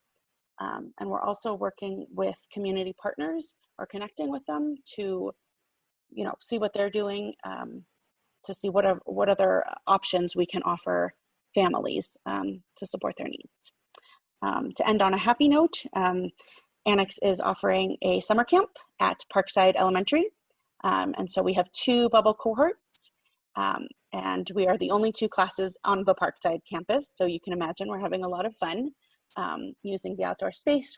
The kids are able to use playgrounds, which they are thrilled about. Quite honestly, I think they're thrilled just to not be home and seeing the same people. Our camp staff report that everybody is just happy to be with new people. We're following all of the health order guidelines and the safety protocols. And much like Susie mentioned with summer school and Carrie has mentioned with preschool, staff and students are doing a really good job wearing masks. I'd say probably the kids even better than the grown-ups. And staff are really handling the need for breaks and gentle reminders in a really respectful and responsible way. So good news there. Thank you so much, Danielle. And I appreciate the fact that you brought up our community partners, because I've been individually meeting with different groups who do provide care for after school, and we're going to circle the wagons and have all of us get together in one Zoom meeting so that we can discuss how we can support one another in addressing the childcare needs that are coming up for our families. So I appreciate the work that Danielle's doing to address childcare needs within our district, and a shout out to our community partners who are also working with us to address these needs. So those are the presentations for tonight. Still much more work to be done, but it's a beginning, and we wanted you to see how things are progressing. So if you have any questions, we'd be happy to answer.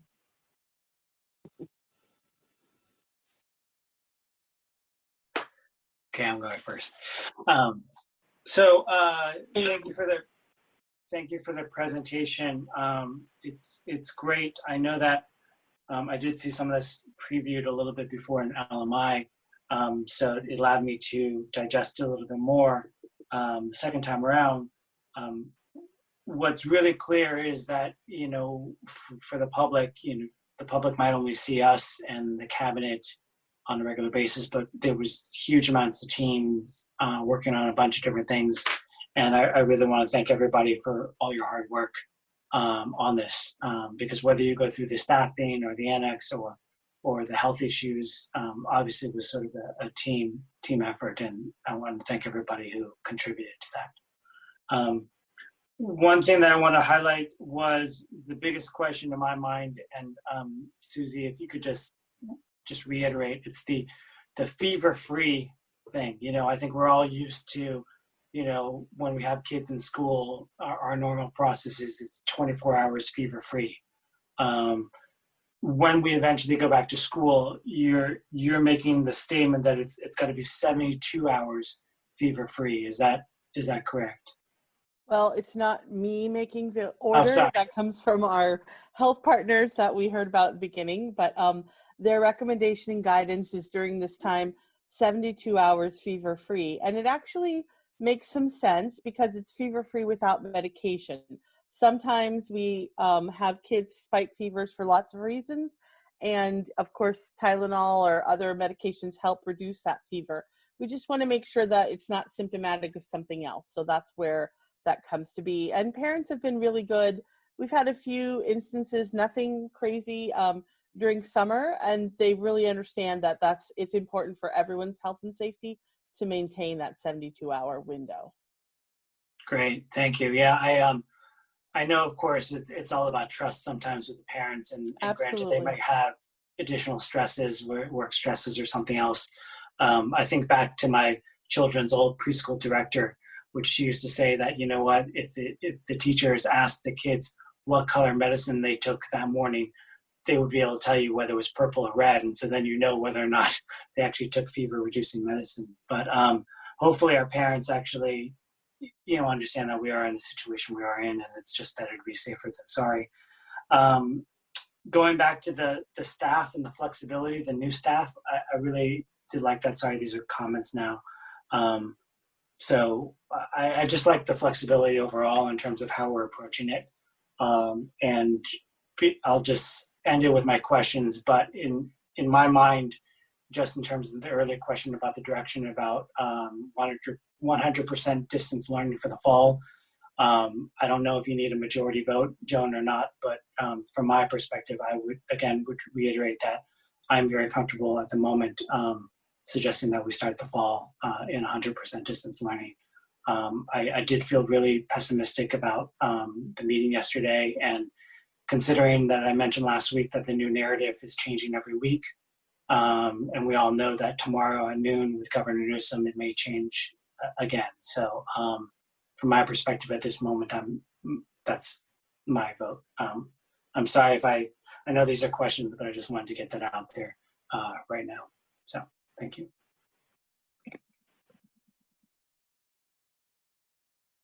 I'll go. I have a lot of questions. Is that okay? I might have missed this, but in the health and hygiene PowerPoint, there's a lot of extra little links that you're supposed to click on. And the one for the health and safety protocol will not open for me. Can that be elaborated on what that is supposed to say? Sure, I'm sorry about that. It is tricky when we're sharing, but I will be sure to share the presentation in its entirety with Dr. Rosas, and then she could share it out with you all again if that works. The protocols in there are just reiterating face coverings, temp taking, screening of temperatures, and all those components, just in more detail for teachers and families and community to see. Can I share that with you now, or I'm not sure how to do it? So it went through the agenda builder, and I think that might be tricky. I'm not sure. Okay, I appreciate that. I just want people, staff and parents to see what they exactly are in detail, because I believe at one point I was able to open some of them. It should be, if you hover over, they should work. So, I'm not sure. I do want to let everyone know that we are, Diane and I have started a communication pattern. There for a long time, the communication was just had to be immediate and basically shotgun as things were happening. We had to get information out. It wasn't very planned, but now we are moving into a more planned approach where we will do a letter out to staff and families following board meetings. And for this next letter, we expected to link these different slides. So if you can't see it through the website, through the agenda builder, they'll be attached to a letter that we'll be sending out. So that may help. Yeah. It does. I just wanted to make sure that somewhere in there it says what the protocols are for children that do come to school sick but without a fever because they might have taken medicine before. Yes, there's an isolation room mentioned, but do the staff know exactly like what to look for, how to, I guess, interact with the child and the parent? What does a wellness check actually look like, and what are the assigned times to do so? And then you mentioned some stuff about masks and face coverings. And I just want to ensure there's protocols for when kids come to school without wearing one or refuse to wear one, or if the adult that's dropping off isn't wearing a mask. Are we supplying extra ones throughout the day? Should some break or get dirty? Are these all going to be covered in the things that I cannot open? Well, in some cases, not all of those things are going to be in what you're asking. A lot of that is individual training for the sites, and that there are trainings coming out of the San Diego County Office of Ed for our staff for how to handle student illness isolation rooms, that kind of thing. So some of what you're asking is within this protocol, but some of it is also going to be trainings coming out of the county office of ed. Okay, and will those trainings be a requirement for staff to go to? What we had wanted to do was provide the information to the staff during the regular staff meetings that principals have, so that they would all have access to the information. Okay, and then from there, will the information be collated so there is very clear, direct, rules to follow? Yes. Okay. Thank you. And when are those trainings coming up? Do you know? And can parents go to them as well? I don't have the schedule off the top of my head. And we're starting with our leadership team through the county office coming up that'll be our first level, and then we'll add down to teachers and staff and make sure that everyone can attend if they are ready for that training at their school, depending on their schedules. Okay, thank you. Yeah, I just, safety, we're saying, safety is a priority, and it is. And I just want to ensure that all staff are 100% aware of what to do when certain situations arise, because I want them to be comfortable, to come on to campus. So sure. I just want to ensure I'm hearing a lot about trainings and, but not all of them might be required, or there might be not enough time or consistent training. And I just want our staff to really feel that we do care about them and we want them to be safe while coming back on campus. And I want everybody to be on the same page in terms of what protocols and procedures are going to be implemented. I guess that's where I'm coming from. Thank you. Sorry, thanks.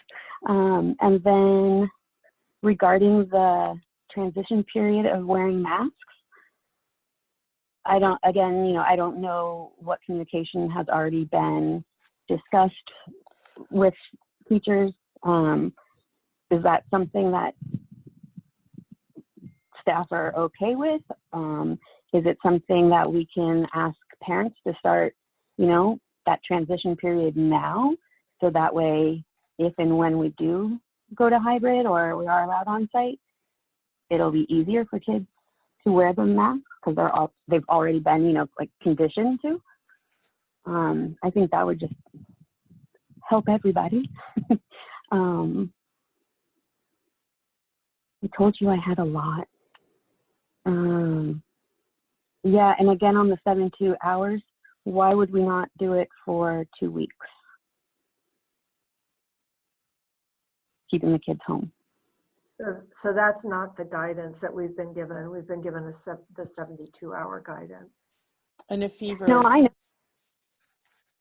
know that, but I'm just thinking in terms of, COVID, and you have to self-isolate for 14 days. Why are we asking only for 72 hours? Does that make sense? Is my question? Because the child may not have COVID. But how will we know? So you see where I'm coming from. That's just something I'd like to be addressed, because that's just something that came up.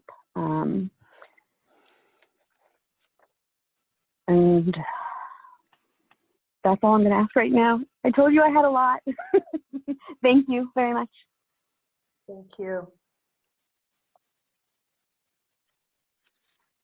So I have some questions as well, though I think that as we think about, you know, Dr. Rosa's your recommendation and the likely decision that will be made for us tomorrow anyways by Governor Newsom, I guess I have a couple things just for us to think about. And I think in terms of more nitty gritty questions, I know we have people, yeah, that those can, some of the more nitty gritty questions can wait. But one of the kind of just overarching things that I'm thinking about is, so what we heard tonight was kind of more framework. And so I most of my questions are more around then how this actually gets rolled out and laid out. How do we take this theory around what we know and how does that get disseminated to sites? What is whose responsibility is it to lay out kind of what exactly this looks like at each site? How will it be communicated to our teachers and staff? What is training going to look like? How is it communicated to families? What is that going to look like? So my questions are really kind of around like taking it from this place of, okay, this is what we've established as best practice to this is what it actually means for this to be implemented at our sites. So I'm not necessarily asking for that to be answered tonight because I don't know that, given it's unlikely we're going back right away, I think it's okay for us to come back to that conversation. But I want that to be something that as we have future presentations, so I guess this is a half comment, half question. That's something that is a part of kind of the discussion. I did have, I guess, two more questions, which are one, and maybe I missed it, but do we have outline protocols? I didn't hear about the protocols for if someone is sick, if someone does test positive, exposure. I don't remember hearing that. Did I miss it? There is a communication protocol. That's what she was talking about with contact tracing. There is a very specific protocol we have to follow if we have a case or a contact with a case. Yeah, there was communication, and then there's also a protocol in terms of, we just didn't hear about the protocol in terms of what happens with the site, with cleaning, with do we continue. So I think having more information around that is going to be important. I think everyone wants to know that. Yeah, that's what I would get to. Thank you. The nitty gritty. Yeah. And then I had a question around the annex piece. Around the priority, we talked about, I know the ACES program provides some support to our students who need additional support and kind of fall under category of being in a more vulnerable population. And of course, our teachers and staff. I was wondering if essential workers, if that was something that we considered. And yeah, curious to know. Yeah, Neil, do you want to answer that? Because you did consider it. We did, you know, recognizing that they are another vulnerable group. And so it depends on we're looking for direction. You know, we have a couple of constraints, right? We have an issue around staffing and really making sure that we can actually staff these programs given the extra hours. So even starting with employees in ACES, that's going to be a stretch. And then also recognizing that we have about 1,200 students who expected to have care. Yes, we're in a pandemic, but who expected to have care, that we are pretty much saying, you know, we can't support yet. So it is something the task force talked about and is open to recommendation. Okay. Potentially something for us to consider and discuss. Thank you for that. And my other question about annexes is the program running dependent on school being back? So if we're in distance learning, annex is not happening, and if we're in school, annex is happening, or are those two independent decisions? So Danielle and I have not had a chance, Sarah, Danielle, and I have not had a chance to really talk about that yet. Danielle was talking about the possibility of maybe doing something like preschool is doing with a bubble cohort in order to get some care started. So we have not fleshed that out. We were not moving in this direction, as you well know, just a bit ago, and now we are moving in this direction. So we'll come back with further detail around that. we would like to have some childcare available to our families, our staff and families. Okay, thank you.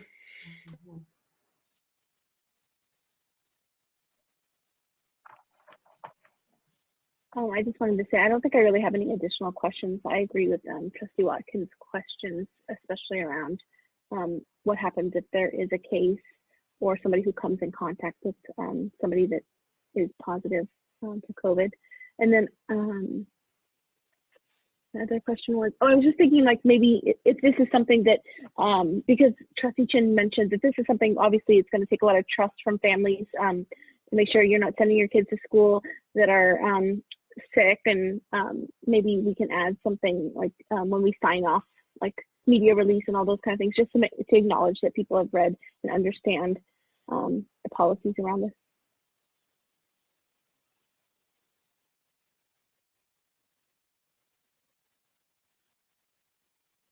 Yeah, I don't have many questions. I do want to just share some insight into why I don't think it would be necessary, why I agree with the framework and the recommendation around 72 hours, if you have a fever, etc. Yeah, protocol, from my understanding, is that, you know, if there's actually a valid concern for having COVID, you know, a doctor will recommend testing. Testing is usually done within a couple of days. And to have someone just based on the suspicion or one symptom have to isolate for 14 days, I think is not, it's not what doctors are actually recommending right now. Thank you everyone for the information. Oh yeah, okay, so questions. I don't have questions, so unless anyone else has questions, we can go to public comment. I do want to say that. Sorry, I have many more questions, but knowing that we're probably going to all be starting in the distance learning, I'd rather save those hybrid and on-site questions, you know, later, because I know there's more presentations to come. Thank you.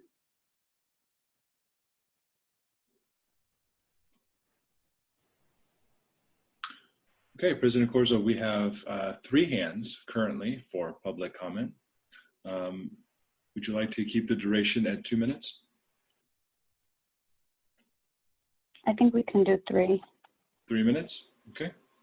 Oh, and as I said that, there's instantly like a bunch more hands. Okay, let's do 2 minutes, because now there's about 8 or 9. 2 minutes. Okay, first person up will be Julie MacArthur, and then after Julie will be Jessica.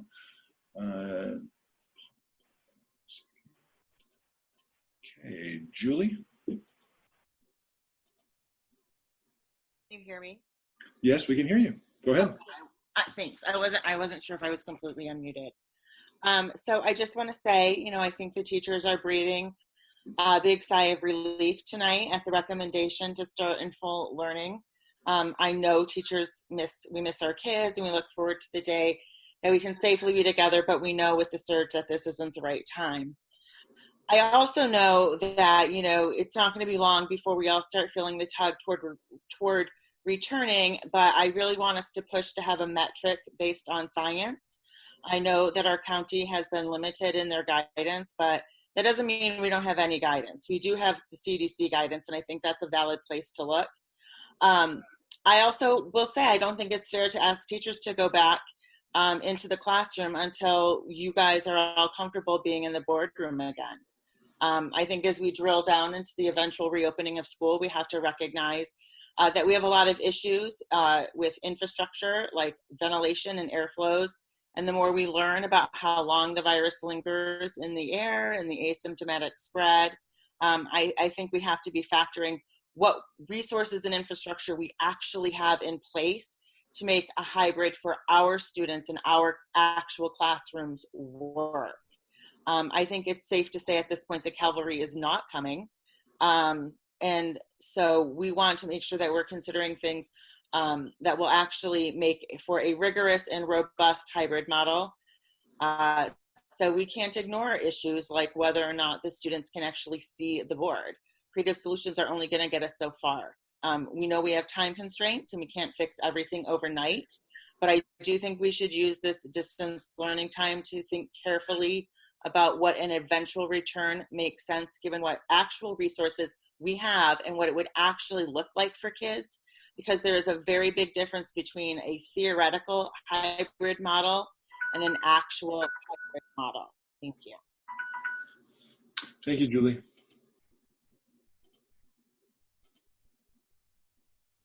Okay, next we have Jessica, and then after Jessica will be Randy. Jessica? Hi there, thanks. I'm glad to hear of all the considerations surrounding childcare, especially when it comes to essential workers and the kids who are really at risk who would otherwise be basically left at home if we decide to go full distance learning. I do want to kind of touch on the health and hygiene aspect when it comes to contact tracing and testing. Noelia, I know that you pointed out there are definitely recommendations that doctors make, and you need to show symptoms and all that stuff, but that's assuming that everyone has access to a doctor or some sort of ordering provider, whether that be an NP or something of that sort. So I'm hoping that the board and the district is taking into consideration the vast inequities when it comes to access to healthcare and health insurance, especially when we talk about our district's policy regarding absences and keeping kids home. You know, 3 unexcused absences used to result in a truancy. A truancy would result in a letter, which can be somewhat threatening to certain families depending on how it's worded and the language that they speak natively.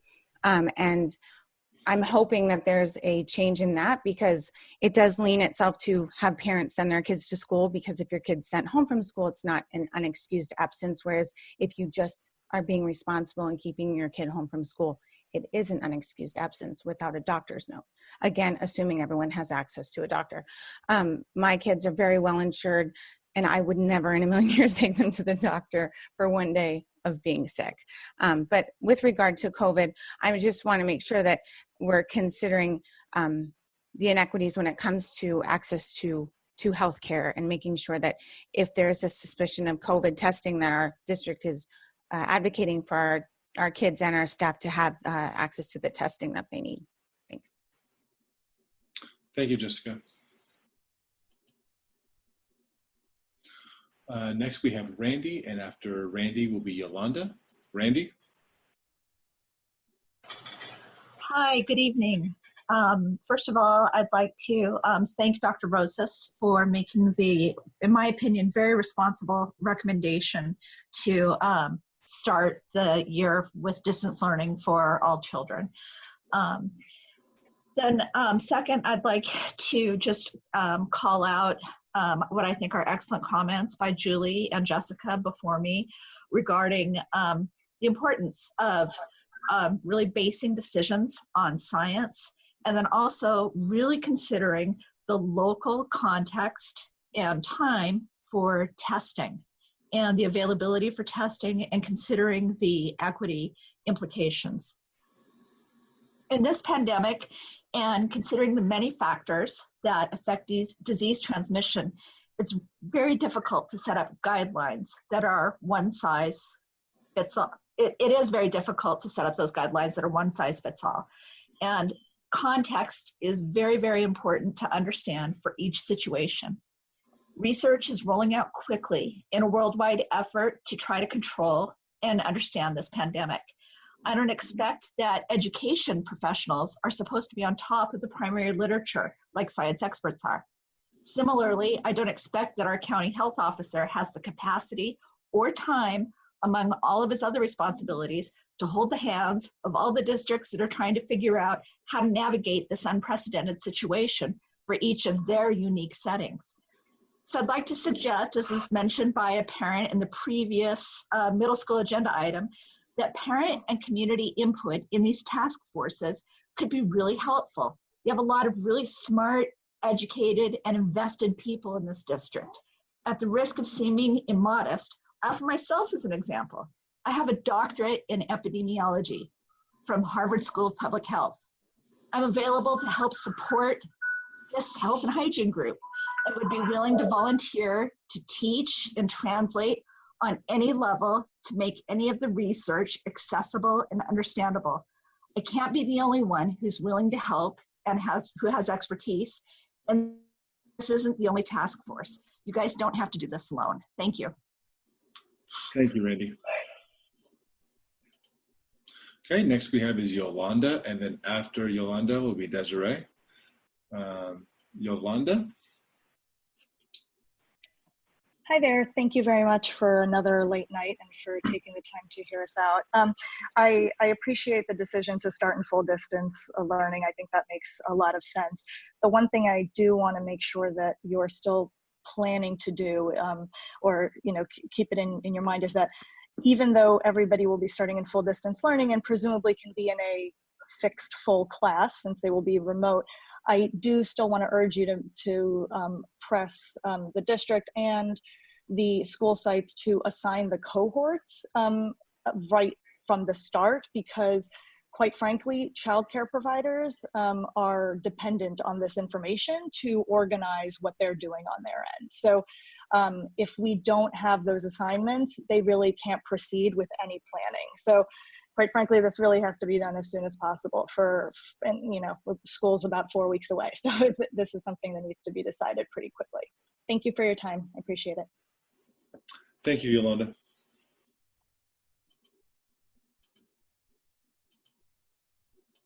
Okay, next we have Desiree, and then after Desiree will be Karen. Desiree? Good evening, everyone.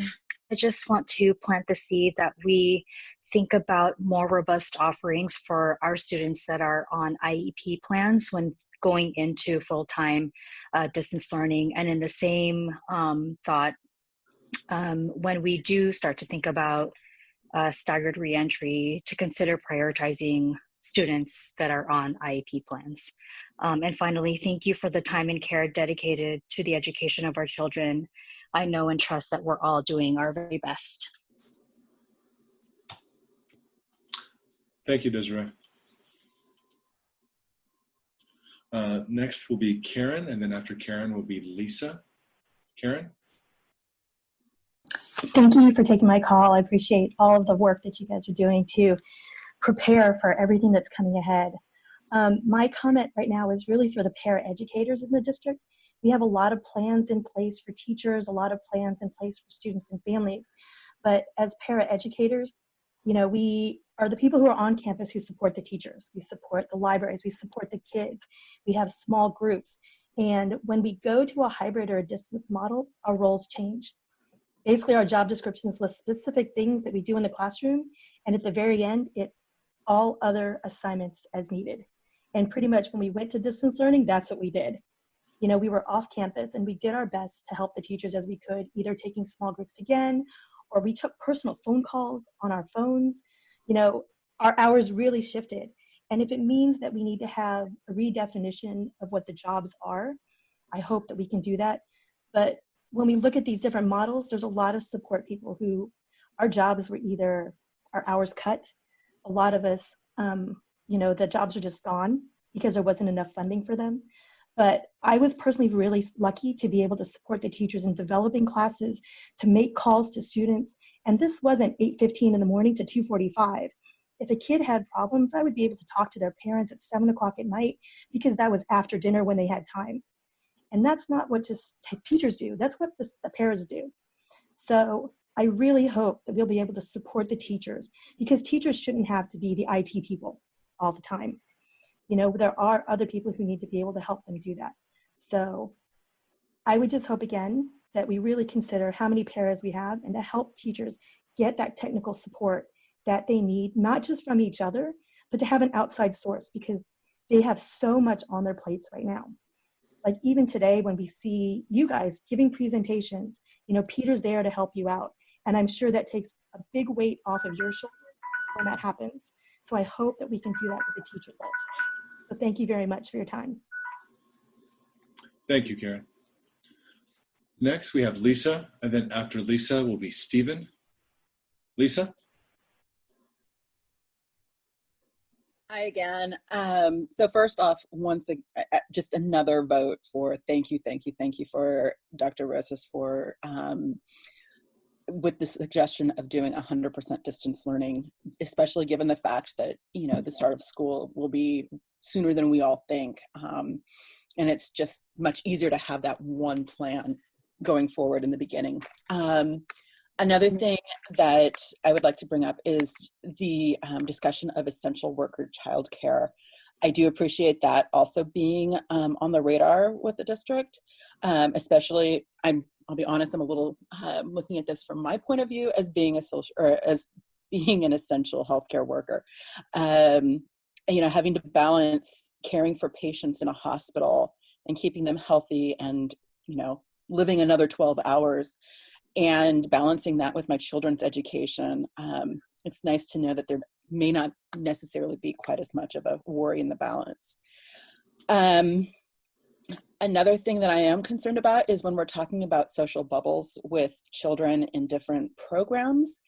I really feel like one of the things we need to consider is tracing or understanding what each of those individual bubbles look like. Because each child is going to be bringing to that one social bubble their own social bubbles. So potentially we could have up to 12 or whatever the high amount will be. We could have 12 different social bubbles interacting with each other through this one common social bubble. So I really feel like more needs to be investigated with that. Another thing that I am concerned about with the return to school with 100% distance learning is for my son that has an IEP, my son that is on the autism spectrum. He, you know, distance learning was rough for him. He needed the in-class, he needed the teacher support or some sort of support that wasn't mom or dad. So I would just ask to consider those kids that have the IEP, have the issues, yet aren't necessarily put into a group or lumped into a special day class. Thank you. Thank you, Lisa. Next, we have Stephen, and after Stephen will be Chelsea. Stephen? Hi, thank you for taking the time, and thank you again for the late night. We've heard multiple comments tonight to follow the science in this, and I just would like to echo that. In particular, the comments of an earlier caller who has a doctorate in public health. I myself have a doctorate in biophysics and have published research papers on coronavirus. And we're happy to contribute to the task forces, which as far as I could tell, were composed solely of teachers and administrators. I have huge respect for the education, the drive, the love, and the health of the teachers in our district, but there's a lot of parents here that can also contribute to these decisions. The other thing that I wanted to mention is that the school reopening decision is not operating in an isolated system, as we heard in the last call. And one of the pillars of the district and a personal belief that I hold dear is reopening with respect to equity. And all you have to do is open up Nextdoor to see how many people are hiring private tutors and private educators for wealthy families, while families that can't afford such things are really going to suffer in extended distance learning. And I think we need to consider, you know, the broader system in addition to the way that it impacts teachers, like it's impacting the other essential workers, as you heard in the previous call. Thank you very much for your time. Thank you, Stephen. Okay, we have Chelsea, and then after Chelsea would be Sandy. Chelsea? Hi, can you hear me? We can. Thank you. And I just want to say thank you to all of you and everyone working in all these task forces, working so hard to help our kids and continue their education. I certainly understand the plan to start with online learning.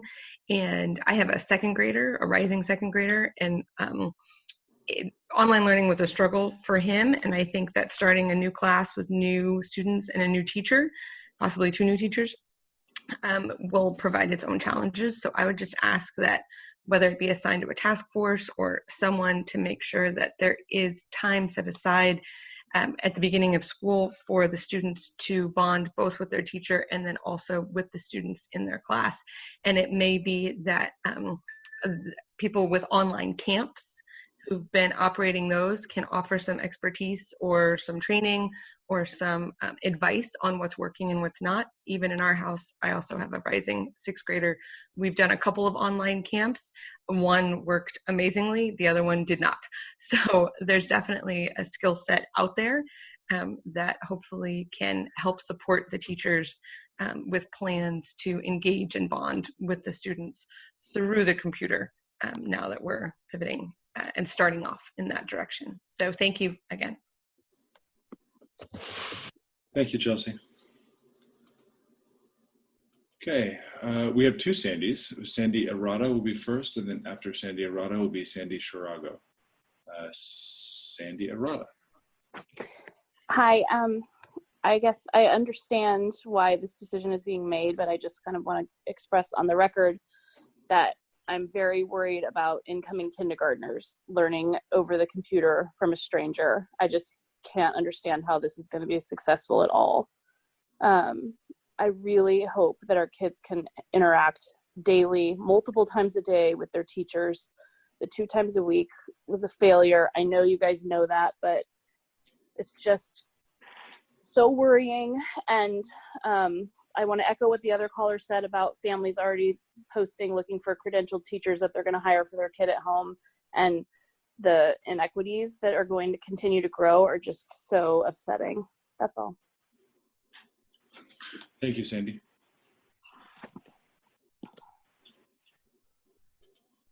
Okay, now Sandy Shirago. Hi, Dr. Rosas. I just wanted to speak on behalf of the 31 staff members who had written a letter requesting distance learning, and just how pleased we are about the fact that you've made that request. So thank you very much, and thank you to the Board of Trustees for all of your time and energy. We really appreciate it. Thank you, Sandy.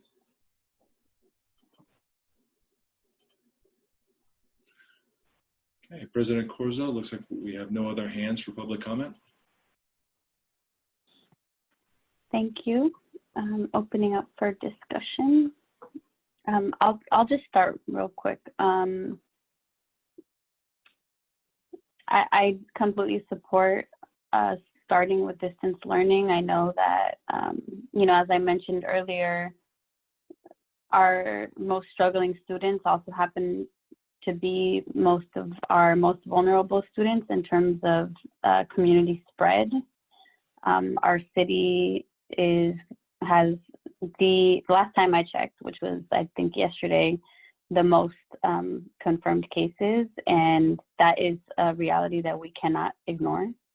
I also want to just speak to, you know, the difficult position that we're in terms of having to make decisions without having really clear metrics, and hopefully we will get that really soon.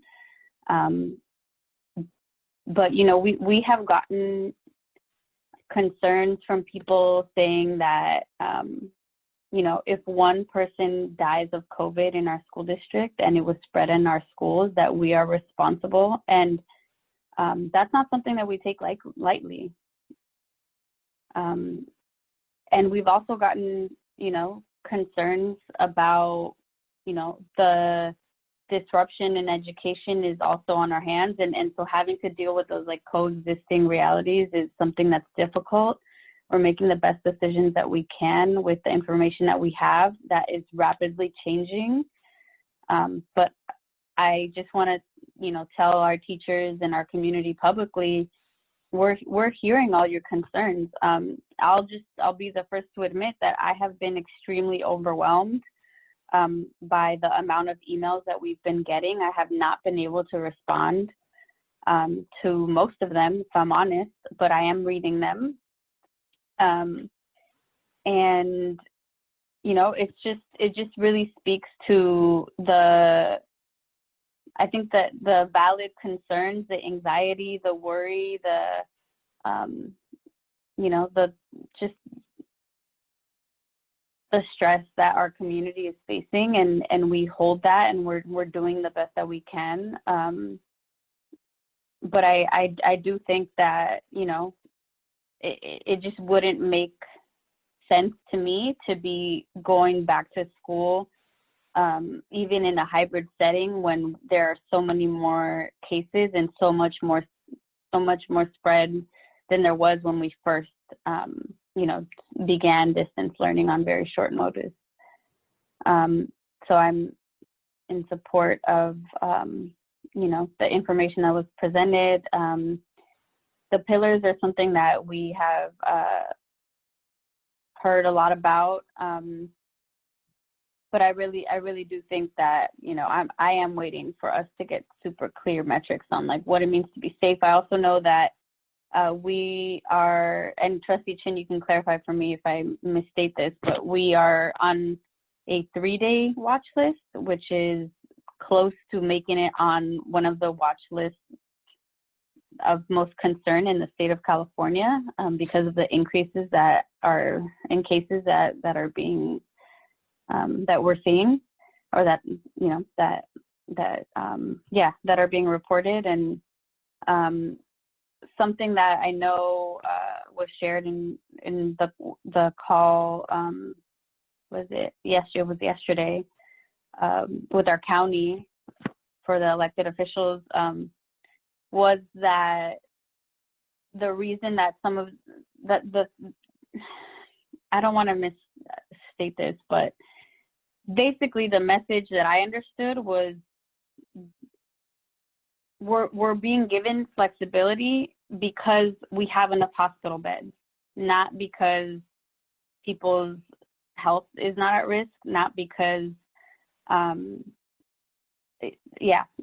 someone else on that call, please clarify that statement. But it was Trustee Chin, you spoke to it earlier. This is heavy. It's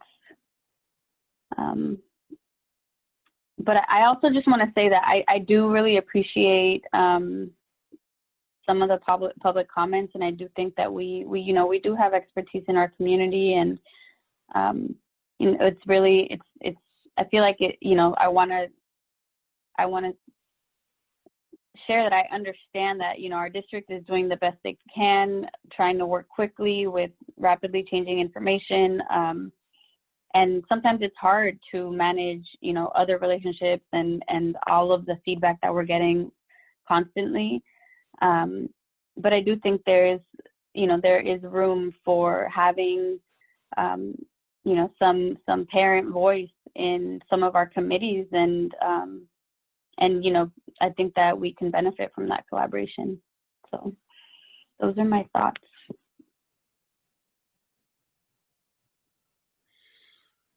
Happy to jump in next. I echo a lot of what Trustee Corzo shared. I was reading something earlier today from an educator for, I think Massachusetts area, but just, there were just so many points that really resonated. And one is just, there's a quote where she says, returning to school in the pandemic is possible. And we know this because many other countries are doing it, but there's a key distinguishing feature from all the other nations that are managing to bring children back to their school systems. They had functional school systems and social services before the pandemic hit. We did not. And I brought this up before in my comments, but we've never valued education in this country in the way that a lot of other countries do, invested in it, developed policy around it, right? That is not something that we do in this country at a federal level, at a state level, and same with social services that support our kids and families. And as school districts now, school districts have always carried a lot of that. And now it's becoming how apparent how much school districts carry for our students and their families. And so there's a lot of demands on school districts without a lot of investment, support, and resources. And, I think it's important for us to stay grounded in that and to remember that.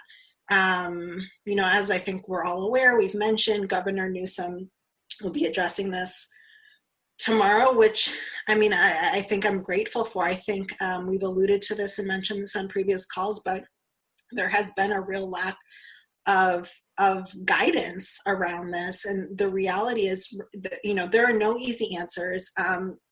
And school districts all around our state, some states are doing a better job of providing frameworks and guidance. California is currently not one of those states, doing a great job, are currently in the position of making decisions that should be made by our public health officials, right? So this makes things even more challenging to navigate.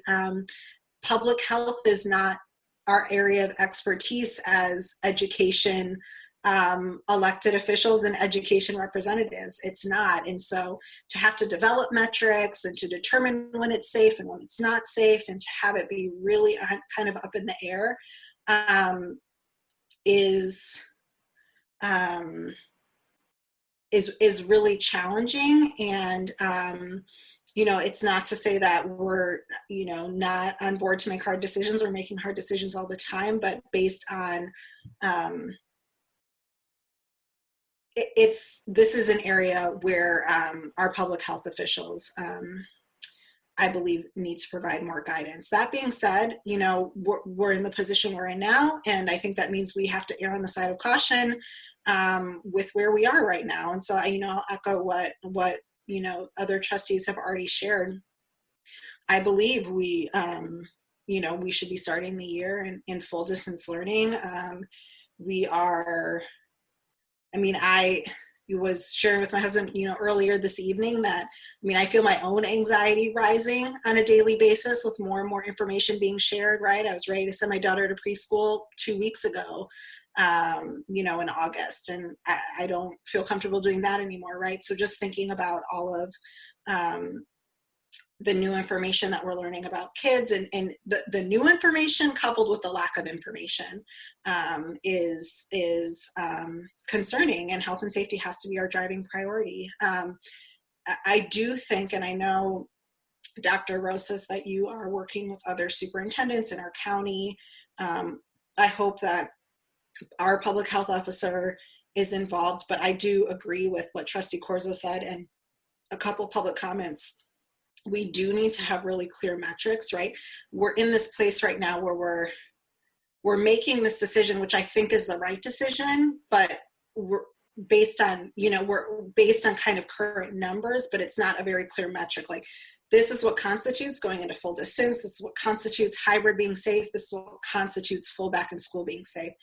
And we need that. And again, this is not something that I believe our superintendents in this county should have to do. But now we have to do that because we're not getting it from anywhere else, right? Unless it comes from Governor Newsom tomorrow. I also echo what Trustee Corzo said, and I know they shared this last week. I do think that as we continue to move forward with the task force, thinking about how we can incorporate parents into that. Just to the point of equity, I think these are devastating decisions to have to make, right? We're in a devastating place, and our most vulnerable students are struggling when they're not in our schools. They are disproportionately impacted by distance learning, by the impacts of the virus. They're also disproportionately going to be impacted by coming to school. And I feel like, there's inequities at every step of the way. When you think about transportation, do you have access to a single, a car that you can get to school? Are you taking public transportation where you're exposed, where you're having to touch a variety of surfaces? Do you have safe places to isolate at home? Should somebody get sick, right? Access to healthcare, all of those things. There's disproportionate impacts across the board, which makes any decision knowingly devastating, having a devastating impact on our most vulnerable students and families, which goes to the original point I made around how we have done a terrible job in this country around providing social systems and supports for folks, and again, needing to do the best that we can to support all of that. I do have questions around how the full distance learning impacts our strategic cohorts in middle school, our equity groups in elementary school. Is that something that also stays in full distance? Is that something that we continue to bring on site? We have had some teachers reach out saying that they want to go back despite everything. I know that there are, I see potential challenges with that either way, but are there ways that if that is the case, we do have students that we know are not going to be able to access at all. I'm just kind of wondering how that impacts, and I don't know if you have answers to that now, or if that's just something to kind of continue considering. I will also say, similar to my comments around middle school, the communication around the distance learning, I think just being really clear with families around what that's going to entail, as we've done as we're starting to build out a little bit more around our middle school. I think our elementary school, but our focus in our meetings has been around the hybrid. And so I think providing more information around the distance learning piece will be helpful. And I know that that's something that will continue to emerge out of our negotiations with our educators, but kind of same sort of thing. I think if we think about when we're starting school and kind of backwards map and are able to share when we're going to be able to share what with folks so they know what to expect, I think that will be helpful. Regarding the annex, I personally think prioritizing essential workers is the right priority after teachers and staff. I know it's unfortunate for folks that thought that they had a spot. And I think if you fall into one of the other categories, then you still have a spot. But to me, it feels like,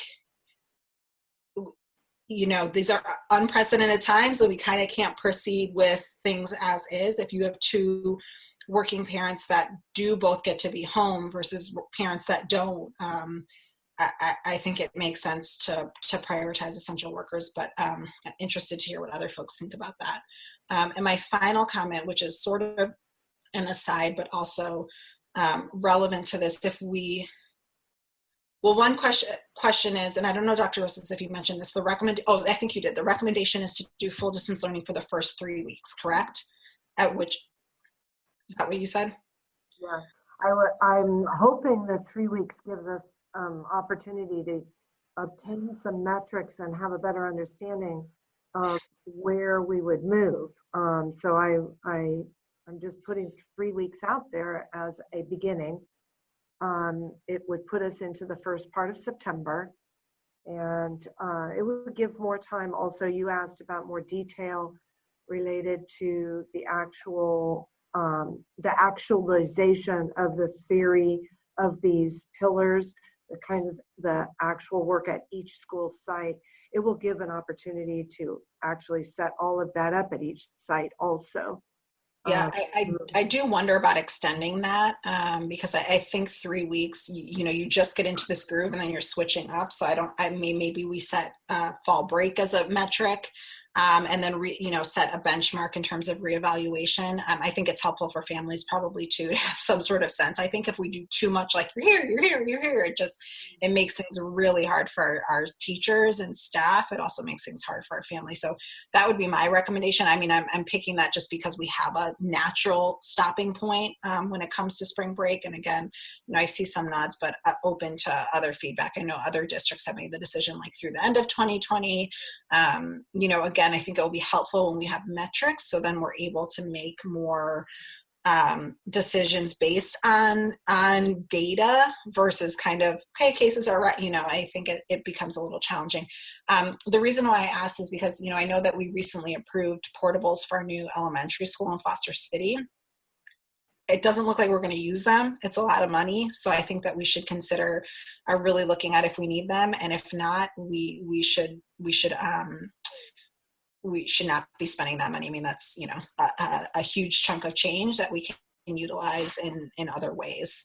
And so, if we make a decision, for example, to go through October, I think we could even if we do go into some sort of hybrid for November and December, we could figure something out for a couple months until the school's ready. I don't think it's worth, $500,000. So again, interested to hear what other folks think. So before you do move on, just let me push a little bit on the October. You're right, that is a natural break and an opportunity then to do a reset.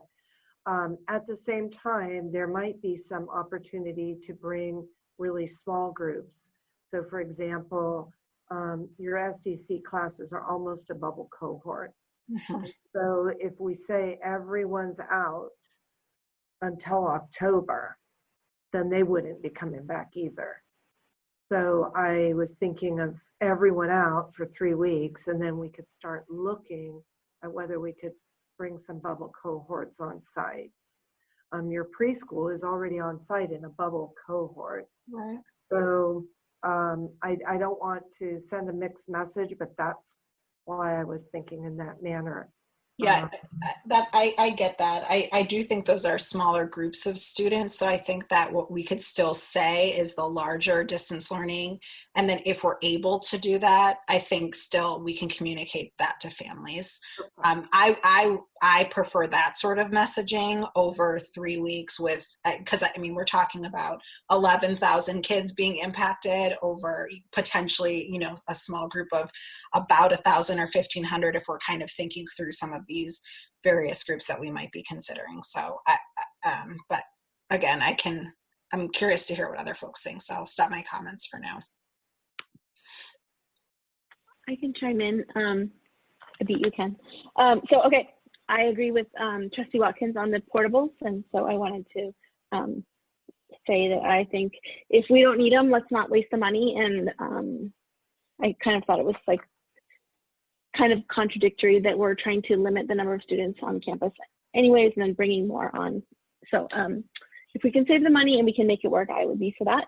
And then I also agree that, and Dr. Rosas, I think we got an email with this kind of interesting chart where it talked about like the phased in approach. And so I really like that one where we identify when it is safe. Here are the groups that are going to come on. Maybe special ed students or special day class students can come in first, and maybe somewhere in there the kindergartners can come in. And I'm talking about when it's safe and when the teachers feel safe. But I really like that that grid that somebody sent to us. So I thought that was nice. I would like to see the some of these parent experts get involved with some of our task forces. I was even thinking back a couple topics ago about the Google Classroom and how many employees we have that work at Google, and if there's a way that we can tap into that, might even be nice. But definitely having some medical experts and would be great. And I think just really understanding what it is that would trigger us to come back to school would be great. And vice versa, like if we came back, what would it take to go back into distance learning? What are those little triggers there? But otherwise, I'm in full agreement with starting in full distance learning mode.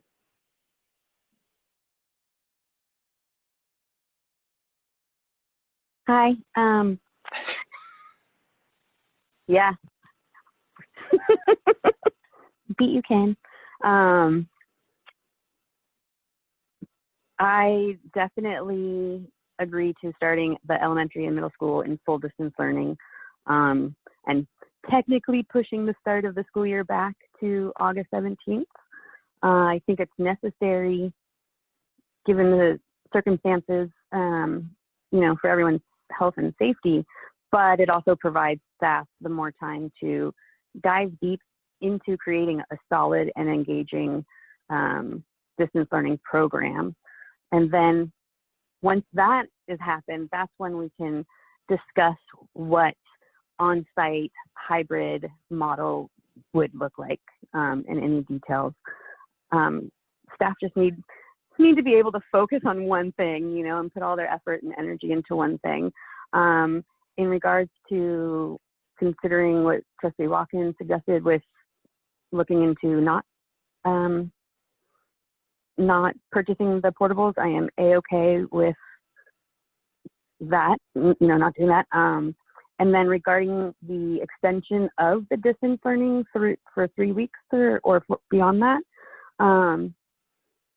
honestly, I'm fine with that too, just because I think we all are aware that it's not going to happen so quickly in 3 weeks that we're going to be able to just jump back in, because we are all on these calls. And I think it will also provide some sort of consistency for teachers and children and staff. And one less thing, again, kind of on their plate, so to speak. I do think the survey, you say it's going to be sent out July 30th, but is that for staff and families to 100% decide if and when we are allowed to hybrid? So there's a staff survey going out, and I think that's going out. It could be going out tomorrow, I think. The parent survey, it's not really a survey, it's a letter, it's an email letter that goes to our families sharing that we will need a decision for elementary only on whether, once we decide to return, whether they are comfortable with that return or not. So whether elementary students, let's say we go to October break and then after October break, we're returning to hybrid, then we need to know Right. if they're returning. So it's starting on Monday. We'll collect it till Friday. Then we will need 100% participation. So we will be working to engage every family to ensure that they do understand the program options and can make that choice. And then we can match. One of the callers says we need to know sooner than later, you know, what our cohort is for returning in the hybrid, because that would make a difference later on for childcare. We can then set up the classes and let folks know what cohort they're in. Okay, I just think that before people can make that decision, they need to know exactly the details of the hybrid model. And also, should we just 100% go with the distance learning, then that's not something that needs to be known at this time? That's my thought. We do have to know, because if we toggle into the distance learning, we cannot shuffle the entire district at that time. So we need to know ahead of time so we can set up the classes. And we have a letter already ready with explanation of what the hybrid program at the elementary school will be. Again, it's not for middle school. It's only for elementary. And we're very clear that it's the paired days model, and we know what it's going to look like. So we have a descriptor for our elementary families. Okay, thank you. Are we voting?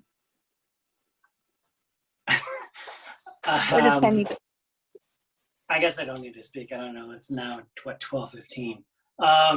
Just a few points. One, in terms of the professional development days at the beginning of the year, I'm glad that we're going to move towards that. I think that, again, more professional development, it would be fantastic. I'm wondering whether or not during that first week, considering that most families think we're starting August 12th, whether or not is there a, we talked about just digital citizenship, some sort of class or something that we get a video that we can send out to our families, or the use of the programs. Anyone who doesn't, know Google Classrooms or whatever it is, maybe we could send something out to them and they can actually preview it. So therefore, like the first day of school is not, everything, here's which program you have to use. So that's on the first week. Secondly, in terms of the teachers, Julie did mention, they did do a survey where I think it was 82% of the teachers felt like they weren't ready to go back, but that leaves that there are some teachers who are sort of ready. And so as we think about the distance learning and starting distance learning, we talked about the vulnerable groups, whether it's STC or special needs or whatever the groups are. The thought is I'm wondering whether or not any of those teachers would be welcome or would want to come back and help with those students in maybe a smaller group setting. Maybe sort of a continuation of what we have in summer school, or something that is a little bit more like the hybrid system that we're doing. But I'm just wondering whether or not we would give that option to those teachers, because when we eventually move back into the classroom, that could also be sort of an easy way to go. Same thing with bringing in TK in kindergarten, and you just sort of move up the grades at that point. One thing I know, my friend in Alameda, they are making the distinction for those who are choosing 100% distance learning for the entire year. Just off the bat, they're calling it remote learning. And so they're making a distinction between distance learning. So for 100%, there are families who are choosing it completely for the whole year. It's called remote learning. And then for those who are going into some of the hybrid or not, it's called distance learning, what everyone's used to. So I don't know whether or not we want to make that distinction because there is going to be some confusion now about it. And then lastly, I mean, I'm in complete agreement in terms of moving that, you had mentioned 3 weeks. I do look at it as like fall break and at the end of fall break of what we had to do. I think that, we have to be really realistic at this point.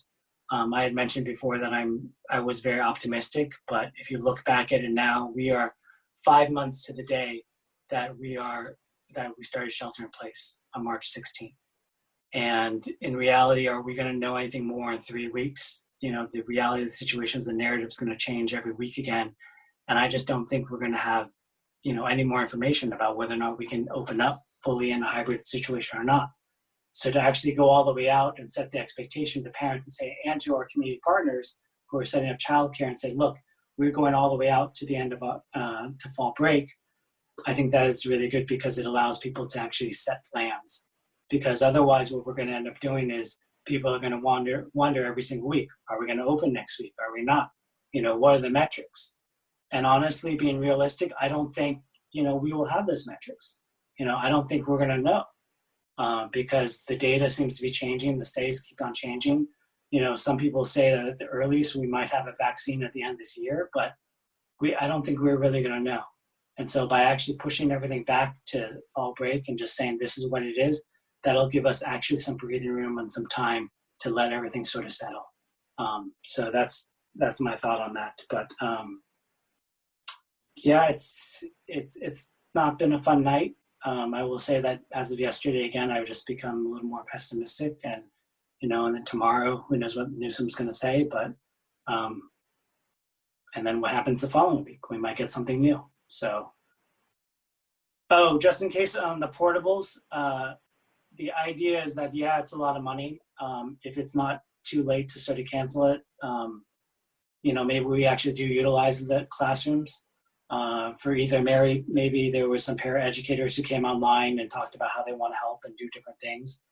Some of them don't have like their own space. Maybe we have them use the portables.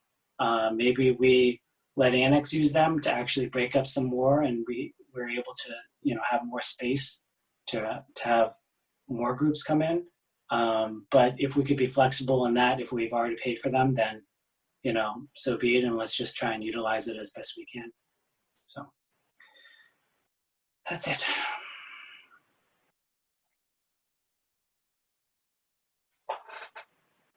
Okay, I think I have the direction that I need. It appears that we are going into distance learning, and with the I'll create a phased approach that you were requesting, but the true program that we were planning, the true hybrid program for elementary, wouldn't come online until sometime after that October break, is what I'm understanding. And I'm also understanding that if we can, that you're relating some of the issues with the physical distancing and whatnot with those portables, maybe saving some money to be able to use on other things. If I can do that, you'd like to see that happen too. Okay. So I did want to note that we do have consultants and staff members waiting to present. We have a consultant to present on polling, and we have a consultant prepared to talk about facilities master plan. And we have Carrie Hazelton last for the PIP program. I'm wondering if you wanted to push the PIP program, as it may be quite late before she gets to present. So I would leave it to you, President Corzo, for managing that, but I did want to bring it up. I just want to clarify then. So we're saying we can do PIP another time? Yeah, I would. Well, I was, you've got 3 items still, and it. Yeah, I'm fine with that. I I just if we're gonna push it, I would want to have that go first next time, so that she's not waiting until after midnight still on a whole other night. So my thoughts. It's up to you folks. I just am pointing it out that you have 3 big items.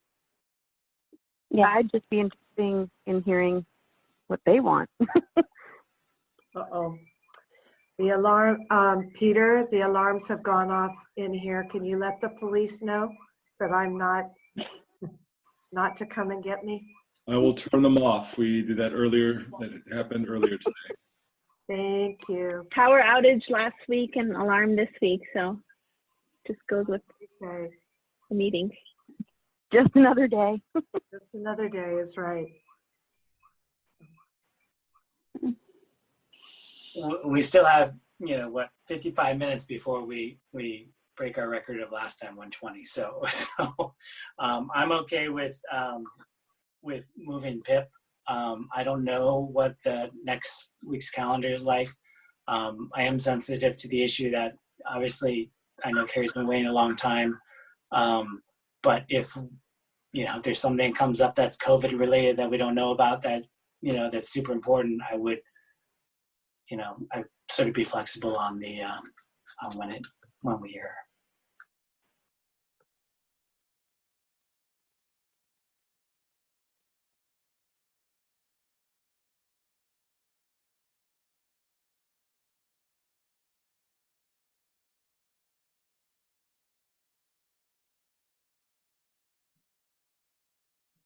Same.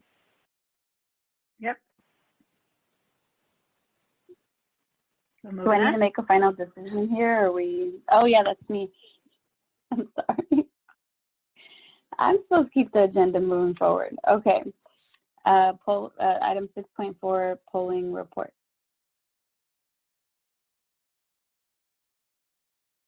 Am I letting Carrie know that we are pushing that item? Okay, so that she can, okay. Yeah. And at that point, we'll pull it. All right, I'll let her know. Unless she really wants to. So you can. Okay, I'll ask her. But so yes, let's go forward with our polling. At the May 21st board meeting, the trustees authorized a poll of eligible voters to determine interest in addressing critical facilities needs in our district. And Godby and Associates, Brian Godby, has conducted that polling over the last few weeks, and he has those results. So we are going to invite Brian to present his results. Thank you very much for coming this evening, Brian, and waiting so long for this item. No, not a problem.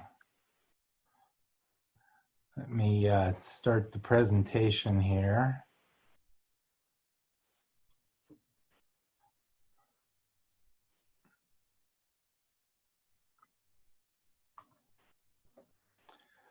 So can everybody see that and hear me okay?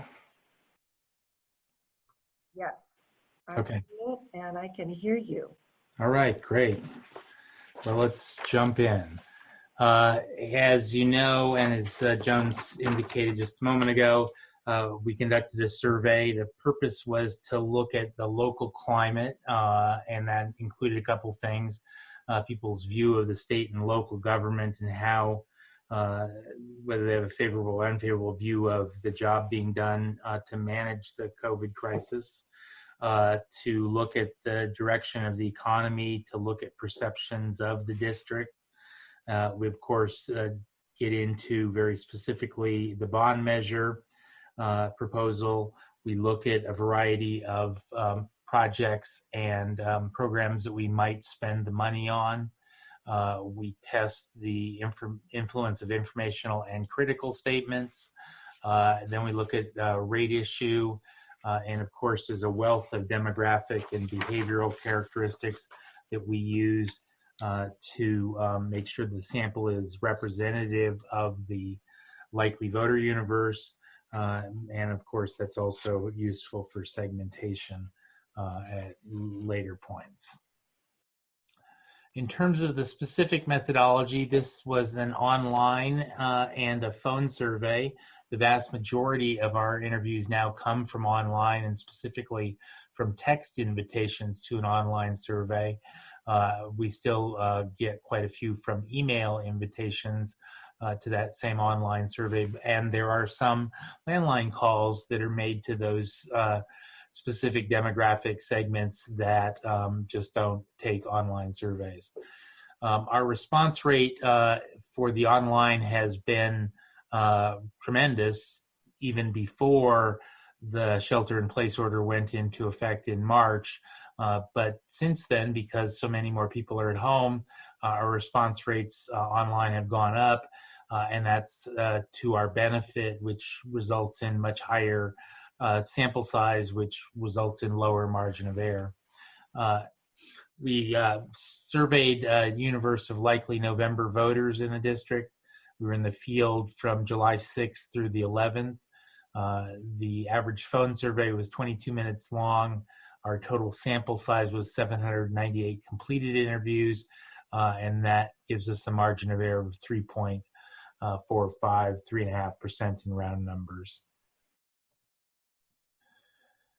Getting into the first section of the findings, this was the question that we asked people if they had a favorable or unfavorable view of the job, the state and local governments, and naming San Mateo County, San Mateo and Foster City, and the school district.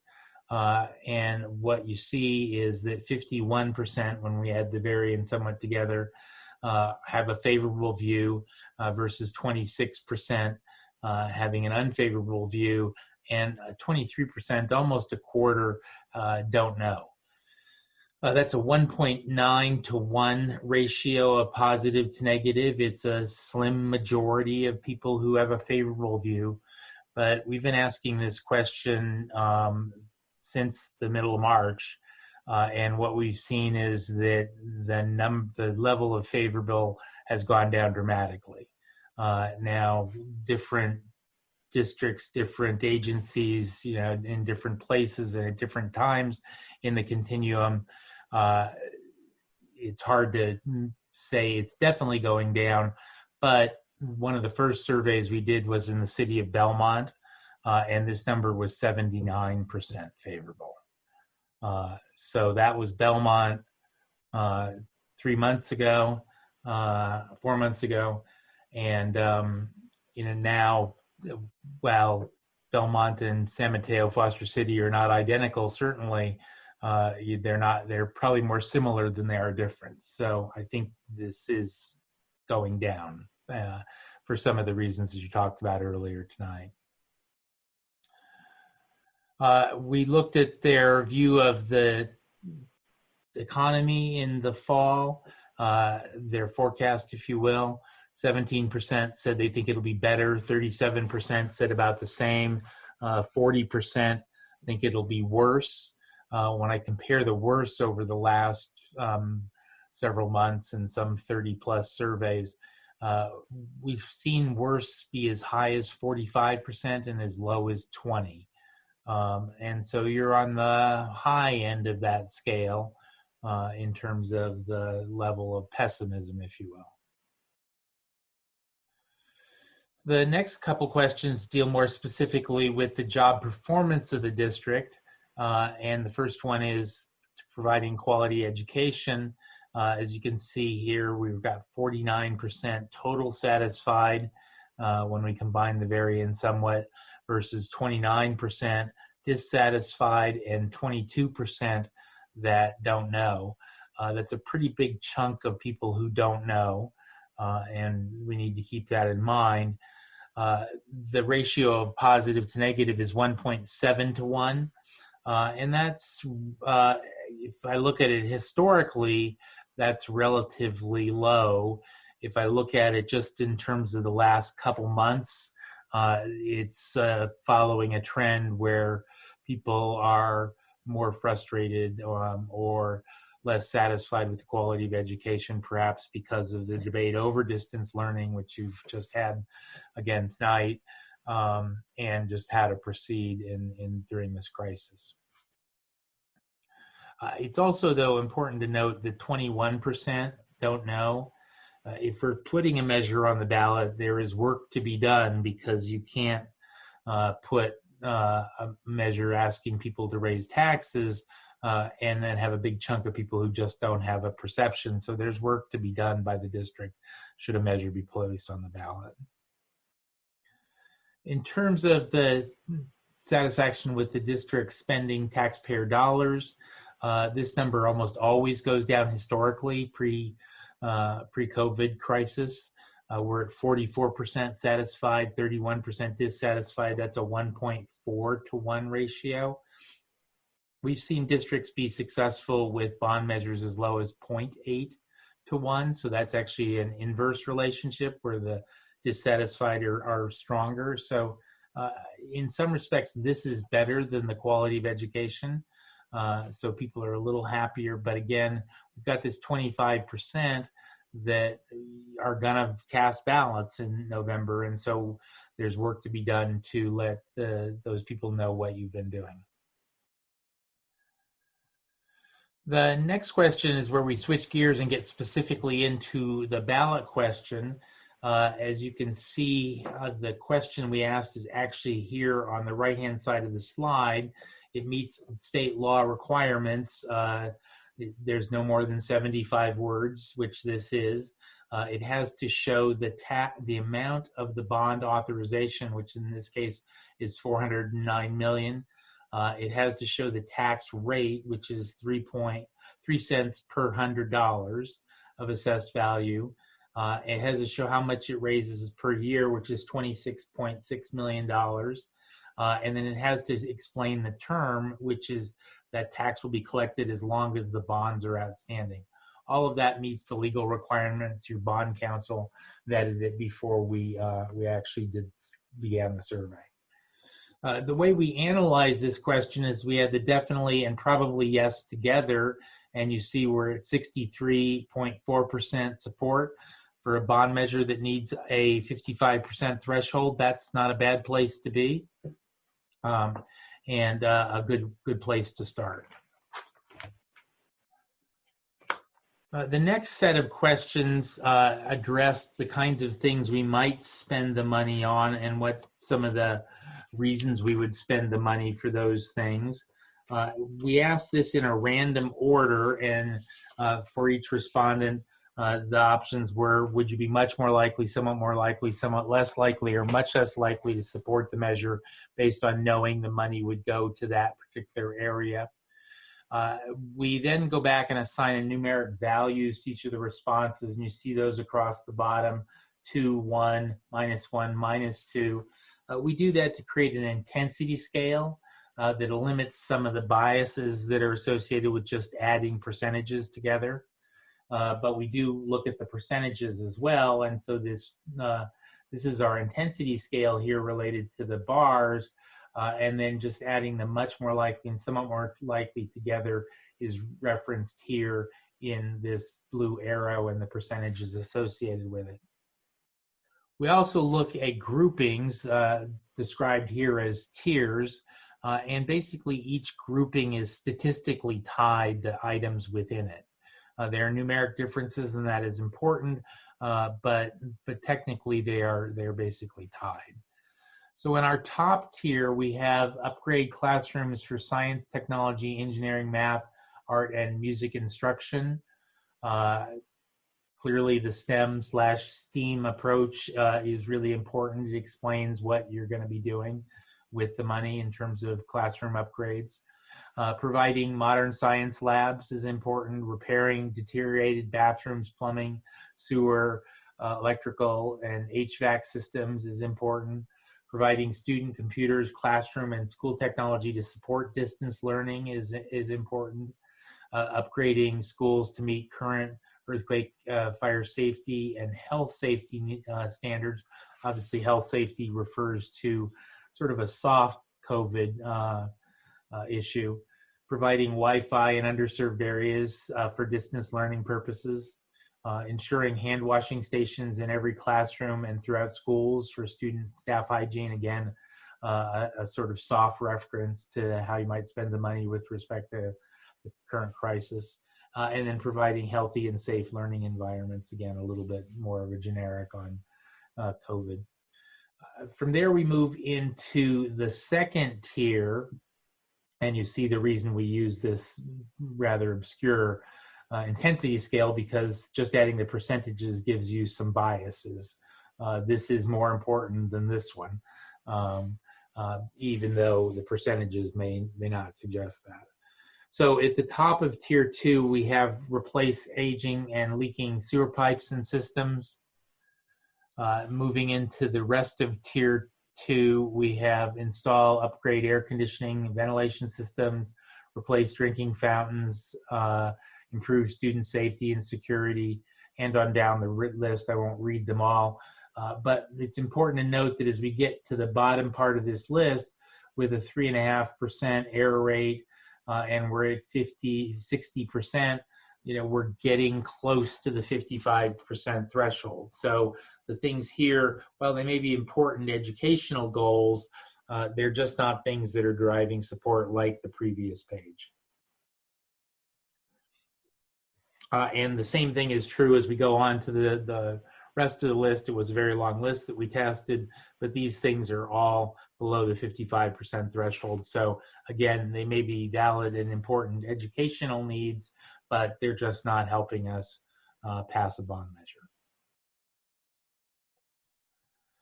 The next set of questions look similar. Instead of just things we're going to spend the money on, these are accountability measures, as well as more positive arguments on why people should support this. The methodology is largely the same, although the scale has changed. It's just 2, 1, minus 1, or 2, 1, 0, as you see across the bottom of this slide, which means that we can still rank things really in a nuanced fashion, but with our intensity score, but you just can't compare a 1.23 on this question with the previous question. So in our tier 1 at the top, we have all the money raised by this measure will be controlled locally, will go to local schools and cannot be taken by the state. That item is almost always in the top 3, and very often, like you see here, it's number 1. Obviously, it's an accountability component, as is the second one. None of the money will be used for administrator salaries. And the third item, the measure requires independent citizens oversight. And in fact, Prop 39, which authorizes this kind of bond measure for the 55% threshold, requires citizens oversight. So it's not something you're offering, it's something you have to offer. But all 3 of those top items are accountability related. The next one is the measure will support updated computer technology to allow students to more effectively work from home when health and safety requires it. So another distance learning reference.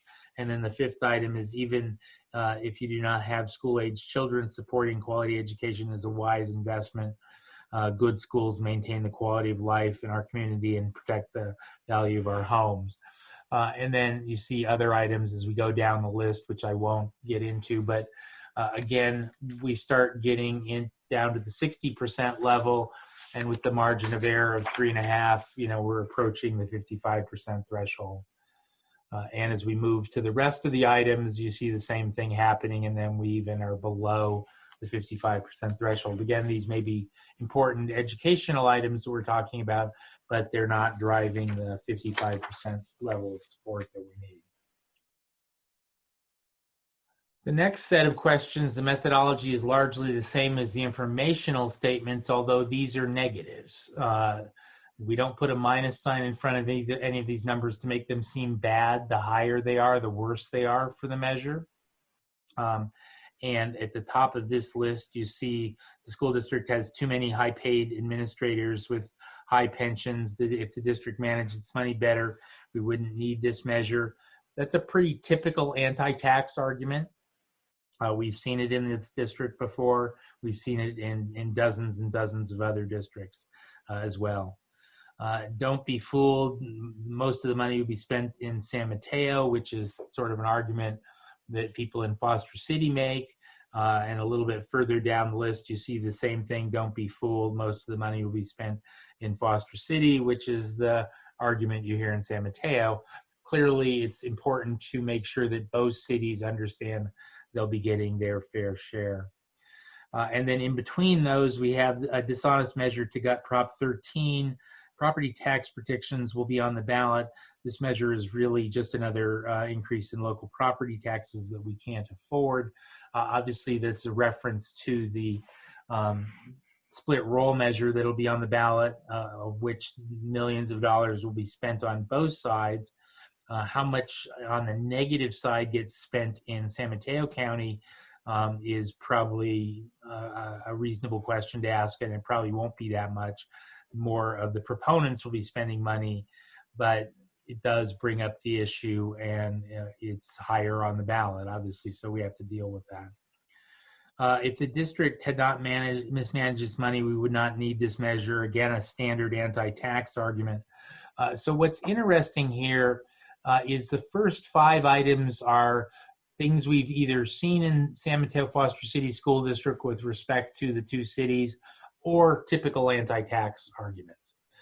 When the shelter in place first went into effect, everybody that we were working for thought the COVID crisis was going to be the #1 reason to oppose a bond measure or a parcel tax. But what we found over and over again is that's not the case. The reason to oppose bonds or parcel taxes are the same old anti-tax arguments that we've heard for years. Now, we shouldn't ignore the COVID argument, but we just need to put it into perspective. It is not the #1 reason to oppose a measure. That's true not just in San Mateo Foster City, but it's true in some 30 other projects that we've done since the shelter in place has been in effect. So at this point in the survey, we've asked people about the ballot question. We've asked people about how we might spend the money. We've talked about positives and negatives. And the positive negatives were rotated. So half got the positives first, half got the negatives first. That way we sort of simulate what goes on in the real world of a campaign. So at that point, we come back to our ballot question, same wording as before, a second time. And as you remember, we were at 63.4% yes to start with, and we've actually gone up 64.1.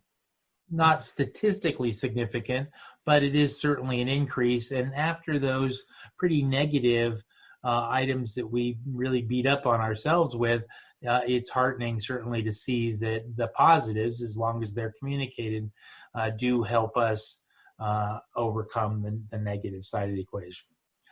But as I said earlier, when we were talking about the district climate, we still have a lot of work to do. We can't just put this on the ballot and start planning projects. We've got to make sure that this 32% that is probably yes stays on board. So just like there was in the last bond measure and in the parcel tax campaigns, there's substantial work to be done to keep those people on board. Because we didn't know where we would wind up in a positive position that we're in, we did a tax rate question where we dropped the rate from 3 cents per $100 to 2 cents per $100. That doesn't actually help us. We're actually at a little lower level. We've seen that pretty frequently, given the fact that we've switched from talking about bond measures in a dollars per 100,000 to cents per $100. And there just isn't the range between 3 cents and 2 cents that there was when we were talking about per 100,000. Part of what spawned that reason to change the way we talked about it is state law changed, and we have to put the tax rate in the ballot question. We didn't have to do that before the last time you were on the ballot with a bond measure. So to summarize briefly, there is certainly support for a measure for November, assuming that there's work to be done. So there is feasibility. Some of the top features I won't read through again since we just went through them, but they're in the report, as are the top informational items, which again were accountability in nature. So money can't be taken by the state, no money for administrators, and independent citizens oversight. Those are really part of the key messages that we need to communicate should the board decide to put a measure on the ballot. And finally, I think that given the 55% threshold, where we wound up at 64%, even with the 3.5% margin of error, we're a little bit over 60, which gives us a 5-point cushion over the simple majority or 55% majority that we need. And assuming that there's a strong effort to communicate the details of the measure by an independent campaign, as you've done in the past, and the district providing permissible information, this is feasible. So that's my presentation for this evening. I'm certainly happy to answer any questions you might have.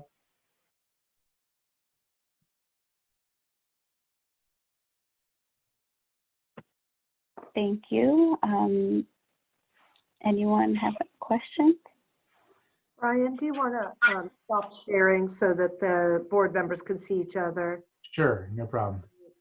Thank you.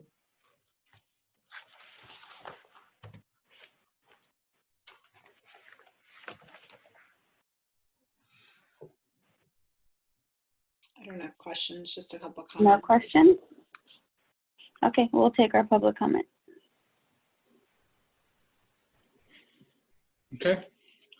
Again, time for public comment on this particular item. Please use the raise your hand function in Zoom.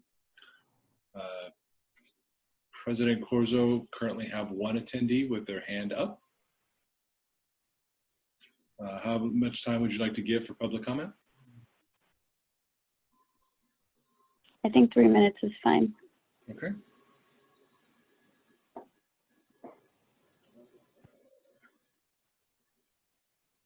All right. Katie Fry. Katie? Hi, can you hear me? We can. Go ahead, Katie. Hi, thank you. I thought that I had my hand up before, so I would like to say something about the last item, but I realize that that might not be allowed. So President Corzo, I don't know if I can speak to that or not. Unfortunately, you missed the window for that. But please feel free to email us. I will. Thank you. Thank you. Thank you, Katie.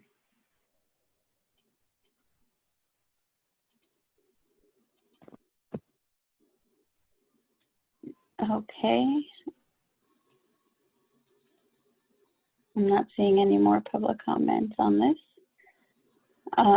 Discussion. Let's do it.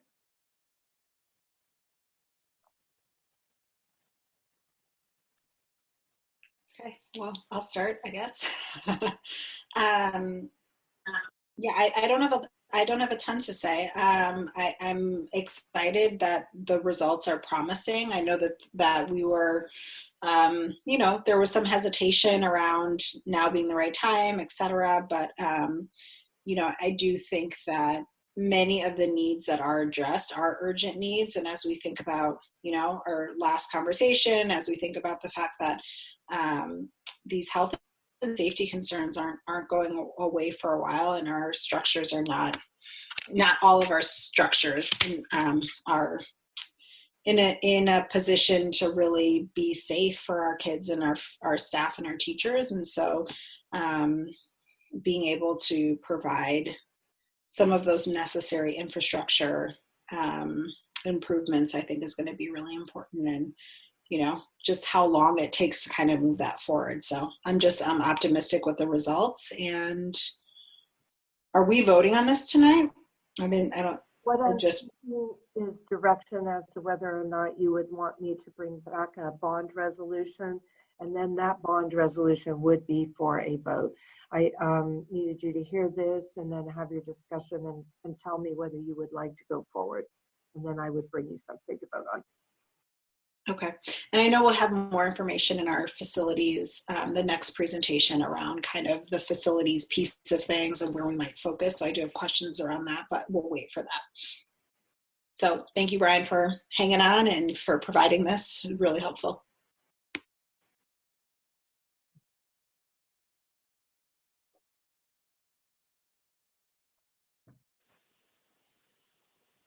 I can say my piece. I've been sitting in the meetings with Trustee Chin and Brian on this, so I don't have anything like new to add, but I think it was exciting to see the positive results, and so we talked about this a bit. And I think that this is actually a good time for this, because these are a lot of the concerns that have been coming up, especially amongst teachers and families wanting their children and obviously our teachers to be safe in the classrooms. And so I'm glad that some of these things ranked high in terms of like the heating and cooling systems, not only because of COVID and having like the proper ventilation, but also because it seems every year we have the fires, and that's another thing that comes up a lot. So I think that's great. And then just kind of the general like upgrading classrooms and upgrading our facilities is good to hear. And also I like the hand washing stations. I think that's something that's very current and relevant, and in the situation that we're in now, I think it would be it's good that that ranked high, and I think that would speak to people.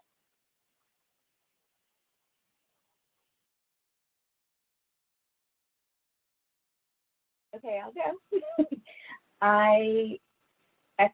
I agree with Dara and, I'm sorry, Trustee Watkins and Trustee Proctor. They've already commented what I was going to say. I think now is the time to move forward because of the situation we are in, as it highlighted some dire situations our infrastructure is. So thank you very much, Brian, for the presentation.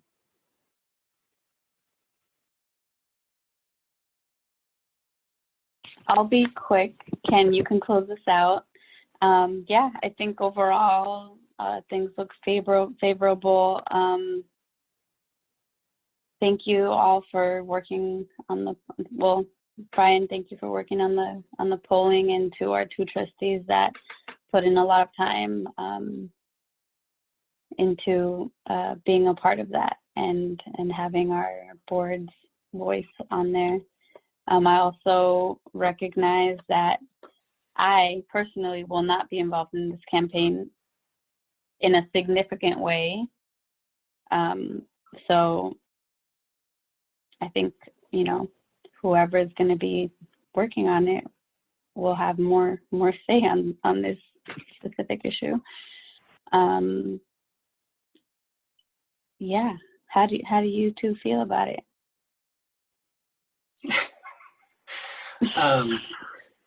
I'm sorry, I'm exhausted at this point.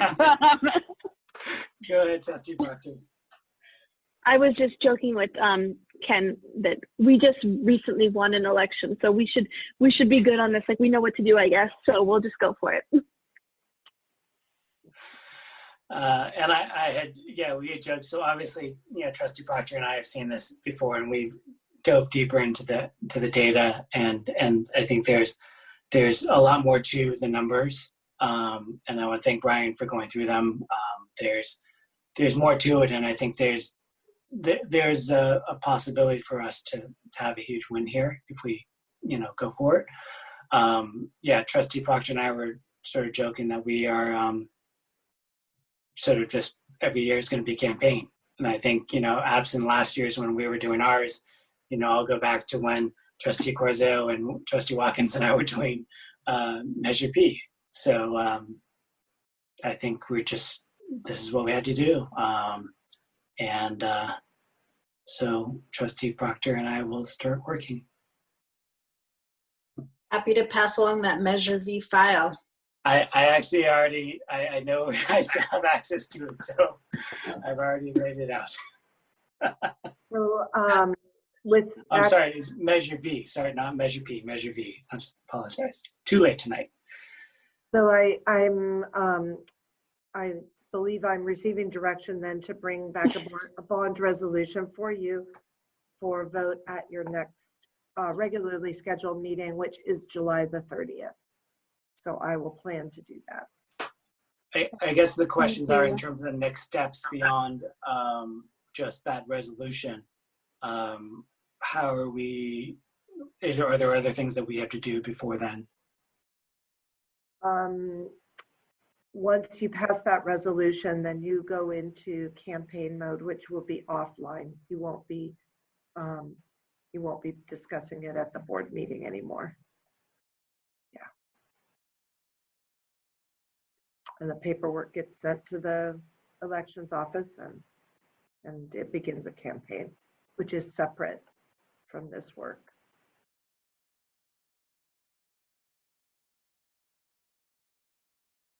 Okay. So Brian, I don't think there's any further questions for you at this time.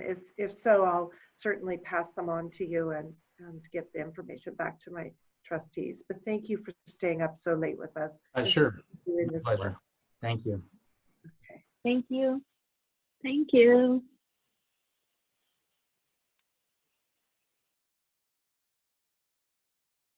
Okay, moving on to item 6.5, Facilities Master Plan for the new decade. So we also have consultants with us tonight, Tish Bissell, and she's joined by ADIS Architects, who have done the Facilities Master Plan work here. So I believe that Patrick said he was having some difficulty with his technology. So I think Tish is going to present it because you're kind of fading in and out there, Patrick. I can hear your voice going. So, so Tish, did you want to begin? Yeah. Sorry. Tish, you're not unmuted. You need to unmute. No, still muted.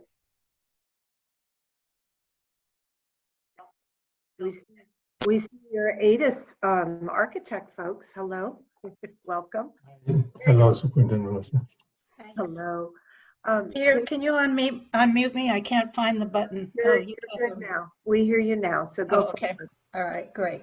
I'm happy to present this or begin the presentation of this on behalf of the district team and ADIS architects who've been working so well with us over the last several months to develop a facilities master plan for the new decade. Tonight, we want to provide you with a brief overview of the written plan, which will come next week, and its contents. Joining me tonight are Joel Cadiz. Patrick would have been doing part of this if he didn't have bad connection problems. And then from ADIS Architects, Thang Du, who is the principal architect and the chief executive officer for ADIS Architects, which is a very large architectural firm. And joining him is Caitlin Bailey, who is the project manager in charge of this project.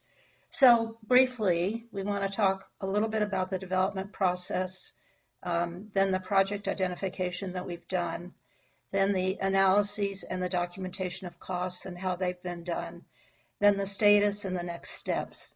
This is all in preparation for the written report, which will come out next week. So I think you've heard us say before about why facilities master plans are important, and I think you've actually pointed out these things, and that is it gives an opportunity to understand all of the facilities needs across an entire district. Many, many school districts engage in facilities master planning so that they don't do one project at a time without knowing all of the needs across a district. It also provides a working blueprint for the future in terms of implementation. This particular plan is for the next decade. It's a 10-year plan. And it also fulfills a requirement for state eligibility for funding should the district become eligible for modernization or new construction funding. I'd like now to turn it over to Joel, who's going to talk a little bit, just briefly, about building on the previous district master plans. Hey, good morning, everyone. Happy to be here. So let's go to the next slide, please, where it says 2010 Facilities Master Plan and 2013 Updated Plan. This slide is an overview. Actually, one of the things that I was wondering is that I'm not seeing your slides. So I didn't know if you were going to use them or not, but if you are, they're mine. Okay, so we're not. I'm doing it. Are you seeing it? No, we see no slides. From the beginning? From the beginning. I wasn't. Oh my sure goodness. were, okay. Yeah, I didn't know what you were doing, but then now I hear Joel saying next slide, and that is definitely not a next slide. So Joel or Peter, because I'm showing it on my Zoom. How are you? Joel or Peter, could you help out? So Tish, if you go on the bottom of the Zoom, there should be a green share screen button. If you click on that, and then it'll give you the option to, assuming PowerPoint, you should probably see your PowerPoint presentation, and then there should be an additional share button after that. Yes, I did use that. Joel, can you put it up? Yeah, let me try it. All right, thank you. Okay, so everyone bear with me for a second. I apologize. Okay. Yep, Joel, I definitely see it. Okay, let me however, present. I'm seeing it in that, construction mode, so to say. It's not, I don't see the. Go to the click on the beginning of the presentation on the left, Joel. I have it on my screen, and I'm seeing it as a PowerPoint, the way that I would be doing it as a PowerPoint. So you guys are not seeing an actual PowerPoint. We're seeing all the slides down the side. Oh, okay, because that's not what's appearing on my screen, so I apologize. So Joel, if you could go to slideshow in PowerPoint. I do. There's a button at the bottom where I click this one, slideshow. I'm clicking it. Click on that, and that's not coming up. See, this is, I'm seeing it as an actual slideshow, but what I'm hearing is that the board and everyone else on here is not seeing it as a slideshow. Is that correct? Correct. So why don't you hit the slideshow up at the menu at the top? Okay. If that fails, Peter, you have a backup too. I do. Actually, would that be preferable that I do that? Yes. Okay, so let me do that. Hold on. Thank you, Peter. Thank you.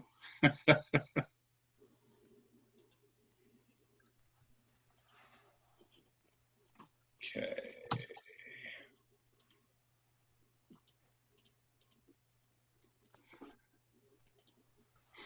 Okay.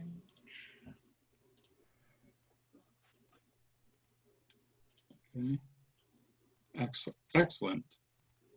All right, so the first one is just the purposes, the overview that I went over, and then why a master plan is the next one. And then Joel, you're taking it from here using Correct. the most recent plans.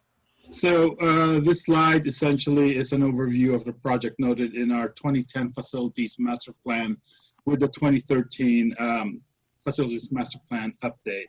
So summary of the plans are 67 categories of projects for all school sites with a total project estimate of about 360 million and an escalation of about 8% in about 2 years.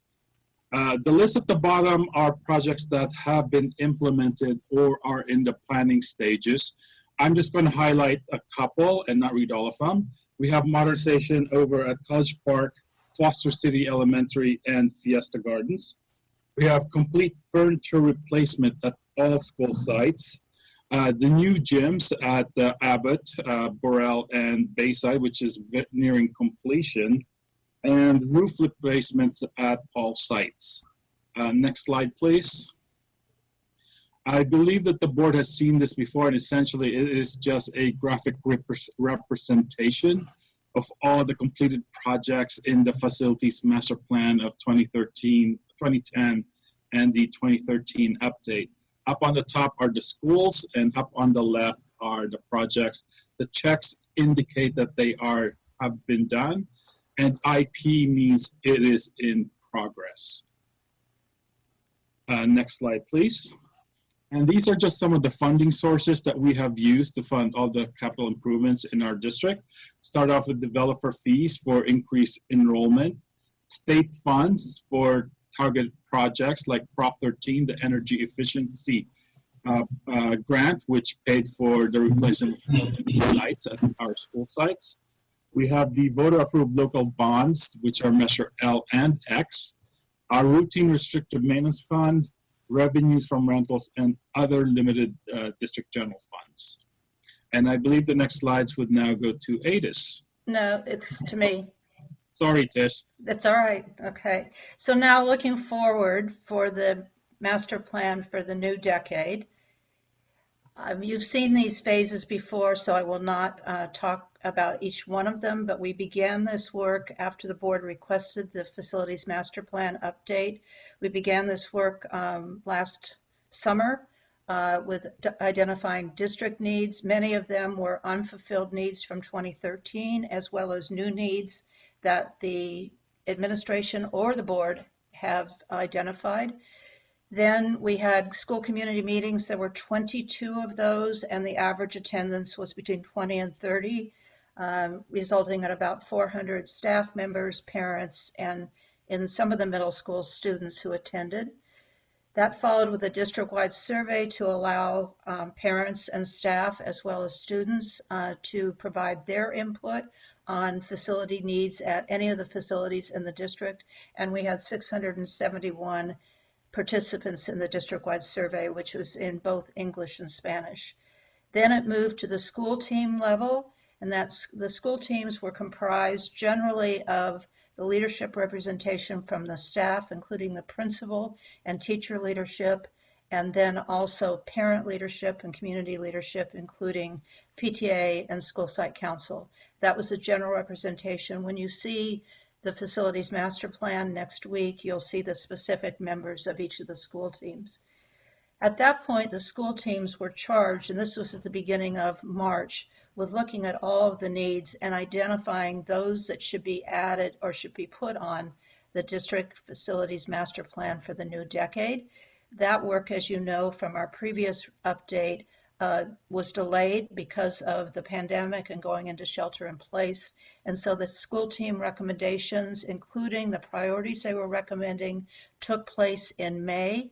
And since that time, working with ADIS, there's been a compilation of all of that data, and most importantly, the costing of the needs. Underway now, and almost at conclusion, is the priorities we would recommend to the board, and that will be part of next week's study session.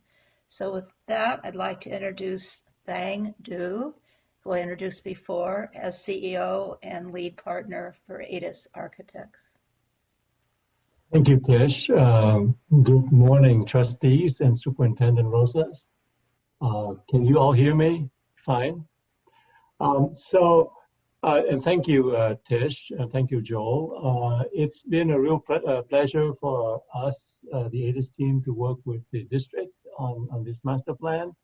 It's been a relatively quick process as far as facilities master plan goes. We started just a few weeks before the shelter-in-place order took place, and I think that we managed to get a lot of work done within that relatively short time. The district, actually, could you move to the next slide? Yeah, so this is the slide I'm speaking to. The district had done a lot of work prior to engaging our team in terms of working with the community and working with the site teams, as well as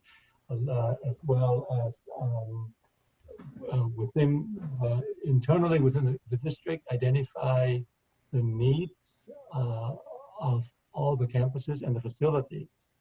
So when we came in, our main task was to look at these needs, verify them and clarify them, and then to cost them out. And so we worked very closely with district staff to understand the needs better, and we use a number of methods to arrive at a reasonable budget for these construction costs. And I won't get into all the details here, but there were needs that were more easily quantified for us and more easily costed for us. And while there were others that required more work, more studies that would take place at a later date, after the board decides to pursue a bond, after the bond is passed, then there would be more detailed design and more studies that would be done. And at that point, a lot of those costs could be more refined. But at this point, we're providing a more general allowance to them. The concept of soft costs may be familiar with some of you already. Soft costs are non-construction costs. Those are the costs that are required to support and to enable construction to take place, which include agency review. In this case, it's primarily the Division of the State Architect, or DSA, various kinds of studies, design, architectural fees, the administrative costs, as well as FF&E, which is furniture, fixture, and equipment. And soft costs generally are accounted for at a district-wide level and not necessarily on a project-by-project basis.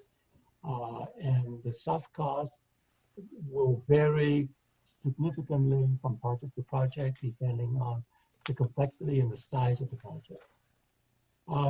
One factor that is pretty significant, but for this specific master plan, we did not include is escalation or inflation costs. And the reason that we did not include that is because we don't have the timing of when this work would be implemented. And that would come at a later phase, and escalation is entirely time dependent. So when the district decides to pursue a bond, which you did just now, and an implementation plan is prepared, then that will be the time when the escalation factor is entered into the equation. So with that, I'm going to turn to Caitlin Bailey, who's the project manager for ADIS, and she'll walk you through the remaining slides for us, and we'll go back to the district. Okay. Thank you. Thanks, Thang. So we want to take a chance to kind of walk you through the different elements that you'll see in the report. That way you have some degree of familiarity when it comes in front of you. So getting to construction costs, like Thang spoke to, construction cost is essentially the cost of a project that you'll get as a bid from a contractor. So as you read across this chart, left to right, this is one example where we'd show two conditions where maybe a site needed 35 air conditioning units installed or doing a partial installation of only 8. We work with the district to determine what are the quantities for the given need. Then we establish what cost unit is appropriate. We take those two, multiply together to get us our hard costs that account for material and labor. Then we apply to that the contractor's markup or their profit on the project, which is usually about 20%, give or take. So that gets us to an estimated construction cost. So again, going back to this doesn't include soft costs, all those fees on top of what a contractor gives you as a bid. And it doesn't include that escalation and inflation factor, which is dependent on the implementation schedule of a given project. So remember that those are all the pieces that go into construction cost. So if you could go to the next slide. So here's another breakdown of really getting into, now that you kind of have the concept of what construction cost is, what goes into that, what does it look like in the report? So here again, we have an example school where they are looking at getting teaching walls, or they have needs for teaching walls, renovating student restrooms, and adding a canopy. So on the left-hand side is kind of an example, and on the right-hand side is the report format version that you're likely going to see, where we again reiterate what that item is, what those assumptions for costing is, kind of an explanation that's a bit longer than just a brief item name. And then those construction costs. So that cost times how many of them, what does that get you to? So we sum those up and we get our construction cost estimate subtotal for a campus. Again, not including soft costs, not including escalation just yet. So on the right-hand side, it is where you see a sample summary sheet for a single campus. So then as we start to look at a district level, if you could go to the next slide, we take that information and we expand it and look at it at a district-wide level. So again, similar information where we're looking at now multiple sites and the costs that come together to create a construction cost estimate. And now we go ahead and we add in that soft cost factor. So we're using 35%, which is on the higher end, but it's a good, solid, conservative number. And adding that soft cost to the construction cost estimate gets us to the project cost estimate. How many dollars does it actually take to accomplish this project in 2020 dollars? So again, not factoring in the escalation just yet because we need an implementation plan with a schedule. On the right-hand side, what you can't really see is the gigantic chart of all the different sites and all the different needs that have been identified by the district and by the site teams and how all these things add up similarly to the left. Could you go to the next slide, please? So given that, as you look forward to receiving the final report that'll be proposed, it'll be broken into 4 main sections. First, an executive summary, just kind of giving an overarching context of the process as a whole and a summary of the general outcomes and general observations. Then getting into the master list of needs and the cost estimate that goes with it. So looking at all those needs identified by both the district and the site teams. Then as Tish touched on, the kind of in parallel with the master list, pulling it down to that list of immediate priority needs. So what are those highest level priority needs that are determined based on given criteria such as equity and health and safety? Then as we get to, and again, having both the list identified and the costs that go along with it and the subtotals for those. Then the last major section of the report is the site summaries. So site by site, providing all the basic information to kind of give a glimpse of what a campus is, understanding the site map and the enrollment and the construction history to date, that type of information. Then again, reiterating the list of needs that have been identified and those costs so that all of the site information is in one place here. As well as identifying the sources of input that have gone into creating those lists. And next slide. So here you can see a few sample sheets of what those site summaries will look like with general information on the far left side. In the middle slide sheet, it's early. But in the middle you have a general campus map. And then on the right-hand side, again, that table of summary of costs specific to a campus. So kind of bundling of the campus information, campus by campus for all the campuses and sites, district support facilities that are included in the facility master plan. So with that, Peter, thank you.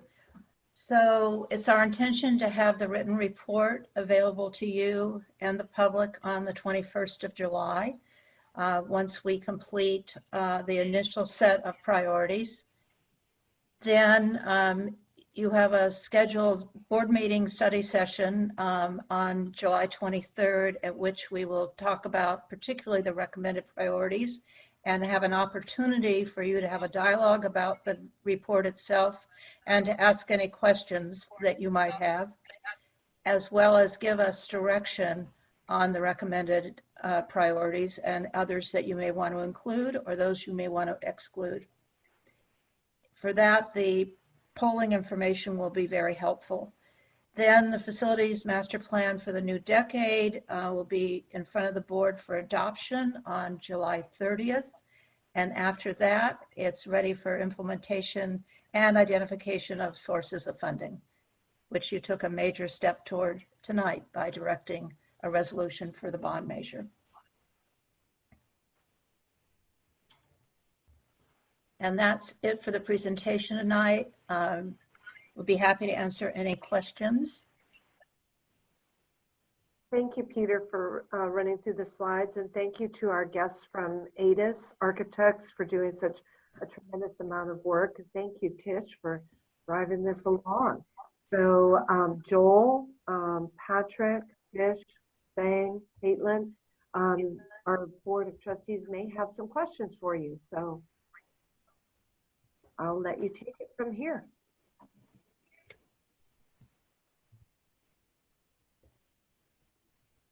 Any questions, folks?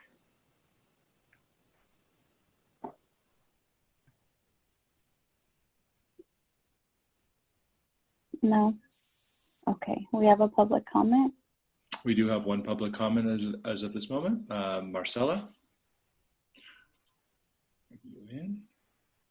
Hi, can you hear me? Yes, we can. Go ahead. Okay, good. I just wanted to just ask, as you were reviewing the master plan, how the decisions were made to state that something was completed. When we speak about major projects completed, I just wanted to point out that families who were on the call but had to log off, who spent time in our more moldy portables, don't necessarily feel like full modernization was achieved. Shade was also listed as having been completed at our school, but anyone who visits our campus can attest that children have virtually no shade in any play area. We don't have sufficient shade for all our students. I did attend the superintendent chats. I attended the input meetings, and I appreciate the concern that has been given to this. But I did want to just kind of put that statement out, not having the opportunity to see the presentation that will be given the next time. I want you to consider that some of the things that have been identified as completed may not look the same at all different school sites. Thank you. Thank you, Marcella.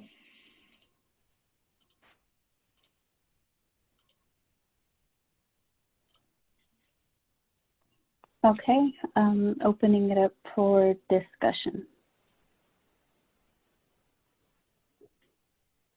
I'll go. But I just had a question through the, well, I guess at a later time, I'd love to know what school Marcella was referring to, just so we have it as reference. I don't know. Marcella, hopefully you can email that in. That would be great. It's Fiesta Gardens. Did she say Fiesta Gardens? I missed it. I don't think she said it, but I may have missed it, but I know that she's a fellow Fiesta parent. Okay, thank you. I was just curious. Honestly, I'm excited about this. This is sort of back to my roots in some ways.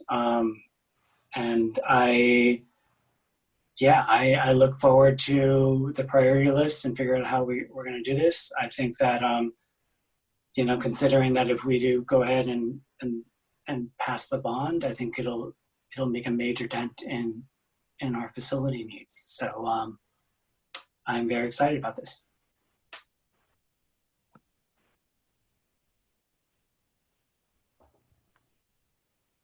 I don't have too much to say. Thank you all for your work on this and for continuing to push this forward amidst everything that's going on. And looking forward to the study session next week to be able to dig into this a little bit more and kind of hear what the recommendations will be, and kind of also having an opportunity at that point to have additional community members that want to provide any additional feedback or comments at that time. So I'll save most of my thoughts for more information, but thank you guys for your work on this.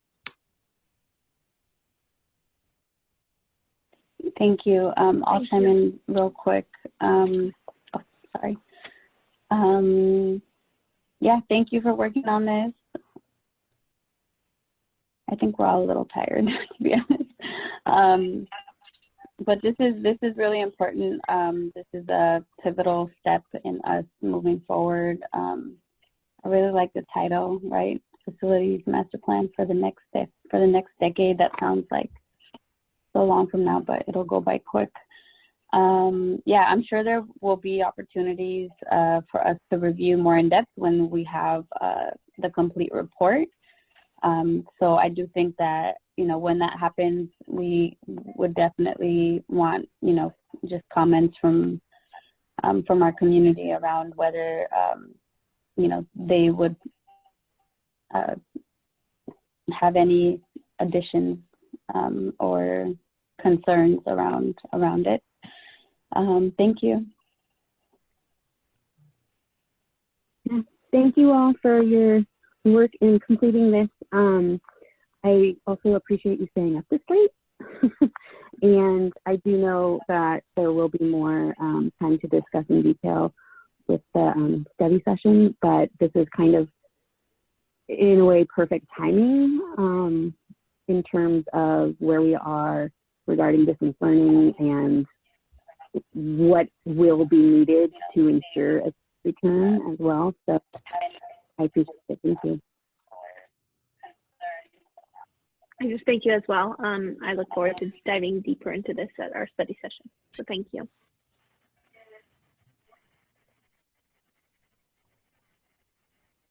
Thank you for hanging out with us so late.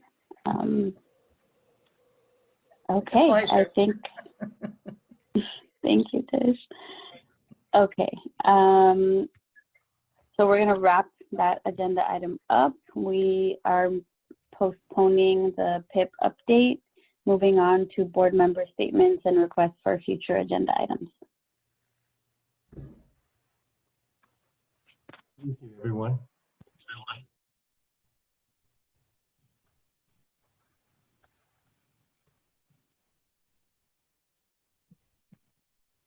I'll make a statement very briefly. I just wanted to clarify for folks that are on the call still that are new to the process of a bond, et cetera. The reason I said that I won't be supporting it, I will be supporting it, but I won't be working on it because only 2 trustees are able to work on any campaign, and actually once we call it, we're not able to advocate for or against it in our public meetings. So that's kind of how that goes. Yeah, some of us will be working on different campaigns. So just wanted to clarify that. I also, there was something that, I wanted to, this might not, I don't think this needs to be a future agenda item, but I just recently became aware of the way in which other districts engage their Spanish-speaking community. They actually have like a different line where they provide simultaneous translation. I know we've had translation available when we had in-person meetings, and sometimes it wasn't used at all. But I do think that if we had that available and we messaged that very clearly, I do think we would get more engagement over time, and I think that's worth investing in. I also recently learned that there's like possibly a function within Zoom around translation. I'm not sure how to do that, but Peter, you might be able to figure it out. But I just think that, we're seeing a lot more engagement. This is a big opportunity. We want to make sure we're engaging all parts of our community. Being that 35% of our community, of our students are Latinx students, I think that is something that we need to do. And I was kind of mad at myself that I hadn't brought that up before, but it just didn't click. But it's never too late. President Cruz, I just want to let you know we are investigating that. We did have, we've tried a couple of times to do that within Zoom, and then we've had some problems with it, but it is something that I will put higher on the list and we'll get for the next board meeting. Thank you. And I'm happy to do a video and speak in Spanish and share that for our district or our staff can, absolutely. I know we have a lot of Spanish speaking staff. But yeah, I know the content is it's difficult to follow in English sometimes, but it's just worth doing. So again, I don't think that needs to be agendized, but just wanted to share that. And that's it. That's all I have. Anyone else? I'll make a statement. I just want to reiterate my thanks to everyone, the staff, Dr. Rosas, for all the hard work that you guys have done over the last few months. Tonight's decision was really tough in terms to go ahead and pivot on the opening of schools, especially considering all the hard work that you guys and all the teams have done. And the fact that, I mean, look, this is a record-breaking night. We're at 132, so we broke our record already. But it's a rough. I mean, it was really rough, and I am going to be try to be more optimistic and think that we will come out of this at some point. Yeah, but it was tough. But again, I want to thank you and everyone else, all the cabinet members and everyone else, all the different teams, all the parents and all the community members, those who actually stuck with us, on these calls. So thank you.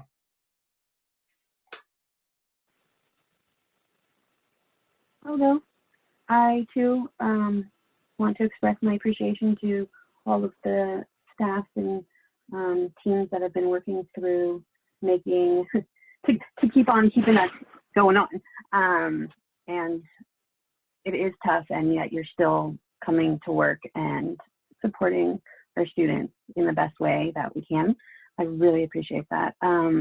As for future agenda items, I'm wondering, we made 2 recent resolutions, and I just wanted to ensure that we're actually something's gonna come of them. Does that make sense? So I'm wondering if we can have those as agenda items or study sessions.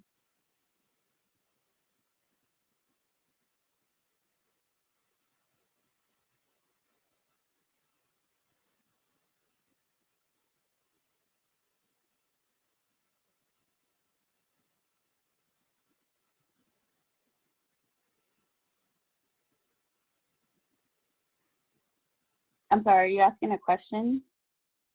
I didn't follow completely. I'm sorry, I'm really tired. Or are we waiting? For future agenda, right? No, Isn't that where? Can you guys hear me? Yes, I think what you were asking, Rebecca, and correct me if I'm wrong, but you were just asking that for a future agenda item to bring back the recent resolutions, next steps for the recent resolutions that had been passed. Did I hear that right? Exactly. Yeah, okay. Thank you. Yeah, no, I wrote it down. Yes, thank you. No, thank you. Thanks. Anyone else?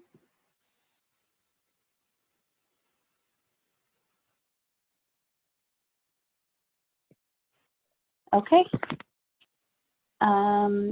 Future meeting dates. I know we all have a list, so that's fine. I don't think we need to go into that. Do I have a motion for, oh wait. No, I'm sorry. I see that there's a hand raised, but we're actually past public comment, I believe. Right, Joan? I don't know what this would be public comment on. I'm sorry. Yeah, I don't think we've ever had one for like future agenda items or public or board member statements, but maybe that is possible. I'm not sure.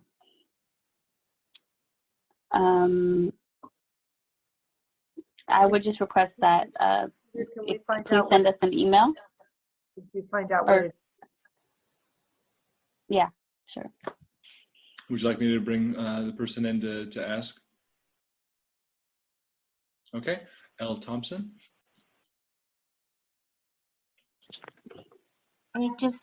My name is Leslie Thompson, and I just wanted to thank the board for having the virtual meetings. And I know it was mentioned before to go back to the boardroom, but if you did that, so many people would not be able to view this. And I just wanted to let you know how much I appreciate that. So thank you. Thank you, Leslie. Okay, do I have a motion to adjourn? Motion to adjourn. I'll second. Roll call vote, Trustee Chin, Yes. Trustee Hitchcock, Yep. Trustee Proctor, Yes. Trustee Watkins, Yes. and I say yes. I'm sorry, I'm delirious now. 137. 137. This is the longest of 2020, I believe. Woo! Okay, the motion carries. Good night, folks. Good night. Good night.